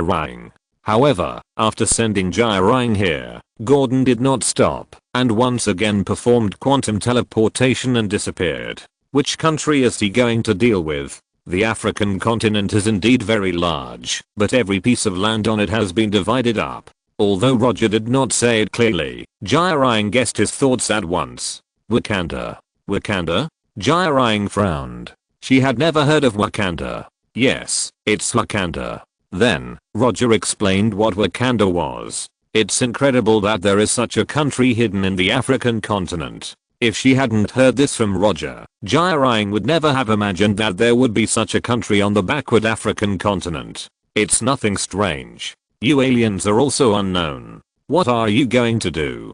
Jai didn't waste time on this question, and continued to ask. It's very simple. I will deal with the main combat force of Wakanda. You just need to lead people, to deal with the fish that slipped through the net, and arrange people to rule there. If it was just to defeat Black Panther and Wakanda's troops, Roger could handle it alone. Even if it took a little time, it wouldn't be a big problem, but the task given by the system was to conquer Wakanda. Defeating and conquering are two completely different things. If he wanted to conquer Wakanda, he and the Don Quixote group could not do it alone. To conquer a country, manpower is very important. The aliens are very suitable for this task. In terms of quantity, Jai has a large number of aliens on Earth. In terms of ability, the aliens have all kinds of strange superpowers, which are very suitable for this conquest mission. The moment Roger finished browsing the mission requirements, he thought of Jai and other aliens on Earth. Are you sure you really want to do this? Although Jai was very confident in Roger, she still felt that Roger's plan was a little too crazy. Although Wakanda is a small country with little reputation, it is a country recognized by the United Nations anyway. Conquering such a country will definitely cause an uproar, and it may even be charged with crimes against humanity or war crimes. Of course, Roger answered firmly. Even if there was no bounty mission, he would have a conflict with Wakanda sooner or later. The emergence of the mission just brought the time forward a little. The impact of this matter is too great. I need to think about it. No problem, I'll give you 3 days. More than a minute later, Gordon came to the study and took Jai away. After Gordon and Jai left, Roger used the silk thread portal to come to the hangar of the Thousand Sunshine. Then, he opened the space door in the palm of his left hand and threw a Shadow Rider doll into it. Although the space opened with one's body as the anchor is convenient to carry, there is also a small problem. That is, Roger himself cannot enter the space door opened on his body. This is also the only flaw of using his body as the anchor to open the space door. Although the original body cannot enter the green space, it does not affect his receiving the Wakanda fighter in the space. After controlling the doll to knock out the fighter pilot, Roger expanded the space door in his palm to a degree sufficient for the fighter to enter and exit. Then, He controlled the doll to pull out the fighter that had been turned off. After doing all this, he said to Dr. Connors, the temporary captain of the Thousand Sunshine who came in a hurry, take good care of the guy on the ground and arrange for someone to learn to drive this fighter. Dr. Connors was no longer surprised by Roger's behavior of suddenly taking things out of his body. Even if Roger pulled out a Tyrannosaurus Rex from his body one day, he would at most be curious about where it came from. No problem. Dr. Connors glanced at the other Wakanda fighters. After instructing Dr. Connors, Roger used the silk thread portal to return to the bedroom of the manor. The next morning, before he got up, his cell phone rang. The caller was not Jai Yi, but Jai Rying. Looking at the name displayed on the phone screen, he turned around and glanced at Daisy next to him. Chapter 142 Preparation before the mission. After a night of thinking, Jai Rying finally decided to work with Roger to conquer Wakanda. Roger was not surprised by Jai Rying's decision. Although the awakened Inhumans have superpowers that ordinary people do not have, the Inhuman race has a big problem. The population is not large. Although Roger is not very clear about the Inhumans on Earth, or how many Inhumans are willing to recognize Jai Rying's leadership, he speculates that there are only 10,000 or 20,000 of these Inhumans at most. And among these 10,000 or 20,000 Inhumans, the number of Inhumans who have been awakened by the Terrigen Mists may be less than 1/5. Such a small population is a very helpless but unsolvable problem for Jai Rying, who wants to establish an Inhuman kingdom. In this case, her choice to cooperate with him to deal with Wakanda together is her only chance to fulfill her dream. Jai Rying is a very ambitious woman, which Roger has experienced personally, so he can conclude that Jai Rying will definitely agree to cooperate with him. First, count how much power you have available. I'll tell you the specific action plan later. After saying that, Roger hung up the phone. Who is it? As soon as he hung up the phone, Daisy, who had not yet fully sobered up, asked in a soft and sticky tone. Your mother. I met with her in the apartment last night and discussed the establishment of an alien kingdom. Roger roughly explained his next plan. There is nothing to hide. Even if he doesn't say it now, Daisy will know it sooner or later. Establish an alien kingdom? Perhaps because she hasn't fully sobered up yet, Daisy's expression now looks a little silly, and she didn't immediately react to what this means. Jai Rying had a plan to establish an alien kingdom a long time ago, but she just didn't tell you. You go back to sleep. I'll go to the city later. You can arrange your own training plan today. Roger pinched Daisy's face full of collagen, then got up and went to the bathroom to wash up. More than 10 minutes later, he finished tidying up and didn't even have breakfast. He opened the space door and came to the underground cell in Queens. He had already captured all the members of the Royal Guard who came to New York. Wakanda probably didn't know about this news for the time being. But even if Wakanda didn't know about it yet, it wouldn't be able to keep it a secret for long. Unless the members of Wakanda's intelligence department pride took a collective vacation, Wakanda would be able to detect it in a few days, or even a day. How is the progress of the interrogation? Roger asked A1 calmly. A1, who hadn't slept all night, took out the sorted documents and handed them to Roger with both hands, saying, this is the preliminary information, including the terrain conditions near the Wakanda capital burning Zana, the deployment of troops, the border situation, and the weapons and equipment used by various tribes and troops. Currently, half of the people have confessed, and the remaining stubborn ones are still being interrogated. All the interrogations should be completed tonight. During A1's report, Roger quickly browsed the information obtained from the interrogation and compared it with his memory. In general, the information obtained from the interrogation was similar to what he remembered. Speed up the interrogation. I want to see all the intelligence in the afternoon. Also, bring those guys who have been interrogated here. Roger closed the file in his hand and said slowly, okay, sir.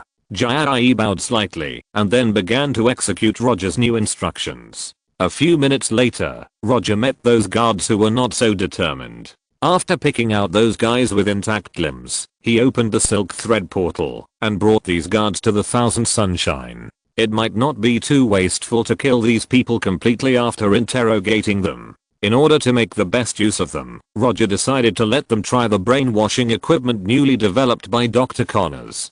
Since coming to the Thousand Sunshine, Dr. Connors has never returned to Earth, and even brought many instruments in the laboratory to the Thousand Sunshine.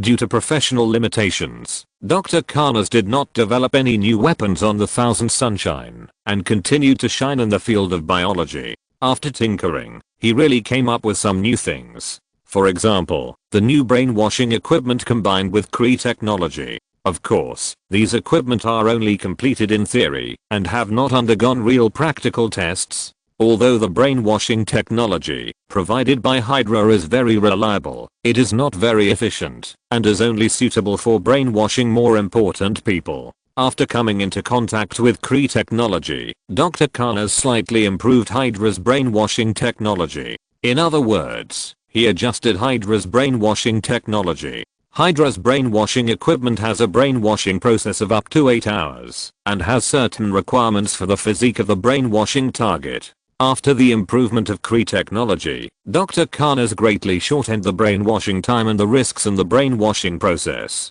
According to Dr. Connors, the brainwashing technology he improved has a wider range of applications and higher efficiency, but the effect has decreased a little. If the brainwashing effect of Hydra is lifelong, then the brainwashing effect after improvement can only last for a few years at most. The metabolism of human cells will weaken the effect of brainwashing little by little, and eventually lead to the complete disappearance of the brainwashing effect. How long the specific impact will last, because there are not enough targets for testing, Dr. Connors is not very clear. After bringing these guards to the Thousand Sunshine, Roger handed them over to Dr. Connors. Do it boldly. If you kill them, I will give you the second batch of people in the afternoon. After handing the people over to Dr. Connors, he did not stay on the Thousand Sunshine for too long, and returned to New York. After returning to his apartment, he called Sharon Carter, and asked Sharon to start counting the maximum manpower that Don Quixote group can mobilize now. In addition, he also contacted Iron Fist, Luke Cage, Jessica and others, and gave them a new task. The content of the task is very simple, that is, let them go to Africa now, and entrust mercenaries to kidnap the Wakandans who do not live in the capital of Wakanda. If they cannot kidnap, killing those Wakandans will also work. $10,000 for kidnapping one and $5,000 for killing one. This is not a particularly high price, and it does not attract those well-known mercenaries. However, Roger does not expect that the top mercenary teams will be interested in this task. This task attracts those small mercenary teams with little strength.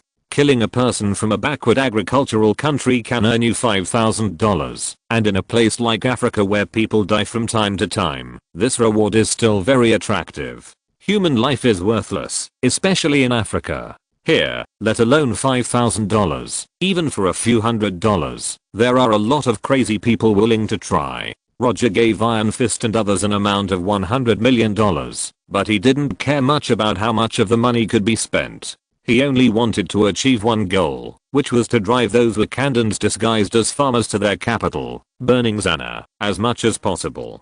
After giving orders to Iron Fist and the other two, he began to consider how to successfully complete this mission without causing strong condemnation from the international community. Although he is not a good person, he doesn't want his reputation in the international community to be too bad. It doesn't matter if his reputation is a little bad, but if it is so bad that it is hated by gods and ghosts, it will have a certain impact on his future life. Unless his strength is so strong that he can ignore all the influences of human society. Otherwise, reputation is something that needs to be paid attention to. After thinking carefully and seriously for dozens of minutes, he had a rough plan, a plan that would not cause too much impact on the surface. However, whether his plan could be implemented smoothly depends on whether Jai is willing to pay some price. In the afternoon, he went to the underground cell in Queens and got the final information obtained by Jai's interrogation.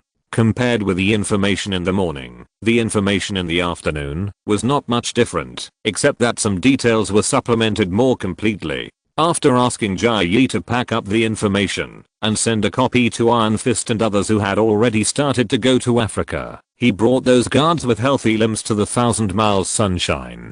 Just like in the morning, he handed all these people over to Dr. Connors for processing. As for those guards, who were not selected, he asked Jai to gently end their lives and clean up the cells where they were held. After checking the results of Dr. Kana's brainwashing in the morning, he called Jai. He did not let Jai come to the 1,000 miles sunshine, but he used the silk thread portal to come directly to the afterlife from outer space. In Jai-Rang's quaint office, he gave a brief account of his plan. His plan was simple, which was to turn this originally unknown conquest into a revenge operation that everyone could accept. The protagonists of the revenge operation were, of course, Jai-Rang and other Inhumans. He would arrange a scene in which the Wakanda Royal Guard attacked the afterlife and injured Jai-Rang, and record the battle from the perspective of the Inhumans. Afterwards, he would take a group of Inhumans to Wakanda to record the scenes of the Inhumans attacking Wakanda.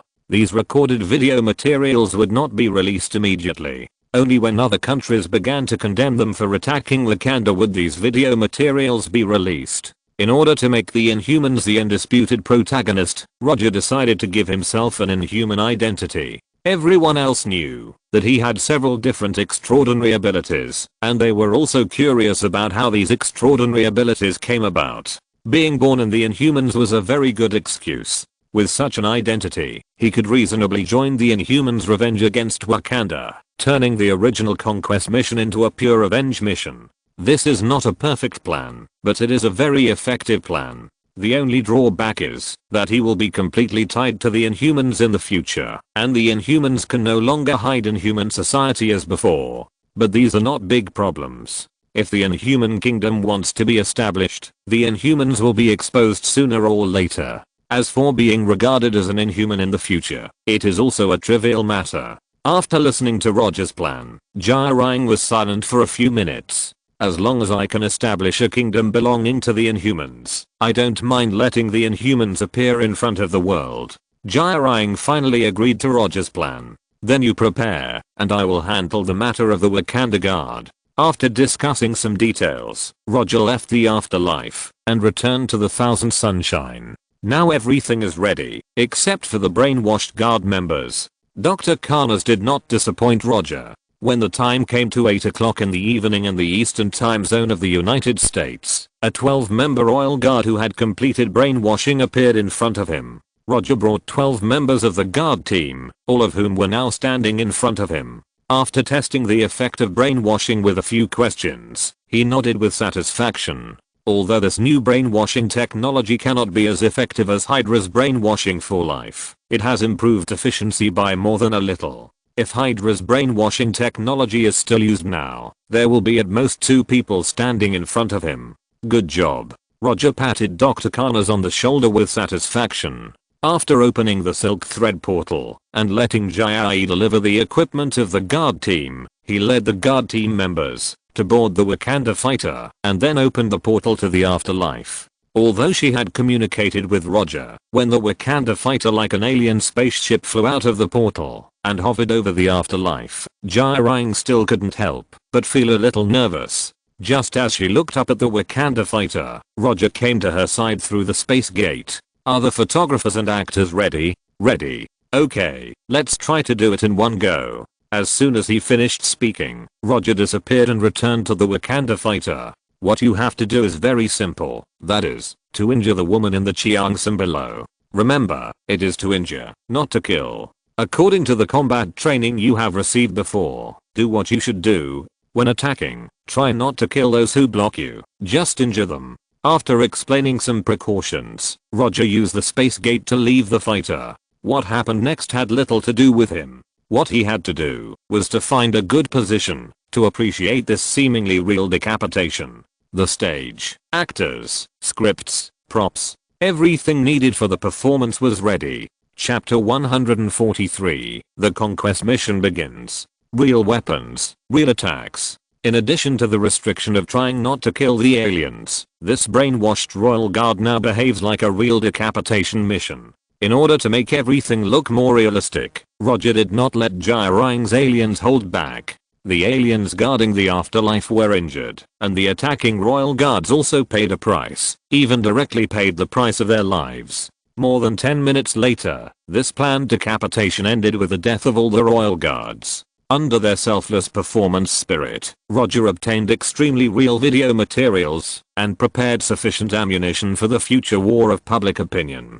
Although the royal guards attacking the afterlife were completely wiped out, the aliens in the afterlife also paid a lot of price. Not to mention the guards killed by the vibranium weapons. Even Jiraiya herself was stabbed in the shoulder by the vibranium spear, and the bright red blood stained her Chiangsam. However, the penetrating wound on Jiraiya's left shoulder only lasted for a few minutes before disappearing. Using her superpowers, Jiraiya absorbed the vitality of the guards, ending the assassin, and recovering from her own injuries. In Jiraiya's study, it's best if this scene you arranged can be put to good use. Jiraiya, who had changed her clothes, sat on a wooden chair and said with a frown, although the injury on her left shoulder had recovered, the feeling of being injured was real, and the pain of having her shoulder pierced brought back some not so good memories.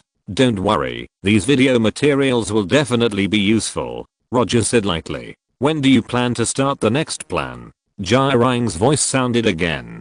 In a few days, I have arranged some entertainment activities for the people of Wakanda, and the effects should be seen in the next few days. Iron Fist and others have arrived in Africa, and are arranging the kidnapping and killing of Wakandans. If nothing unexpected happens, it won't be long before Roger will receive news that the Wakandans disguised as farmers are heading to the capital, burning Zana. Of course, it is also possible to receive news that Black Panther personally killed the mercenaries. However, whether Black Panther will personally take action will not affect his next plan.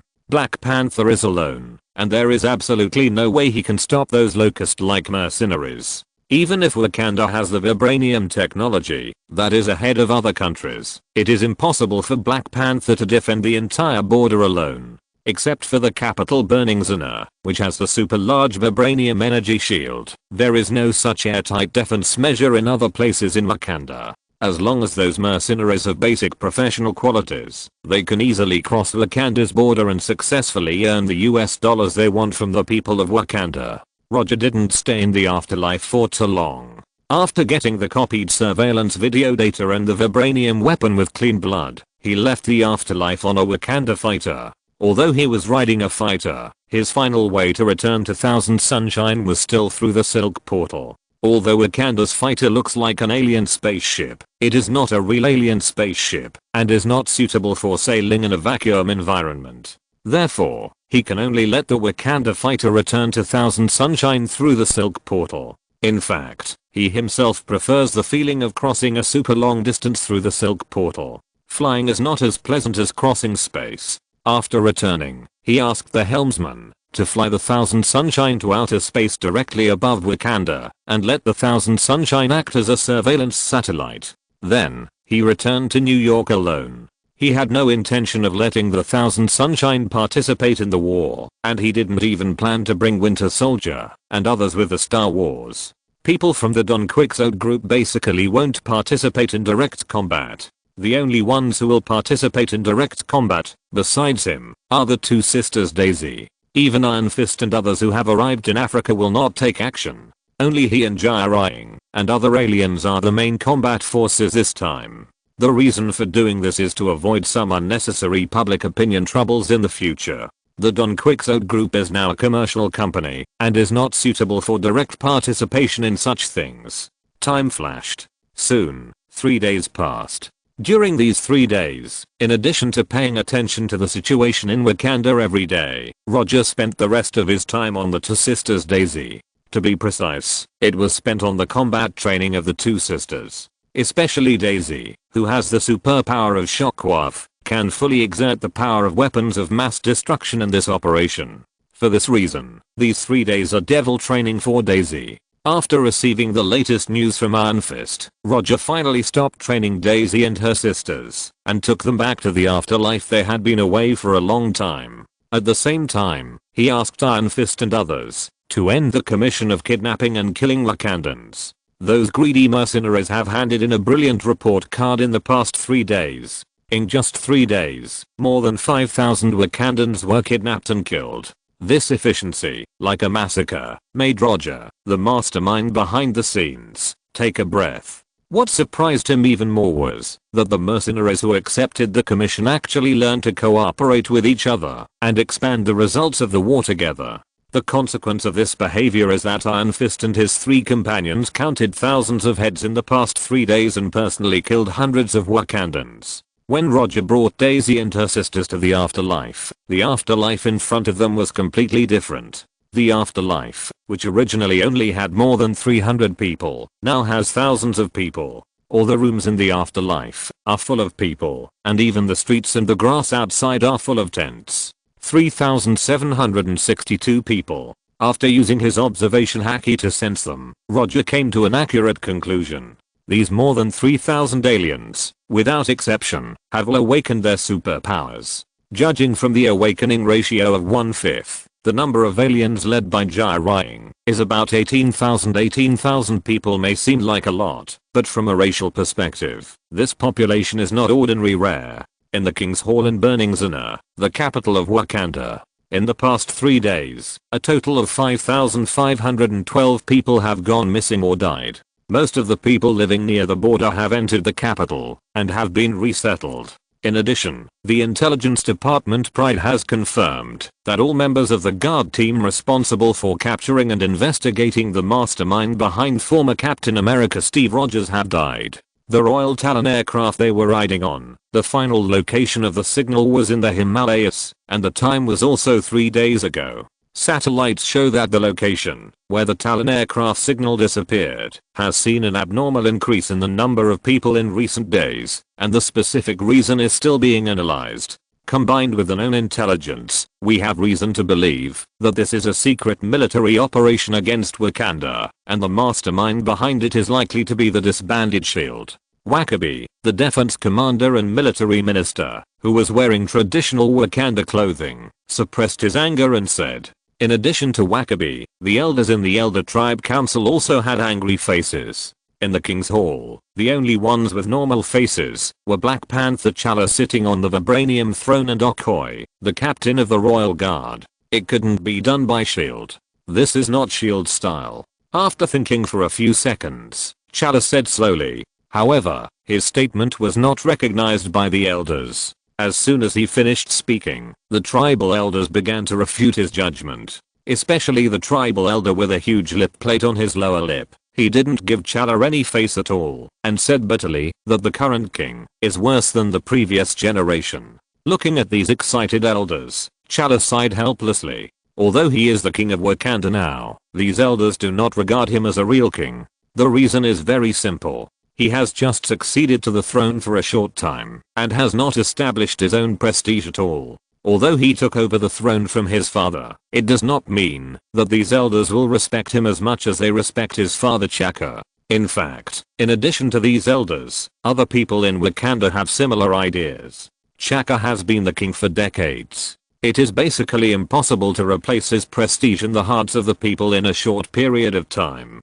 Let the intelligence department step up the investigation and find out the employers behind those mercenaries. Also, send another escort team to New York to investigate what happened 3 days ago and find Steve Rogers at all costs. T'Challa finally decided to start with the mercenaries and Steve Rogers to find out the mastermind behind the scenes, who has not yet appeared. Although Defense Commander Wakabi was not very satisfied with T'Challa's arrangement, he did not say much. He bowed slightly and left the King's Hall directly. However, not long after Wakabi left the King's Hall, his Chimoy bead bracelet received an emergency communication. Wakabi was not the only one who received the emergency communication. Black Panther T'Challa and the captain of the Royal Guard, Okoye, also received the emergency communication. Although the departments that sent the information were different, the content was the same. Outside the vibranium energy shield of the capital, a strong energy signal of unknown origin was detected. The Chimoy bead bracelets on their arms projected the surveillance screen of the location of the energy signal. Although the holographic projection was only slightly larger than the palm of a hand, it showed the huge circular portal with a diameter of hundreds of meters very clearly. The edge of the portal was a light blue thread spinning wildly. Around the thread, there was a light blue energy flowing around the thread like a river. Through the portal, you can see the Himalayas on the other side of the earth, with the peaks covered with snow. Even though they have adapted to the existence of advanced technology such as vibranium technology, Black Panther and others still showed incredible expressions after seeing this huge portal. They may not know how this portal was formed, but they can be sure that this ultra-long distance space crossing technology is definitely not a technology that can be developed by countries on Earth. Even if they have a unique resource like vibranium, they have not been able to develop this almost miraculous space technology. Assemble the troops immediately. The enemy has taken the initiative to come to the door. After saying that, T'Challa picked up the Black Panther helmet on the armrest of the throne and took the lead to leave the King's Hall. After meeting Jiraiya, Roger did not waste time and directly opened the thread portal to Wakanda. However, he did not bring all the Inhumans from the afterlife. Of the more than 3,000 Inhumans, he only brought about 2,000. As for the remaining 1,000, Gordon took them to other areas of Wakanda. To be precise, to 4 different border areas. Although it may not be possible, Roger hopes that these Inhumans can try not to let any Wakandan escape from Wakanda. Wakanda is a country that does not have much contact with the outside world. Only if there are not too many Wakandans escaping, their action against Wakanda will not be known to the outside world too quickly. It should be impossible to completely conceal it, but it can delay the time for the news to be known to the outside world as much as possible. Looking at the huge hemispherical energy shield in the distance, Roger couldn't help but sigh at Wakanda's wealth. Only Wakanda, where there are as many vibranium as a hill, can build such a huge city shield. Are you interested in trying to break this energy shield? Roger pointed to the energy shield in front of him and said to Daisy, I think you are making things difficult for me. Daisy, who was wearing a tight black combat suit, said so, but she still walked towards the energy shield silently and moved her hands. The weakness of this shield is underground. There will be unexpected gains if you destroy the ground. Roger reminded Daisy silently when she was about to use her shock power. On the surface, the energy shield used by Wakanda does not have any loopholes.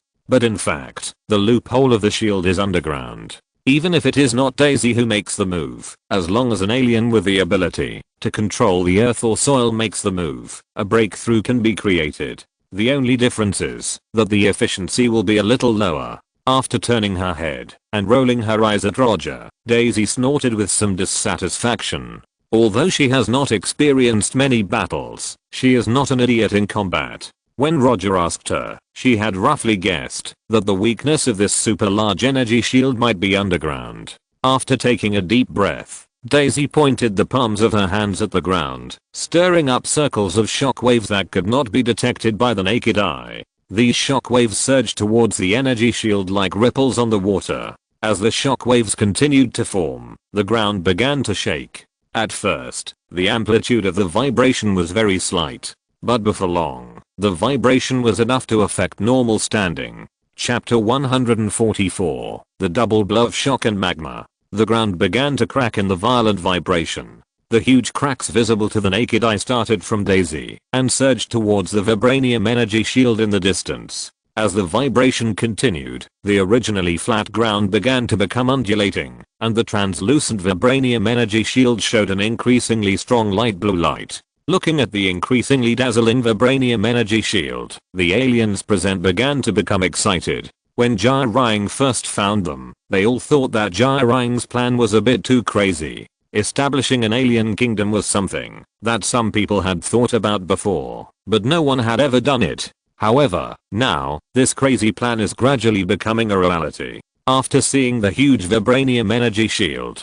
these aliens understood that the opponent they were facing this time was not a backward agricultural country, but an unknown country with top technology. Conquering such a country and turning it into an alien kingdom. This kind of thing is very exciting to think about. When Daisy used shockwaves to destroy the vibranium energy shield, Black Panther T'Challa was rushing over with the Wakanda army. Although the tribal elders usually don't respect him much, at this critical moment of foreign invasion, these tribal elders support the new King T'Challa with practical actions. The royal guards, the national defense forces, the border troops, the tribal guards. Except for the city defense forces that maintain order in the capital, all the combat forces of Wakanda came out in full force. The flying vehicles like ships flew with the troops at high speed. Although they were still some distance away from the border of the energy shield, they could clearly see the vibrating energy shield. This was the first time they had seen this since the establishment of the super large city energy shield. This made the Black Panther and others who were rushing over frown involuntarily.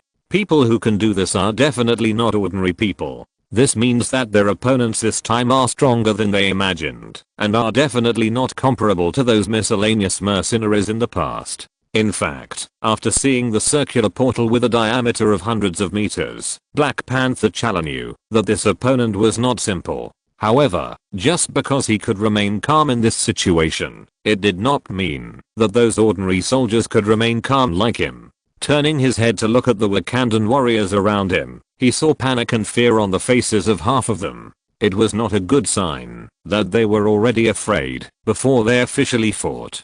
Black Panther T'Challa's mood became heavier. Although Daisy tried very hard to stimulate the shockwave, the vibranium energy shield in front of her showed no signs of collapse, except that it became more and more dazzling. The spider web-like cracks on the ground were forcibly blocked after they came in front of the energy shield. It still doesn't work. Looking at Daisy, who had already revealed a tired look, Roger sighed helplessly. The strength of the vibranium energy shield was a little stronger than he imagined, and its repairability was obviously beyond his expectations. In other words, with the continuous energy support from Burning Zana, the capital of Wakanda, this energy shield showed extremely excellent defensive performance. It is worthy of being Wakanda. It is really good. After persisting for a while, Daisy reluctantly gave up attacking the vibranium energy shield and stopped stimulating the shockwave. Without the shockwave caused by Daisy, the earthquake-like vibration soon stopped, and everything began to return to calm. What should we do now? Jiraiya looked at Daisy, who was slowly walking back with some distress, and asked Roger. Don't worry, I can handle it. Roger answered calmly. Although Daisy's shockwave could not completely destroy the energy shield, it did not mean that he could not do it. Since he came here, he would not go back empty-handed. He would not leave Wakanda without getting the cat fruit and character card as the mission reward. After returning, Daisy looked at Roger with an apologetic face. I'm sorry, Before she finished speaking, Roger interrupted her and touched her head. It's okay, just try your best. Looking at Roger's actions at this time, Jiraiya couldn't help but flash an idea in her mind. Could it be that But she didn't continue to think about it and forced her attention back, looking at the energy shield that was gradually becoming transparent. After Daisy came back, Roger did not attack the energy shield immediately, but waited patiently for the arrival of Black Panther T'Challa and others. Through his observation haki, he had sensed the Wakandan troops that were rushing over. Not long after, Black Panther T'Challa appeared in their sight with his troops. When the Wakanda warriors got off the troop transports one by one and began to form a formation, Roger walked towards the energy shield. As if he had noticed something, after seeing Roger walk out alone, Black Panther T'Challa glanced at the captain of the guard, Okoye, beside him. Then, he walked towards the energy shield with Okoye and the defense commander Wakabi. Roger Wayne, what do you want to do? Black Panther T'Challa looked at Roger with a gloomy face. Nothing, I just think it's too wasteful to keep the vibranium in your hands, so I want to change the owner of the vibranium mine. Compared with Black Panther T'Challa, Roger's demeanor at this time was indescribably relaxed, as if he was not leading people to attack Wakanda, but taking a walk in the suburbs. Just the people behind you? Black Panther pointed at the aliens behind Roger with some disdain. Of course not, I'm the main force of this attack. As soon as he finished speaking, Roger clenched his right fist and silently activated the power of the Tremor Fruit. A white ball-shaped cover condensed from the air appeared on his fist. Air shattering, air splitting. He directly used the space-shattering power of the Tremor Fruit and swung a punch like lightning. His fist did not hit the energy shield, but stopped in front of the energy shield. Just as the three Black Panthers were wondering what he was going to do, a cracking sound like glass breaking suddenly sounded. Under their gaze, traces of broken glass appeared in front of them out of thin air. Before they could react, a terrifying vibration exploded.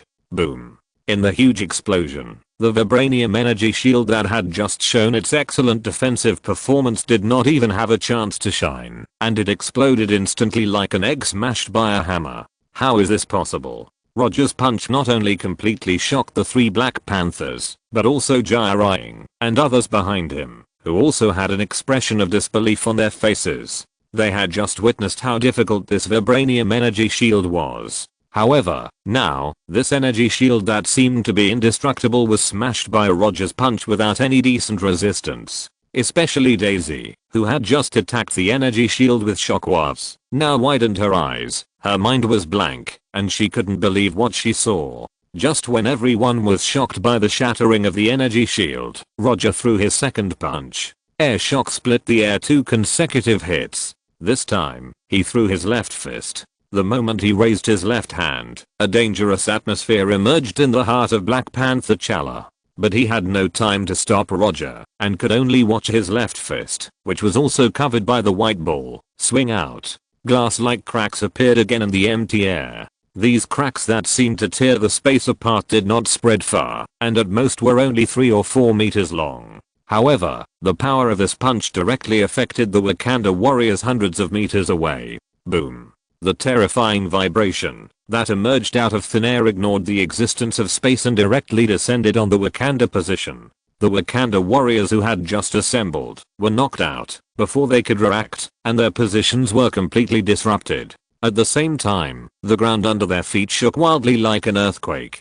Together with the vibration of space, it acted on them. Although these Wakanda warriors were knocked out, they were undoubtedly lucky compared to the 3 Black Panthers. The vibrations that the 3 Black Panthers injured far exceeded those of the Wakanda warriors. Especially the defense commander Wakabi, who was holding a scimitar. His body was directly shattered. The captain of the Royal Guard, Okoye, was in a slightly better condition, but he was also directly injured. Before he landed, blood spurted out of his mouth, and his limbs felt severe pain like fractures. Although Black Panther T'Challa also suffered the same blow, he was obviously much better in his Black Panther uniform. The vibranium-made Black Panther suit absorbed most of the vibration. The remaining power was not fatal to him, who had received the blessing of the Black Panther god. But even so, he was knocked out dozens of meters away. After destroying the energy shield and Wakanda's position, Roger did not use the power of the Tremor Fruit again, but switched to the Magma Fruit. As the fruit switched, his arms changed from flesh and blood to magma. Without any hesitation, he raised his hands and pointed his fists at the sky. Among the Magma Fruit's moves, there was a large-scale attack move that he liked very much, but he had never had the opportunity to use it. Now, he can finally use this move to his heart's content. Meteor Volcano. One after another, huge fists made of lava were launched into the air by Roger. These lava fists flew into the sky like missiles. Just when Jiraiya and others were curious about what Roger was going to do, they saw the most cruel and domineering meteor shower in their lives. One by one, lava fists the size of cars fell from the sky like a meteor shower, carrying astonishing heat and irresistible power, flying towards the fragmented Wakanda position. Boom. Artillery fire washed the ground. The meteor volcano that Roger used, using unscientific power, achieved the same washing effect. After the green grass suffered the airshock damage of the Tremor Fruit, it welcomed the meteor volcano of the Magma Fruit. What's more terrifying is that when those huge lava fists hit the ground and exploded like missiles, they brought not only the terrifying explosive power, but also the high temperature magma flying everywhere. After these bright red high temperature magmas landed, they did not gradually cool down like ordinary magma, but continued to spread outward, forming a real sea of lava fire. RRRR. Miserable screams continued to ring. Those Wakanda warriors who did not die directly under the attack of the lava fist ushered in a more tragic burning fate. Because of the distance, Roger did not hear these screams. But even if he heard it, he had no intention of ending the Magma Fruit. As long as he didn't end the Magma Fruit, the magma would not gradually cool down like ordinary magma.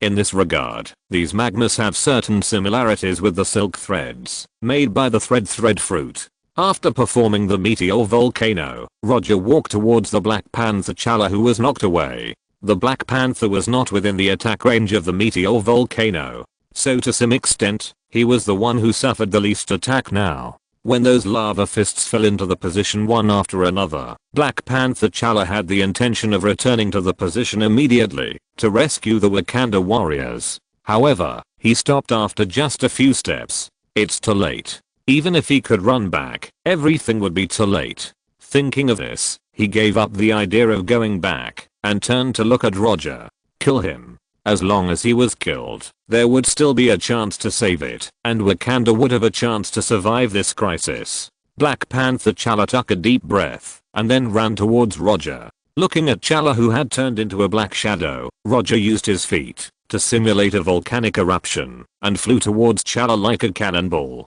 Roger knew what T'Challa was thinking now, but he didn't think T'Challa would have a chance to fulfill his wish. The Black Panther suit made of vibranium did have a very strong defensive power, but in front of him, it was not enough to make T'Challa threaten him. Apart from anything else, the elementalization alone was a problem that T'Challa could not solve. In just a moment, Roger collided with T'Challa. He failed to knock T'Challa away, and T'Challa also failed to knock him away.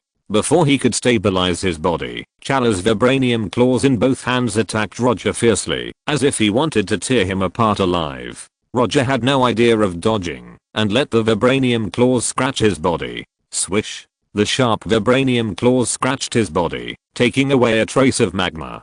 Before T'Challa could continue to attack, Roger's right fist hit him hard in the chest. Hell dog!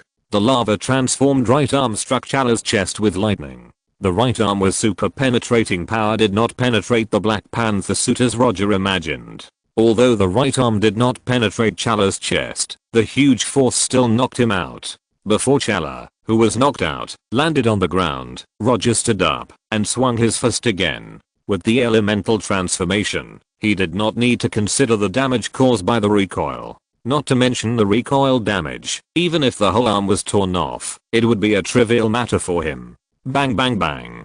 The lava transformed fist hit T'Challa again and again, not giving him the opportunity to resist or stand up. When Roger was violently beating T'Challa, Jiraiya finally gave the order to attack, and 2,000 aliens rushed forward. On the way to the Wakanda warriors, these aliens displayed their own superpowers. For a moment, the whole scene became extremely chaotic. Roger ignored those Inhumans who seemed to be full of energy and beat T'Challa madly, intending to kill T'Challa in the Black Panther suit in the most brutal way. Chapter 145 Assimilation of Cat Fruit. Roger could consider letting go of other Wakandans. Only T'Challa must die. The reason is simple. As long as T'Challa is alive, Wakanda will not be completely conquered. The Black Panther suit made of vibranium gives T'Challa super strong defense that ignores most weapons and can easily resist even the attack of artillery shells. However, the lava fist swung by Roger is more deadly than the artillery shells. Roger's physique at this time has been strengthened to an inhuman level by the dragon bone. Even if he is arm wrestling with Hulk, he does not think he will definitely lose. In addition, the magma fruit gives him super strong attack power, and every punch he throws has unimaginable terrifying power. More importantly, the fist he throws also carries an astonishingly high temperature. Roger's fists hit T'Challa like a storm, and the dull sound of the drums keeps ringing, forming a deadly percussion music. Bang bang bang bang bang. T'Challa never thought that there would be a day when he would be beaten without any power to fight back. He didn't expect that Roger's physical strength would be so terrifying. He was not unfamiliar with Roger.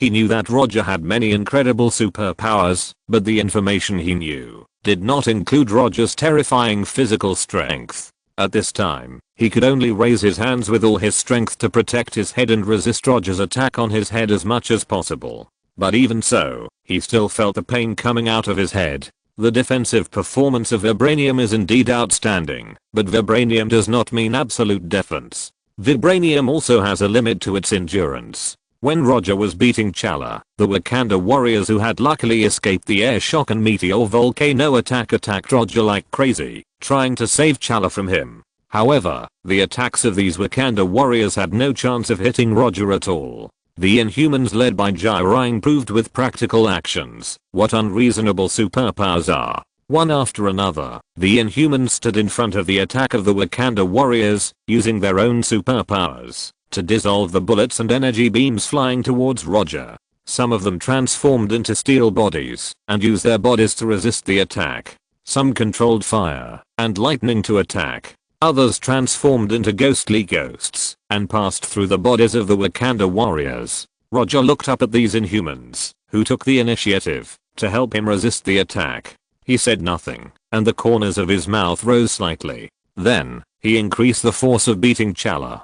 Although he had no reputation among the Inhumans before, after witnessing him shattering the vibranium energy shield and performing the meteor volcano, these Inhumans have already recognized his status invisibly. For Inhumans who can awaken superpowers, there is a very simple way to gain their respect and recognition. That is to show a powerful strength far beyond them. The two brothers Black Bolt and Maximus are a typical example. Both of them are members of the royal family, but their reputations among the lunar Inhumans are very different. The main reason for this phenomenon is that the two of them have completely different strengths. Black Bolt is incredibly powerful, so even if he doesn't say a word, he is the well-deserved king of the aliens on the moon. Of course, in addition to having super strength, you can also, like Jiraiya, train and guide one alien after another to gain the respect and recognition of other aliens. Although this method is not as direct and rough as the first one, it is a good method for those aliens who are not particularly strong, but have certain ambitions. Roger's violent beating of Chala did not last too long. After only 1 or 2 minutes, cracks appeared on Chala's Black Panther suit, especially the helmet that was attacked. It was on the verge of complete shattering at this time. After sensing Chala's current life breath with his observation haki, Roger stopped punching and silently stepped back a few steps. After struggling on the ground for more than 10 seconds, Chala stood up tremblingly. Until now, he still has no intention of giving up. In terms of will, Chala is indeed worthy of the title of King of Wakanda. Unfortunately, the huge gap in strength would not change because of his tenacious will. Looking at Chala, who was too unstable to stand, Roger decided to give him a decent death. Hellhound. His right arm showed a bright red light and emitted an astonishingly high temperature. Under Chala's gaze, his right arm quickly extended and instantly came in front of Chala. The moment his right fist touched the Black Panther suit, he used his lava right arm to simulate the power of a volcanic eruption. Swish. This time, Chala's Black Panther suit failed to stop the Hellhound. He punched through his chest and the lava fist shot out from his back like a bamboo shoot. Although the Black Panther helmet blocked Roger's sight, he clearly heard the sound of Chala's blood spurting. Before Chala raised his hand, he detonated his lava right arm. Bang! The dull sound like a war drum sounded again. Unlike Bronski, who was also attacked by the Hellhound, Chala's experience was even more miserable. The lava right arm that penetrated his body exploded like a bomb in his body. The shockwave of the explosion directly blew up the entire chest from the inside out. Even with such a tragic attack, no blood flowed out of Chala's exploded chest. The blood solidified before it could flow out due to the high temperature of the lava. Chala's chest completely disappeared, replaced by a basketball-sized hole. Plop. The body fell to the ground. Chala, who had just become the king of Wakanda not long ago, was completely dead. After dealing with Chala, Roger had no intention of continuing to take action. Except for Chala, there was no one in the entire Wakanda who could fight. Even if the Wakanda warriors had weapons made of vibranium, it could not change the outcome of their defeat. More than half an hour later, Roger, Jiraiya and others came to burn in Zana, the capital of Wakanda.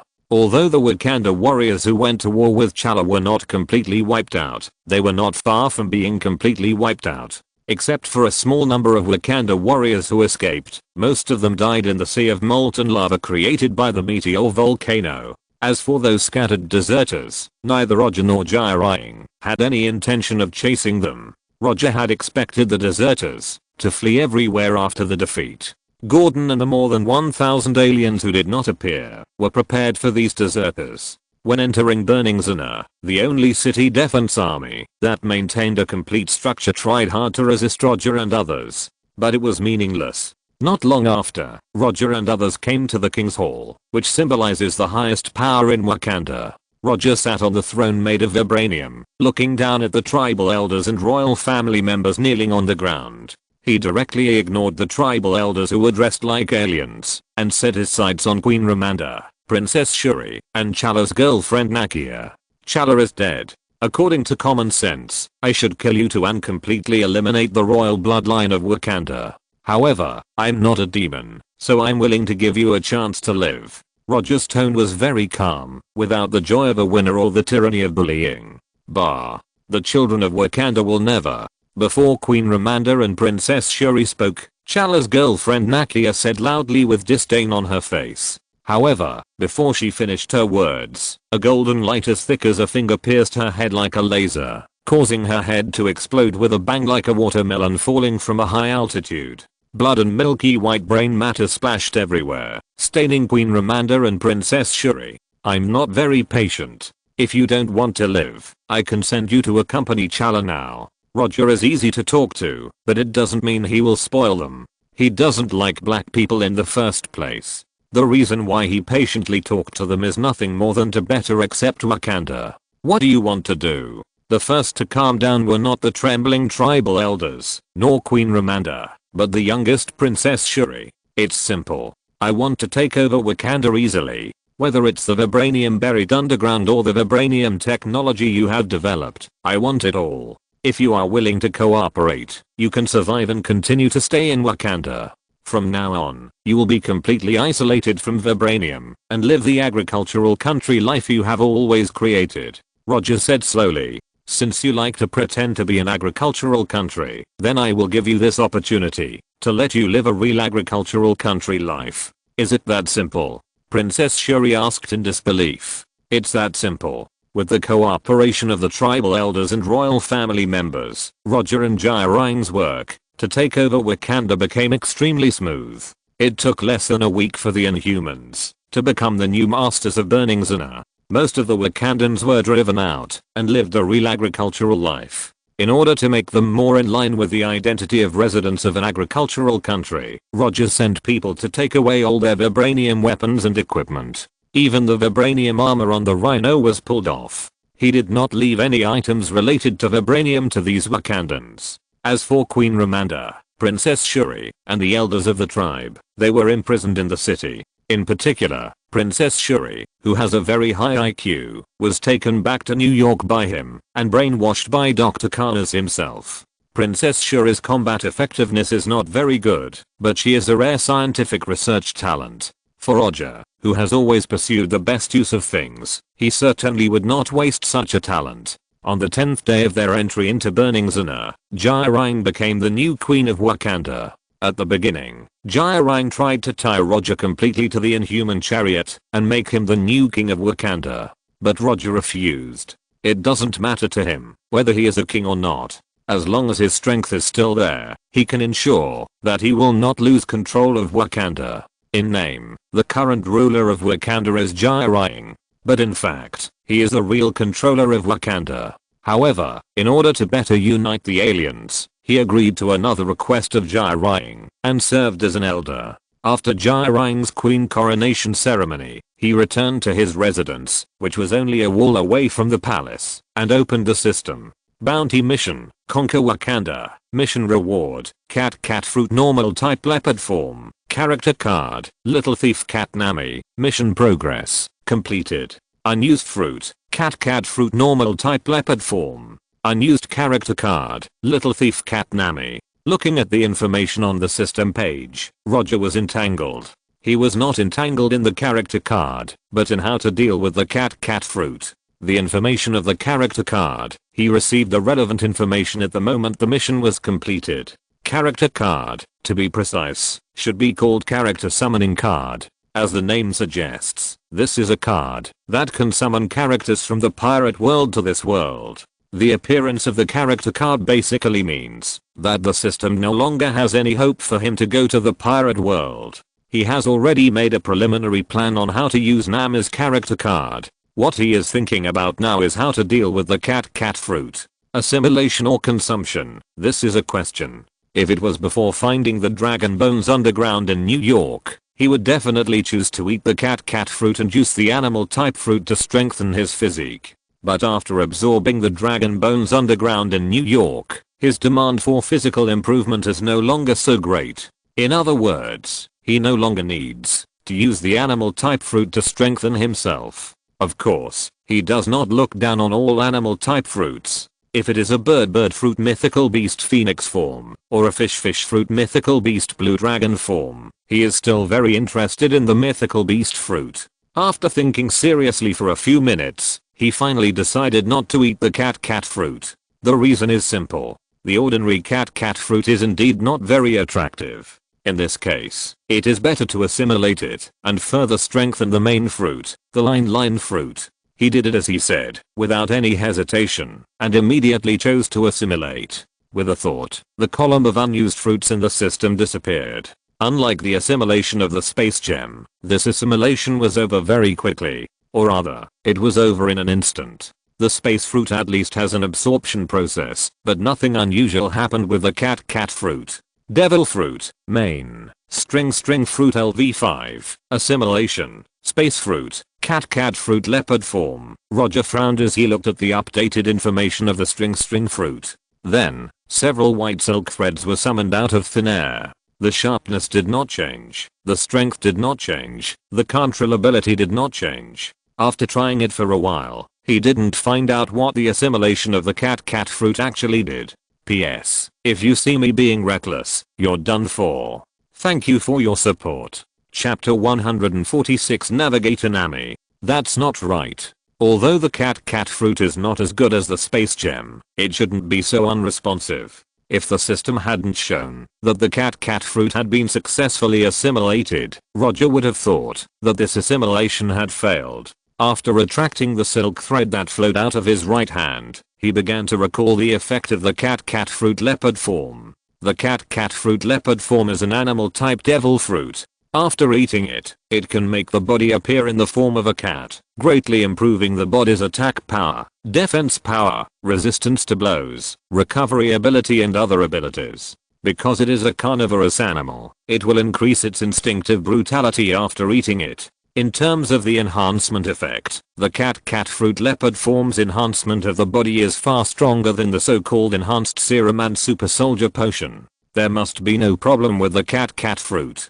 Even if the things produced by the system are not fine, there will be no quality problems. Since there is no problem with the cat fruit, then the assimilation must be effective. Thinking of this, Roger summoned the silk thread again. This time, he did not check the changes in the sharpness and toughness of the silk thread, but directly cast the Shadow Rider line. Shadow Rider line. In a blink of an eye, a clone doll that looked exactly like him appeared in front of him. When the clone doll appeared, he finally noticed something completely different from before. Before assimilating the cat fruit, he could only use the Shadow Rider line to create clone dolls that looked exactly like himself. But now, he can create more dolls. To be more precise, the dolls have more forms. In addition to human-shaped dolls that look exactly like himself, he can also create animal-shaped and human animal-shaped dolls. Moreover, the animal-shaped and human animal-shaped clone dolls perfectly show the appearance of the leopard form of the cat fruit.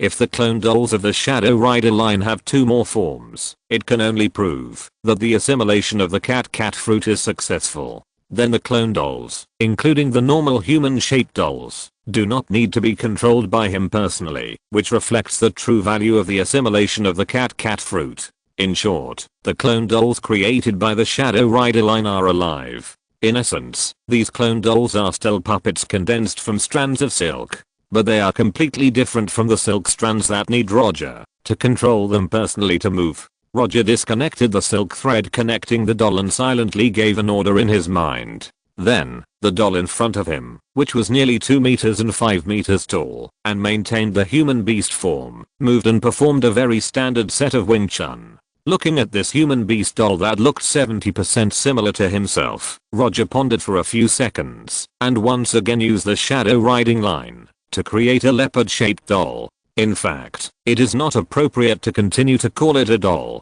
Strictly speaking, this should be a leopard with the abilities of the cat fruit and the string fruit. You two fight. Roger gave an order again in his mind. Without any hesitation, the leopard and the leopard man quickly fought together. Although there was no control from Roger, the leopard and the leopard man showed extremely excellent fighting instincts. Biting, clawing, tail flicking. Especially the leopard man in the human beast form. He even used the fighting skills that only humans can. After observing their fight, Roger gave the order to stop. Now, he has completely figured out the two new forms of Shadow Knight line clones. In simple terms, the beast type and human beast type clones are similar to Mr. Four's beloved gun lasso that took the form of a dachshund after eating the dog fruit, and Spandam's sword Fangufred that ate the elephant fruit. The difference is that the line fruit that assimilated the cat fruit does not really have life like Lasso and Fangufred.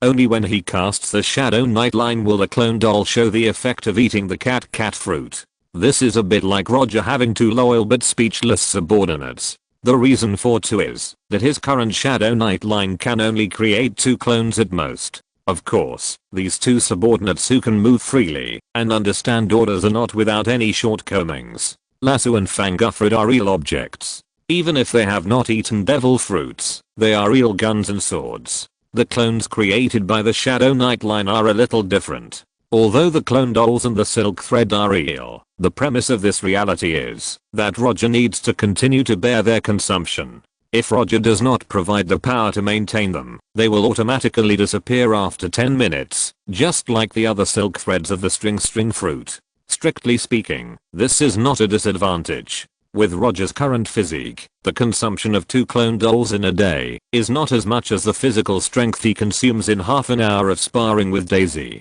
To loyal subordinates who also have the abilities of the cat fruit and the string fruit. Not bad. This wave of assimilation is not a loss. After turning the clone doll in human beast form into a leopard form, Roger focused on the character card. Unused character card, Little Thief Cat, Nami. Any man who has watched One Piece will be familiar with Nami. A slim waist, a proud cleavage, long straight legs, a delicate and perfect face. Small where it should be small, big where it should be big.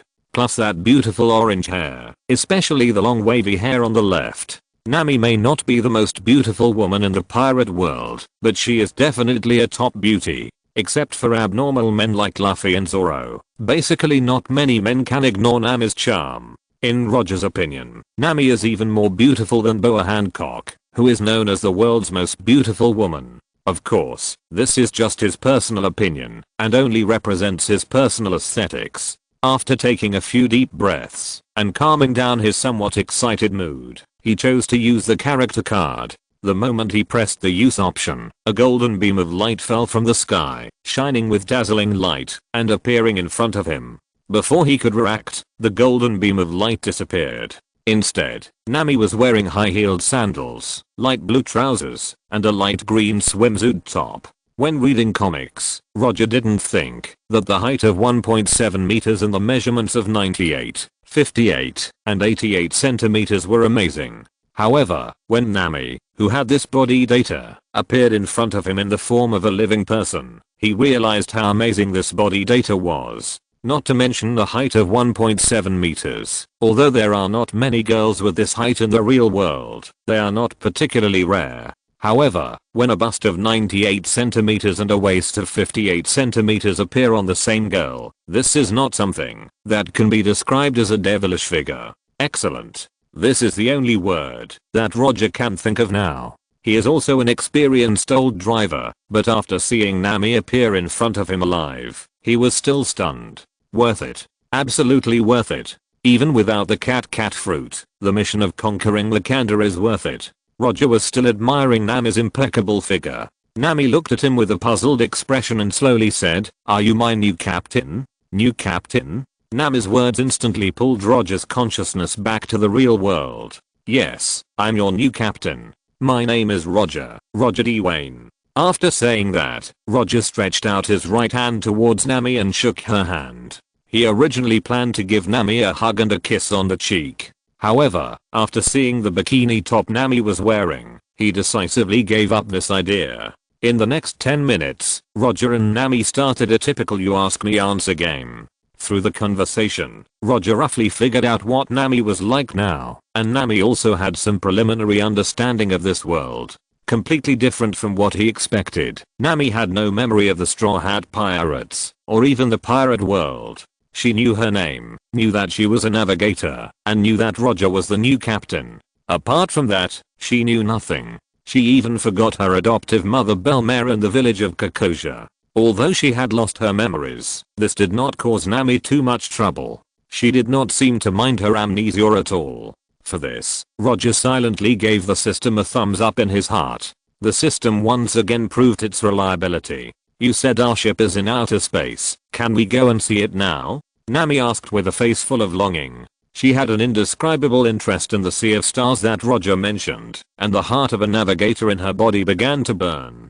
Of course. Roger waved his hand and created a silk portal leading to the Thousand Sunshine. Then, he took Nami to the Thousand Sunshine. As soon as she arrived at the bridge of the Thousand Sunshine, Nami's attention shifted from Roger, the new captain, to the spacecraft. Seeing Nami standing in front of the bridge and looking at the bright starry sky outside with great anticipation, Roger suddenly had the intention of starting a space voyage immediately. However, this impulse was quickly suppressed by him. Now is not a good time to start a space voyage, and he still has a lot of things to prepare. After introducing Dr. Connors to Nami and arranging for her to learn about space travel, Roger returned to Wakanda alone. It will take some time for Nami to become a qualified space navigator. Before that, he plans to upgrade the Thousand Sunny. After returning to his residence, he brought two leopard clones to the research room next to the vibranium mine.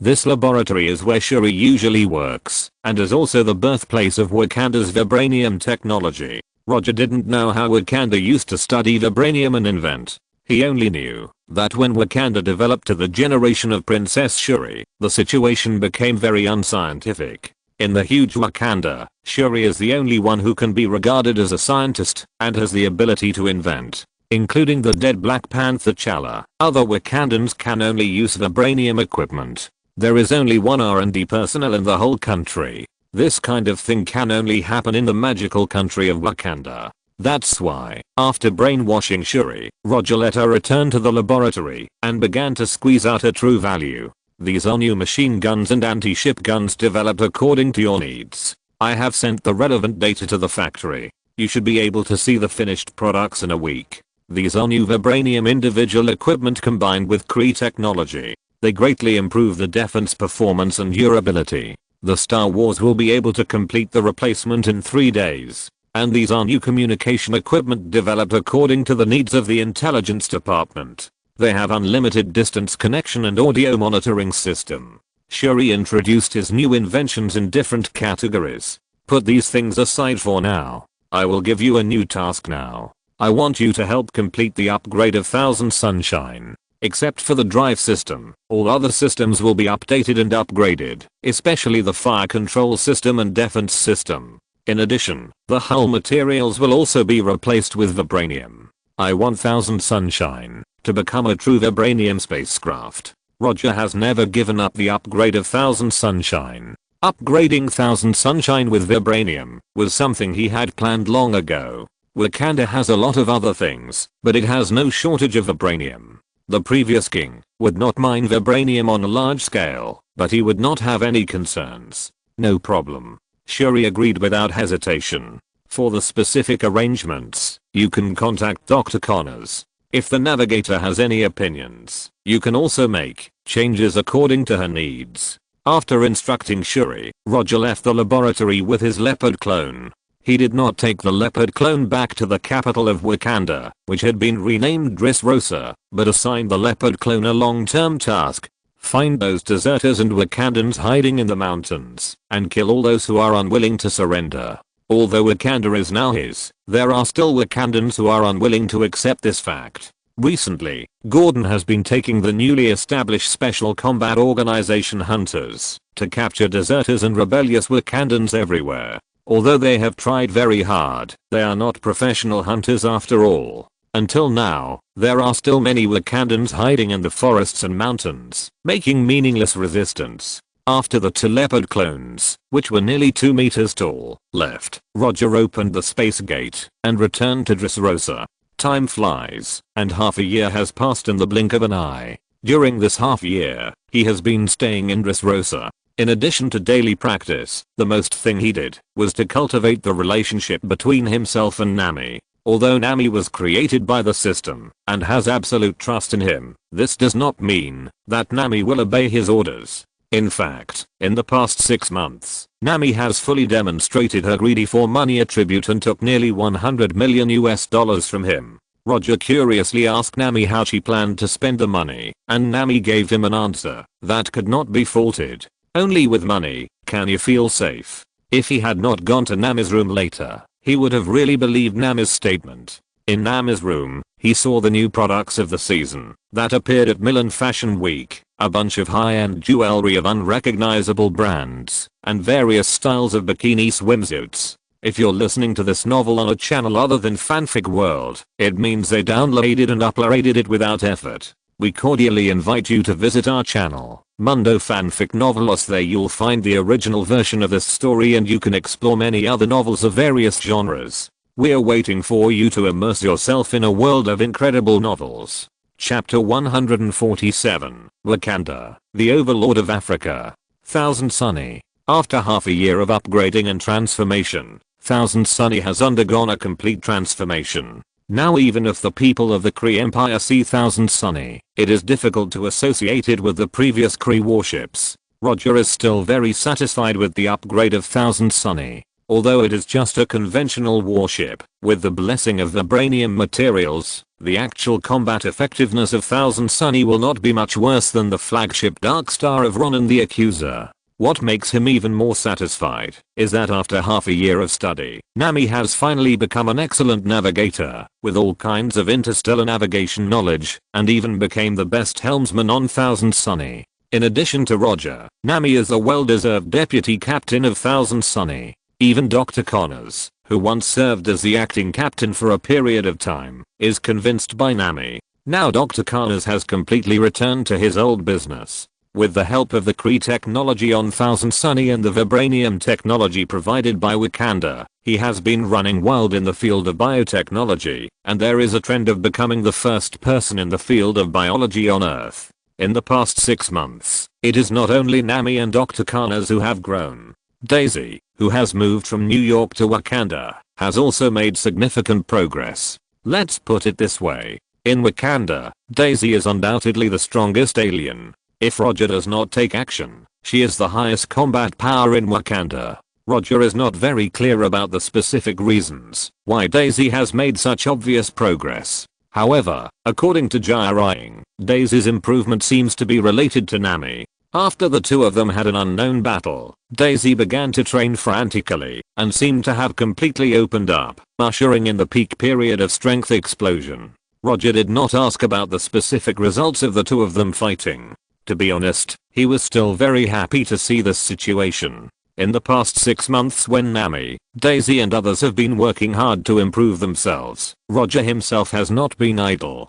Although he can be regarded as diligent, he has to admit that he seems to have entered a bottleneck now. The string fruit has not awakened yet, and the same is true for the magma fruit. Although the twinkle fruit and tremor fruit were also upgraded to LV5, they seemed to have reached their limits and there was no hope of awakening. As for the door fruit, it was the same as half a year ago, without any changes. The only consolation was that his armament haki and observation haki were upgraded to LV5 in the past 6 months. In addition, what he didn't expect was that his bounty had unknowingly increased to 130 million berries in the past 6 months. What surprised him even more was that a month ago, he finally received his first annual salary. The system sent him a reward of 130 million berries, which was a reward for his hard work in carrying out the mission in the past year. Adding the 47 million berries he already had, his current berry deposit directly reached 177 million. He had the money, but the problem was that he didn't find anything he wanted to buy in the system mall. Although the mall was updated several times and devil fruits appeared several times, it was a pity that when those devil fruits appeared, the system had not yet paid his annual salary and did not give him the opportunity to be extravagant. As for now, the mall only offers some weapons and sundries, as well as combat moves that he despises, which do not arouse his desire to consume. Dressrosa, the capital of Wakanda. The United States recently proposed a Transhuman Registration Act in the United Nations, and now more than 100 countries have agreed to join. They have urged us several times and asked us if we are willing to join. What do you think? Jai sat on the vibranium throne in the King's Hall and asked Roger and others. The fact that the Inhumans replaced the Wakanda royal family was exposed after being concealed for several months. In recent times, Wakanda and the Inhumans can be said to be the hottest topics in the international community. No one thought that in the backward African continent, Wakanda, which was originally just an agricultural country, actually had such a top-notch level of technology. They did not expect that Wakanda, which has these top technologies, was actually occupied by the Inhumans, whose population is only tens of thousands. When they first learned about this news, many countries tried to take advantage of it, especially the United States, which claims to be the strongest country on the blue planet, directly sent out an aircraft carrier fleet. However, no one expected that Wakanda, which had a new owner, would show extremely amazing military strength. That battle directly showed the world what technological crushing is. Because of the population, Wakanda did not send out many troops. Strictly speaking, there was only one battleship. That was the 1,000 Miles Sunshine, which had been transformed by vibranium. A battleship originally from the Kree Empire that can conduct interstellar combat, after being blessed and transformed with vibranium materials, fought a completely unequal battle with the American aircraft carrier fleet on the east coast of the African continent. The result is beyond doubt. The 1,000 Miles Sunshine easily won the victory with a crushing attitude. After that battle, Wakanda's status and voice in the international community rose rapidly. In just a few months, Wakanda became the overlord of the African continent. In other parts of the earth, Wakanda's influence may not be so obvious. But on the African continent, as long as Wakanda disagrees, even the resolution of the United Nations cannot be implemented on the African continent. This is also the reason why the American Superhuman Registration Act has been proposed for several months, but it still cannot be smoothly implemented. The current African continent has already vaguely shown signs of becoming a land of superhuman freedom. There is nothing to talk about. The same thing, don't join. If you are not convinced, then let's fight. Roger sat in his elder seat and answered indifferently. The leader of Wakanda on the surface is Jai, but everyone in the hall knows that he is the one who really has the final say. After he finished speaking, Gordon, Daisy, Cora, and several other Inhuman elders did not continue to speak. Then this matter ends here. The next thing is whether Wakanda should open its borders and accept other countries to join. At this point, Jai glanced at Roger. From a personal point of view, Jai is still very happy for other countries to join Wakanda, because it means that the Inhumans can rule more territory. But the problem is that she knows that Roger is extremely repulsive to black people, not to mention black people from other countries. Even Wakandans are not very worthy of him. As long as they don't enter Dressrosa, I have no problem. But I declare in advance that my people and I will not provide them with any protection. Even if they want Don Quixote Group's products, they have to pay according to the market price. Don Quixote Group has now completely moved to Dressrosa and has become the only legal channel for Wakanda to trade with the outside world. All products related to vibranium are sold by Don Quixote Group. Roger's ideas are different from those of Chala and other Wakandans. He will not cling to vibranium. Vibranium is indeed a very precious material, but if all of it is used for personal use, it is obviously not a way to maximize profits. The technological level of other countries may not be as good as Wakanda's vibranium technology, but this does not mean that the technology of other countries is useless. Mutual transactions are beneficial to both parties. As long as the top vibranium technology is not traded out, and the amount of vibranium sold is strictly controlled, there will not be too many problems. This is similar to the United States foreign arms sales. In fact, in addition to the United States, several other major countries have similar arms sales. The flower growers also sold Urgiadichu to the dog owner. That was a deal that satisfied both parties. The same is true for Roger using the Don Quixote Group to sell some vibranium products. I don't think it's necessary. We only have tens of thousands of people, and Wakanda is enough for us to survive. Compared to expanding the territory, I think it's more important to protect our current territory. After more than 10 seconds of silence, Daisy expressed her opinion. As Daisy spoke, Gordon and others also expressed their opinions. Except for an alien elder, who Roger was not very familiar with, others did not agree to accept other countries. In that case, let's put this aside for the time being. Next is the last topic, Atalan City's invitation. What do you think? Jiraiya frowned slightly and asked. As soon as she finished speaking, the other people looked at Roger at the same time. Don't look at me, you need to deal with this issue yourself. You know whether I'm an alien or not. Roger shook his head and said. Although he brought this news back, he had no intention of participating in this matter. A few days ago, the big dog Tetanus and Crystal suddenly came to his mansion and dropped off an invitation letter written by Black Bolt himself. The content of the invitation letter was very simple, inviting the leader of the aliens on Earth to go to Atalan City on the moon for a chat. Until now, Roger didn't know why Crystal gave him the invitation letter. If he remembered correctly, when they first met, he told Crystal that he was not an alien. In that case, Gordon and I will go there. During my absence, Daisy and Korra will be responsible for handling Wakanda's affairs. If possible, Jiraiya still hoped that Roger could go there, but it was obvious that Roger had no intention of doing so. Take Daisy with you. If anything unexpected happens, Daisy can help. Roger gave his own suggestion.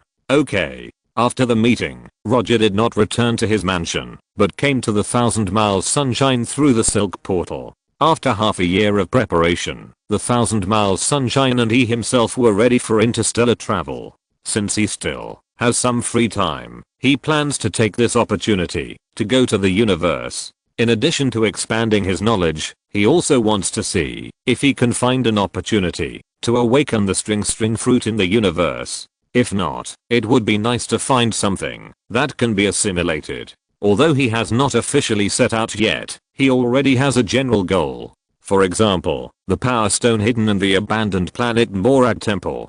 He is not sure whether other things can be assimilated, but the Power Stone definitely can. If the Power Stone has not been taken away by Star-Lord, he does not mind making the Power Stone a part of his power. If it is taken away, he will also find a way to assimilate the Power Stone. Is there anything else that needs to be prepared? Roger asked Nami, who was wearing a bikini top and denim shorts, in the bridge. Everything that needs to be prepared is ready, and we can set off at any time. Nami is now much more excited than Roger. Okay. Inform others that the Thousand Sunny will officially set off tomorrow. Looking at Nami with an expectant look on her face, Roger said in a calm tone. After he finished speaking, he picked up the Devourer, who was lying in Nami's arms, and unwilling to leave, and walked towards his captain's room. Although the Devourer was female, for some reason, it had an indescribable dependence on Nami. Its behavior made Roger wonder who its real master was.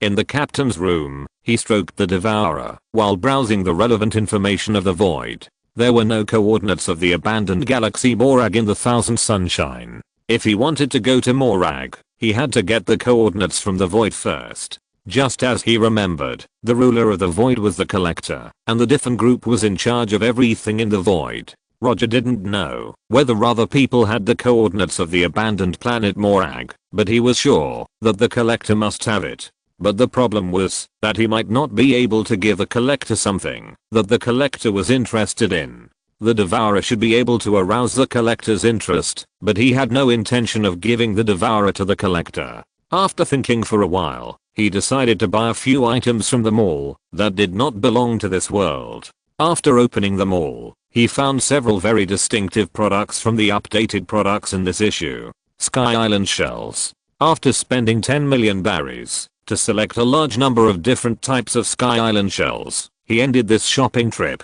There are wine spraying shells, sound shells, water shells, light shells, and flying shells for daily use. There are also slashing shells, impact shells, repelling shells, laser shells, and flash shells for combat. After putting all these Sky Island shells with different shapes and functions into the different space in his body, Roger returned to Wakanda through the Silk Thread portal. Afterwards, He found a forest with few people and personally tested some of these Sky Island shells. Among the Sky Island shells used for daily use, except for the wine spraying shells, which performed quite well, the other types were very ordinary. The Sky Island shells used in combat performed much better, especially the repelling shells and laser shells, which showed extremely good combat performance. The only drawback is that these Sky Island shells used in combat have certain requirements for the user's physique. If the physique is not up to standard, it is easy to be backlashed and injured by mistake.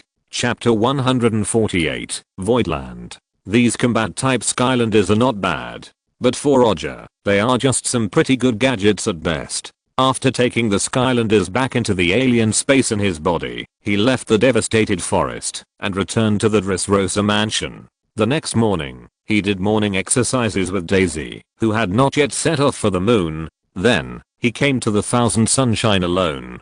He did not plan to take too many people with him to travel the universe this time. In addition to Nami and Dr. Connors, he only brought the Winter Soldier buggy. Of course, in addition to the four of them, there was also a fully armed interstellar special forces on the Thousand Sunshine, as well as staff responsible for the daily maintenance of the warship. Let's go. Sitting in the captain's seat on the bridge, Roger said to Nami, who was in high spirits. Okay. Nami waved her hand, and the main engine of the Thousand Sunshine ejected a blue tail flame and flew towards the nearest interstellar jump point. The universe is huge. It is so huge that it is beyond imagination. Even if the spacecraft can reach the speed of light, it still cannot meet the needs of interstellar navigation. And as far as Roger knows, no civilization has yet developed an engine that can accelerate a spacecraft to the speed of light. The most mainstream way of interstellar navigation is to travel through wormholes through interstellar jump points scattered throughout the universe.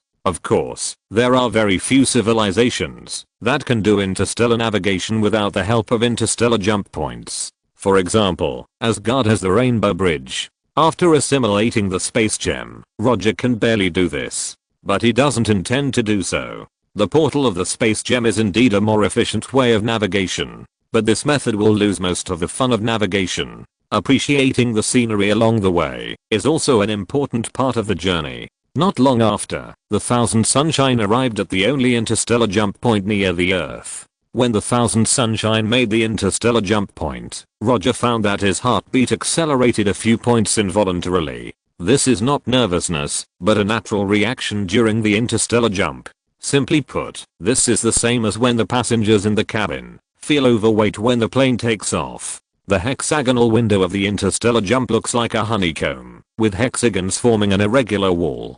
Among these hexagons, only one is the window of the interstellar jump. If the spacecraft fails to enter this only window, it will crash directly, as if it hits a planet. Using the interstellar jump point to jump in space is faster than Roger imagined. Almost in an instant, the 1,000-mile sunshine arrived at a distant starfield that is unknown how far away from the Earth. Although they are both space environments, the starfield environment, where the 1,000-mile sunshine is now, is completely different from the solar system. That kind of magnificent fantasy cannot be accurately described in words. How far is it to the Void Land? Roger asked again. It will be there in 5 more jumps. The next jump point is 300 kilometers away. Nami operated on the control panel and gave an accurate answer. Then let's keep going. Voidland. Miss Gamora, as long as you can bring me the cosmic orb, I'm willing to pay 4 billion new star coins to buy it. Talia Tiwen, the controller of the void, said to Gamora in a very seductive tone. Coordinates. Unlike the enthusiastic collector Talia Tiwen, Gamora's face was expressionless and cold. Without the coordinates, you can go to the guy called Star-Lord. The cosmic orb may be on him. The collector gave his own advice. Gamora glanced at the collector and turned away. However, just as she was about to leave the collector's collection room, the collector's voice sounded again. Miss Gamora, if you want to do it, you need to speed up. My men told me that Ron and the Accuser's people are also looking for the cosmic orb. You don't need to remind me of this. After saying that, Gamora left the collection room without looking back. When Gamora's figure completely disappeared from sight, the collector called his maid with wine-red skin to him. Karina, arrange for someone to follow Gamora, and by the way, find out where her father Thanos is now. After 5 interstellar jumps, Roger finally saw the rumored void. Anyone who first came to the void would inevitably be shocked by the appearance of the void. It was an extremely huge head. A head that could no longer be seen in its original appearance, but was still very shocking. Compared with this head, not to mention Roger and other humans, even the 1,000 miles sunshine seemed extremely small. Although Roger had been mentally prepared early on, he was still shocked after seeing this huge head. At the same time, a crazy idea came to his mind. It is not known whether this head, which is said to be a member of the celestial group, can be assimilated by the string fruit. However, this crazy idea was quickly thrown behind him. It is just a head of a celestial group, and it has been mined by the different group for who knows how many years. It should no longer have any hidden power. Otherwise, with the character of the collector, it is impossible to turn this head into a famous villain concentration camp in the universe. The 1,000 sunshine stays here. We take the landing ship to go up. Although the 1,000 sunshine is a little small compared to the head, that is also a relative result. It is not a very wise choice to let the 1,000 sunshine fly directly into the eye socket of the head. Arriving at the hangar, Roger and others boarded a small landing spacecraft and flew towards the void. Although the void is full of criminals and villains from various planets, under the rule of the different group, the void still has certain rules. There was no accident during the landing process, and Roger and others arrived in the void smoothly. Before getting off the ship, they took the universe translator modified by Shuri. Their arrival did not attract any attention. Those strangely dressed aliens ignored them. Instead, Dr. Connors observed all the aliens around him with curiosity. Roger glanced at Dr. Connors and could guess what he was thinking. In Dr. Connors' eyes, these aliens are air research materials. If the environment is not suitable, Roger even suspects that he would directly kidnap a few aliens and take them back for dissection and research.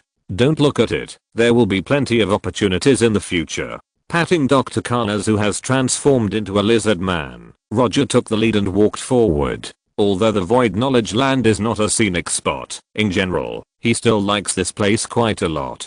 Casinos, pubs, brothels, weapon shops, repair shops. As long as there are facilities in normal society, there are in the Void Knowledge Land. And unlike civilized society, there is an indescribable chaos and violence here. Although the different group is the ruler here, the different group has not imposed too many restrictions here. In addition to not being able to attack and destroy the different group's collection robots and facilities, there are basically no other restrictions here. On the way to the pub, Roger and others encountered 3 groups of pickpockets and 2 groups of robbers. Roger did not take action. He was not interested in these small characters at all. Under the attack of Buggy and Dr. Connors, these seemingly ferocious guys didn't even last a minute before they were knocked to the ground and groaned in pain. While teaching these little characters a lesson, Roger discovered that Dr. Connors, who had transformed into a lizard man, was deliberately dismembering the bodies of these guys during the battle. Roger didn't say anything about Dr. Connors' tricks. Everyone has a hobby.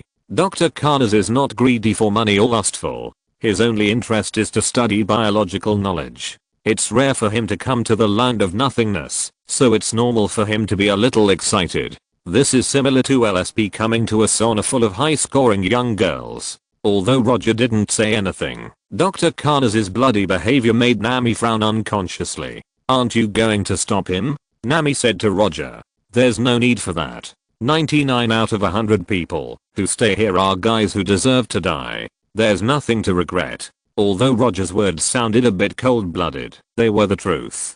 Criminals, villains, killers. There may be good people in the void, but the number is almost negligible. After asking some enthusiastic passers-by, Roger and others successfully arrived at the collector's residence. After explaining their purpose, they met the famous collector under the guidance of a burgundy-skinned maid. From the outside, the collector looked no different from an earthling, just a middle-aged and elderly man with a head full of white hair. However, the moment he saw the collector, Roger sensed an extremely powerful breath of life in the collector. This was the strongest breath he sensed after he possessed the observation haki. He is worthy of being a famous collector in the universe. Although the breath of life is not equal to strength, one thing can be confirmed. That is, no one with a strong breath of life is a weak person. In Roger's memory, the Collector, as one of the elders of the universe, has powerful abilities such as immortality, time travel, and foresight of the future.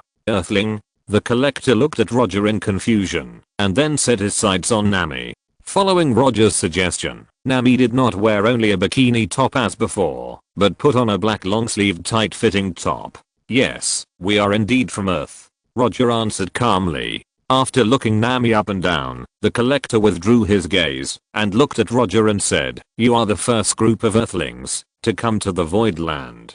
Tell me, what do you plan to trade with me?" Roger did not reply, raised his right hand, opened the space door, and took out several Sky Island shells. This is a magical shellfish called Sky Island Shell, each of which has different special abilities. After saying that, Roger showed the abilities of these Sky Island shells in front of the Collector. What he took out now was not the Sky Island shell for combat, but the Sky Island shells for daily use such as the Wind Spray Shell, Water Shell, and Sound Shell. If you want to impress the Collector, the best way is to take out something that is not in his collection. As for whether these things have combat functions, it is not important at all. Of course, if the Collector does not like these Sky Island shells for daily use, Roger does not mind taking out the Sky Island shells for combat such as the repelling shell and the slashing shell for trading. Is this a product from Earth? The Collector asked in confusion. No, I got it by chance. These berries don't exist on Earth.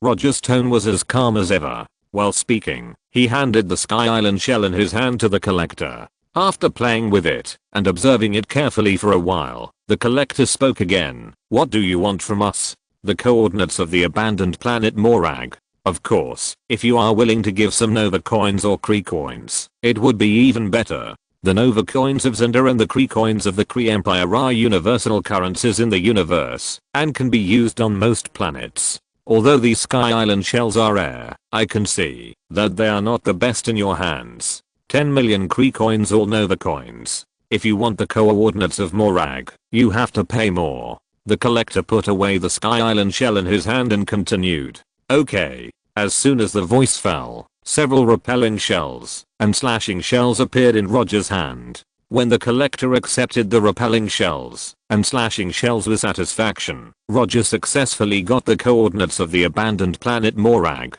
"Are you selling this, woman? I can give you a price that will absolutely satisfy you." The Collector pointed at Nami and said, "I never sell my companions." Roger refused the Collector's request without even thinking about it. Then, he took Nami's right hand and left. He didn't let go of Nami's right hand until he left the Collector's mansion. When the Collector first looked at Nami, he suspected that the Collector had seen something. When the Collector offered to buy Nami, he was more determined to do so. Although he didn't know how much the Collector had seen, he was sure that the Collector had noticed something different about Nami. "Let's leave here immediately." For safety reasons, he planned to leave the void immediately. However, just as they were heading to the helipad, they were stopped by someone. "Deal with them, don't hold back." Blocking them were still those fancy dressed aliens. Without any hesitation, as soon as he finished speaking, Bucky and Dr. Connors launched a fierce attack. Perhaps because they were well prepared, these alien bandits actually stopped Bucky and Dr. Connors, and the two sides fought evenly. Especially Dr. Connors, who looked like a lizard man, was forced to retreat step by step by the capture nets and electric shotguns used to capture wild animals. Just when these alien bandits thought victory was in sight, a golden light suddenly appeared in front of them. Laser beam. Chapter 149, The Yasha Pirates. The golden laser beam first penetrated the three alien bandits in the front. Then, under the gaze of everyone, it exploded like a bomb. Boom.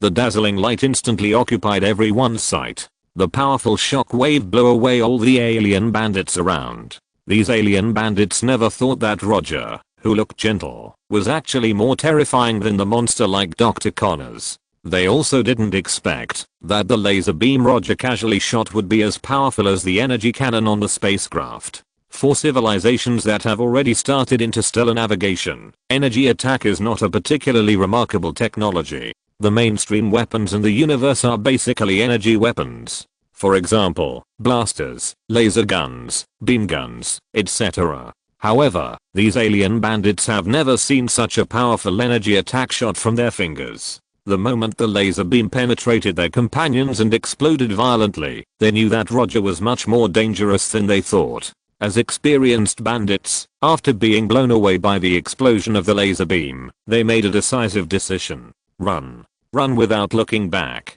As soon as the explosion of the laser beam faded, these vicious alien bandits decisively abandoned their companions who had died or lost their ability to move and scattered. Their decision could not be said to be wrong. However, Roger did not intend to give them such an opportunity. Since he had already taken action, he would not let these alien bandits leave. Moreover, he now had the intention to show his own strength. Although the Void Land was a lawless area, not under the jurisdiction of any planet, such a chaotic area had a unique advantage. That is, the speed of news spread was not ordinary. If you can make a certain reputation in the Void Land, it will not take long for this reputation to be spread by these villains. This time, Roger came to the universe, in addition to wanting to increase his knowledge and find an opportunity to awaken the string fruit. He also had the idea of becoming famous in the universe. On Earth, he was not interested in being a famous pirate.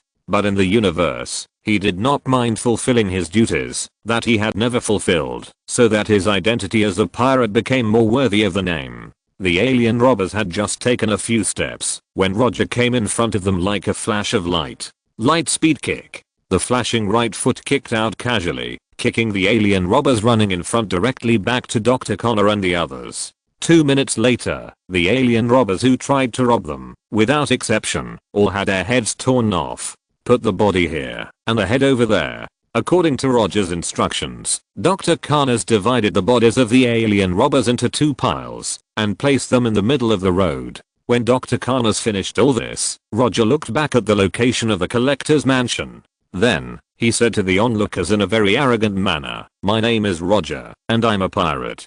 From now on, you are my men. If you disagree, you can use the weapons in your hands to oppose me. I'm done. Who agrees and who disagrees?" If he hadn't just shown his strength a little bit, the alien villains present would think he was crazy. In the void, some arrogant lunatics appear from time to time. Especially those guys who just talked about the Void Land. If nothing unexpected happens, these crazy people who speak wildly will soon appear in the garbage dump or sewer of the Void Land. However, now, after Roger finished speaking, none of the alien villains present dared to object openly. Of course, they must have been madly insulting Roger as an idiot in their hearts. It seems that no one of you objects. Very good. Now, take your weapons, and follow me with the spaceship. After saying that, Roger didn't even look at these alien villains, and walked straight to the apron. His observation hacky has locked all the alien villains nearby. If they have any abnormality, he will let them know what a brutal pirate is at the first time. Seeing Roger walking towards the apron without paying attention to others, these alien villains began to whisper. They couldn't figure out whether Roger was joking or not. Although Roger just showed his strength, for these alien villains, this was not enough to make them obedient. As villains and wanted criminals, they are basically a group of unruly guys. If they know what it means to abide by the rules, they will not become villains. When Roger and others completely exposed their backs to them, these alien villains made a decision that suited their personalities. Without much communication, these alien villains took out their weapons and pointed their guns at Roger and others. However, at the moment they raised their guns, a strange scene happened. Swish. In just a moment, their hands were cut off from the elbow. The strange cutting came too fast and too suddenly, and these alien villains didn't realize what happened at all. It was not until their broken hands fell to the ground that they felt the intense pain that penetrated deep into their bones. RRR. The screams of pain rang out one after another. Just as the alien villains who did not draw their weapons were shocked and relieved, the screams stopped abruptly. Swish. With a faint cutting sound, the screaming alien villains ushered in the second wave of strange attacks. Their heads flew up one after another, and blood of different colors splashed out from the broken necks. Plop. The sound of heads and bodies falling to the ground completely broke through the psychological defenses of the alien villains. This time, without anyone's instructions, the surviving alien villains followed Roger like pet dogs, walking towards the tarmac without saying a word. First, they cut off the hands that picked up the weapon, and then cut off the neck.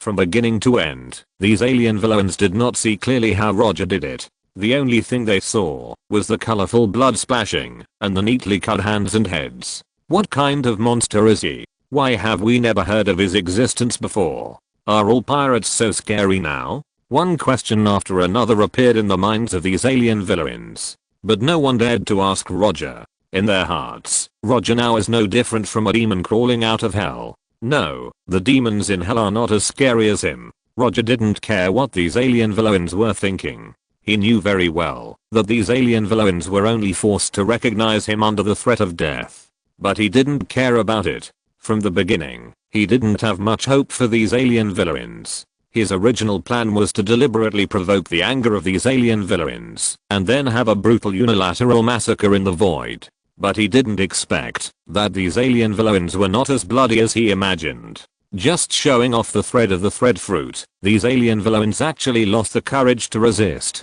On the way to the apron, Roger repeated the same trick several times. In the end, he brought about 300 alien villains to the apron. After returning to the Thousand Miles Sunny, he handed over the task of managing the dozen villain spaceships to Buggy. He was not interested in personally commanding these cannon fodders. When Buggy was reorganizing these villain spaceships, some spaceships didn't know what they were thinking and chose to escape on the spot. Not long after these villain spaceships flew out, they were blasted into pieces by the vibranium energy cannon on the Thousand Sunshine. After dealing with this episode, the Thousand Sunshine quickly headed towards the abandoned planet Morag. Now there are far more people interested in the cosmic spirit sphere than him. Not to mention the faraway ones. The Collector is one of them. However, the Collector did not know that the cosmic spirit sphere was hidden in the Temple of Morag. Otherwise, he would never give the coordinates of Morag to Roger so easily. Just when Roger was heading to Morag with his newly recruited cannon fodder, Morag, which had been abandoned for many years, welcomed a long-lost guest. This was a predator who was carrying an Earth Walkman, dancing awkwardly, and singing out-of-tune songs. This predator was none other than Star-Lord. Although Star-Lord looked like a fool, he was also well known in the predator industry. Otherwise, he would not have received the commission to find the cosmic spirit sphere. More importantly, he actually found the cosmic spirit sphere, and he was the first one. Star-Lord, who was listening to outdated music, would never have thought that as he was casually walking towards the temple, an authentic Kree spaceship was flying rapidly towards Morag. The void is not far from Morag, and it only takes 3 jumps to reach it smoothly. According to Nami's estimate, they can reach Morag in 2 hours at most. On the way to Morag, Roger thought about what name to give his pirate group.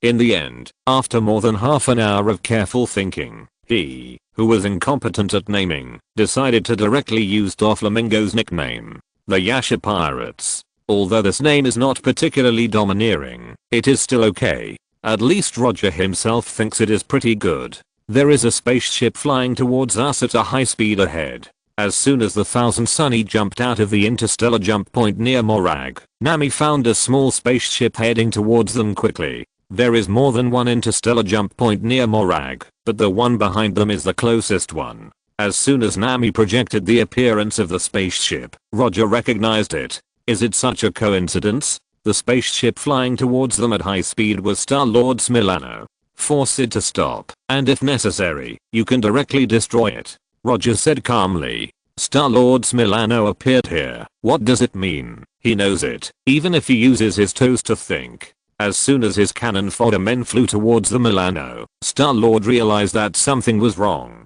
Star-Lord, who was fooled by Yondu into becoming a plunderer since he was a child, is not very strong, but he is definitely experienced. The moment he saw the Thousand Sunshine, he became extremely alert. When Roger's cannon fodder men drove the spaceship towards the Milano, Star-Lord did not hesitate at all, and directly turned the flight direction, and flew towards another interstellar jump point. Very cautious. The flying speed of the Milano is not slow, but the speed of the spaceships of Roger's cannon fodder men is not slow either. From the perspective of firepower, neither the Milano nor the spaceships of those cannon fodder men can be considered top-notch. But in terms of flying speed, they all showed a high speed that was not in line with their level.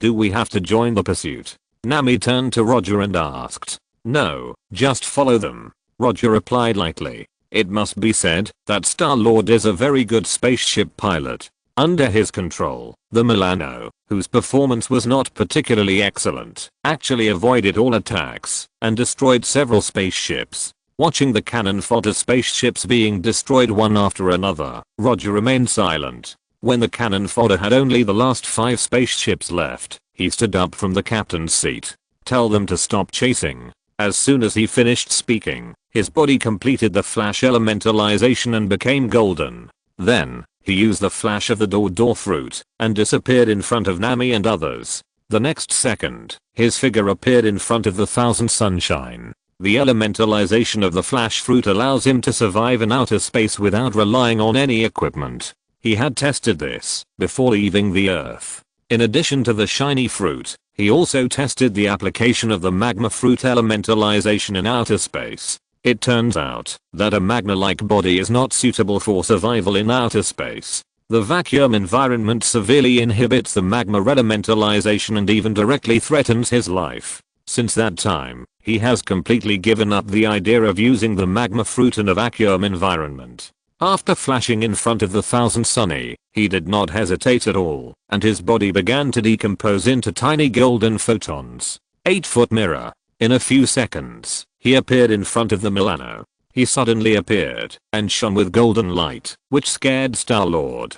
Before Star-Lord could react, he used laser beams to penetrate the engine of the Milano. A few minutes later, the Milano, which had completely lost its flying power, appeared in the hangar of the Thousand Sunny. Star-Lord did not try to resist, but Roger persuaded him to give up this idea with his fists at the speed of light. Who are you? In the interrogation room, Star-Lord, who had been stripped of his weapons and rocket boots, asked in a calm tone. Roger did not answer Star-Lord, but casually tossed the cosmic orb. He had just confirmed that the cosmic orb was real. The power stone among the infinity stones was inside the cosmic orb. Chapter 150 Assimilation of the power gem. Although the cosmic orb was in his hands, Roger still had a sense of unreality. When he set out, he considered many situations. He even considered that, in order to obtain the cosmic orb, he needed to go to war with Ronan the Accuser or the Nova Corps. However, it turned out that he thought too much. From obtaining the coordinates of the abandoned planet Morag to capturing the Milano, everything went smoothly beyond imagination, except for showing off a little in the void and collecting some cannon fodders that were not in the plan. Basically no accidents happened. For Roger, who was used to frequent accidents, this gave him an inexplicable feeling of uneasiness. While throwing the cosmic orb, he looked at Star-Lord. When Star-Lord began to show an unnatural expression on his face, he slowly said, "Who asked you to find the cosmic orb?" Star-Lord's employer was definitely not Ronan the Accuser, let alone the Collector. So he was very curious about who gave Star-Lord such a commission. "I don't know." Star-Lord cooperated and answered immediately. However, Roger was not satisfied with his answer. "You are also from Earth. I don't want to use force, so you'd better think it over before answering." Roger's tone became cold. "I really don't know. I received the commission from the intermediary on Xander. I really don't know who the client is." Although Roger did nothing, after feeling his fierce momentum, Star-Lord answered in an extremely submissive tone. After silently looking at Star-Lord up and down for a few times, Roger gave up the idea of getting the client from him. Although Star-Lord received the commission, judging from his confused expression now, he really knew nothing. In other words, he was just a small character like a chess piece, an insignificant little character. "After cooperating with my people to complete the experiment, you can leave." After saying that, Roger no longer paid attention to Star-Lord and left the interrogation room directly. In addition to the cosmic spirit sphere, Star-Lord did not have any valuable things on him. Even the Milano, which he had modified, was just a common small spaceship. Although he did not have anything very valuable on him, his bloodline was still a little valuable. Star-Lord doesn't know yet that he is not a pure Earthling. After leaving the interrogation room, Roger handed Star-Lord to Dr. Connors. Then, he returned to the captain's room alone. In order to avoid more trouble, he planned to assimilate the power gem now and not give any chance to the accuser Ronan and Thanos. In fact, after he assimilated the space gem, Thanos' crazy snap plan had failed. Unless Thanos can travel through time and return to the past, or go to other parallel universes. Otherwise, he would never be able to collect 6 infinite gems. After taking a few deep breaths, dozens of nearly transparent silk threads flowed out of Roger's right hand and entangled with the cosmic spirit ball. Just when he was about to control the silk threads to cut the cosmic spirit ball directly, he suddenly stopped. He remembered something very important. Unlike the space gem,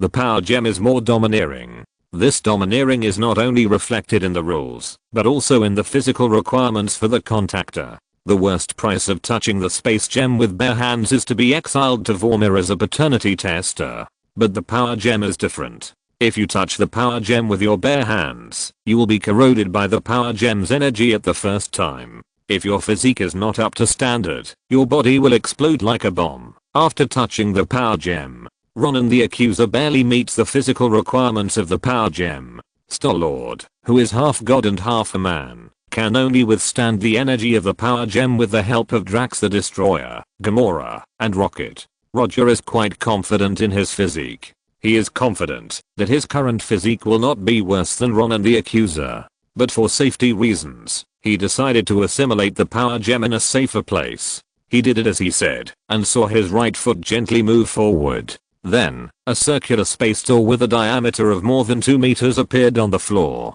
Without any hesitation, he jumped in directly and closed the space door. After entering the green space, that was like a mirror space, he let the silk thread cut the cosmic spirit ball, revealing the true appearance of the power gem inside.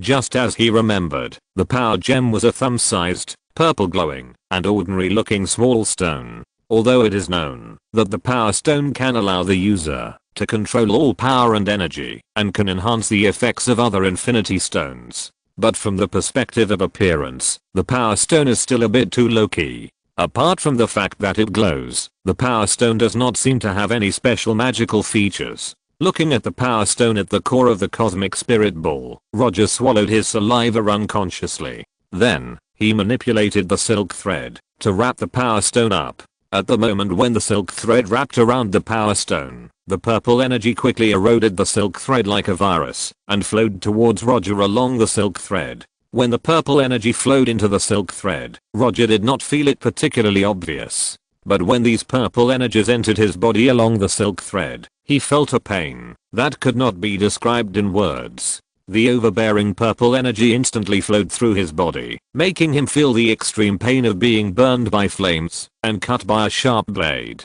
As the purple energy continued to flow in, he even had an illusion that his body was being forcibly decomposed.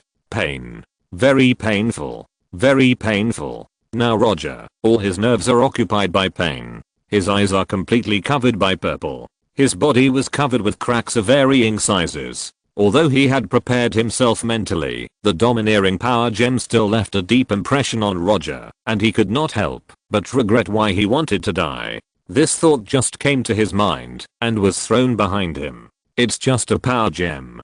Don't be too arrogant. Under the erosion of purple energy, he activated the space energy in the string fruit and began to resist the power gem. The purple light of the power gem and the blue light of the space gem appeared on his body at the same time. Time passed by little. Just when Roger felt that his will began to blur, the painful feeling that enveloped his whole body disappeared instantly. Before he had time to rejoice, the upgrade information sent by the system appeared in his mind. Unknown energy invasion. The system has started to upgrade and maintain, and the maintenance time is unknown. The sudden upgrade information made Roger stunned. This was not the first time he had assimilated. He never thought that the system that could easily assimilate the space gem would actually start to upgrade after assimilating the power gem. Is the space gem so unpresentable? They are all infinity gems, so why don't you give the space gem face? After muttering a few words in his heart, Roger calmly accepted the fact that the system had started to upgrade and maintain again. The upgrade and maintenance of the system would not affect his own strength. At most, he would not be able to accept new commissions. After withdrawing his attention from the news of the system upgrade, he first checked his body. After confirming that his body had no sequelae due to the assimilation of the power gem, he summoned the silk thread again. From the appearance, the silk thread did not change much. After assimilating the space gem, the silk thread of the thread fruit had some faint blue light. At this time, after assimilating the power gem, the faint blue light turned into a faint blue purple. After taking a look at the blue purple light on the silk thread, Roger focused on the strengthening of the silk thread itself. Sharpness, toughness, flexibility. All the physical properties of the silk thread have been visibly improved. Roger is not sure how much it has improved. The only thing he can be sure of is that the silk thread, which was originally only able to perform physical attacks, now has the ability to release energy attacks. Through the silk thread, he can release the domineering energy of the power gem into energy flow or shockwave, create an ability shield, or wrap the energy around himself to strengthen his physical attack or physical defense. Compared with the space gem, the use of the power gem is much simpler and more crude, and the form of expression is also easy to understand. To some extent, the power gem is like a supercharger and amplifier. After simply adapting to the enhanced silk thread in the alien space, Roger opened the space door and returned to the captain's room. After returning, he first took a hot bath to dispel the fatigue brought by assimilating the power gem. Then, he came to the bridge. The easy acquisition of the power gem slightly disrupted his plan. In order not to waste his journey in the universe, he planned to find some extra entertainment for himself. Xander. As the headquarters of the Nova Corps, Xander is definitely the representative of order in the universe civilization. After telling Nami about his ideas, the Thousand Sunshine began to sail towards Xander. Roger originally planned to go to Saka first to see the arena on Saka, but he found helplessly that there were no coordinates of Saka in the interstellar map of Thousand Sunshine. In this case, he could only settle for the next best thing and go to see Xander where the Nova Corps was stationed. Nami had no objection to Roger's sudden decision. As long as Thousand Sunshine did not stay on a planet for a long time or return to Earth directly, she would have no objection.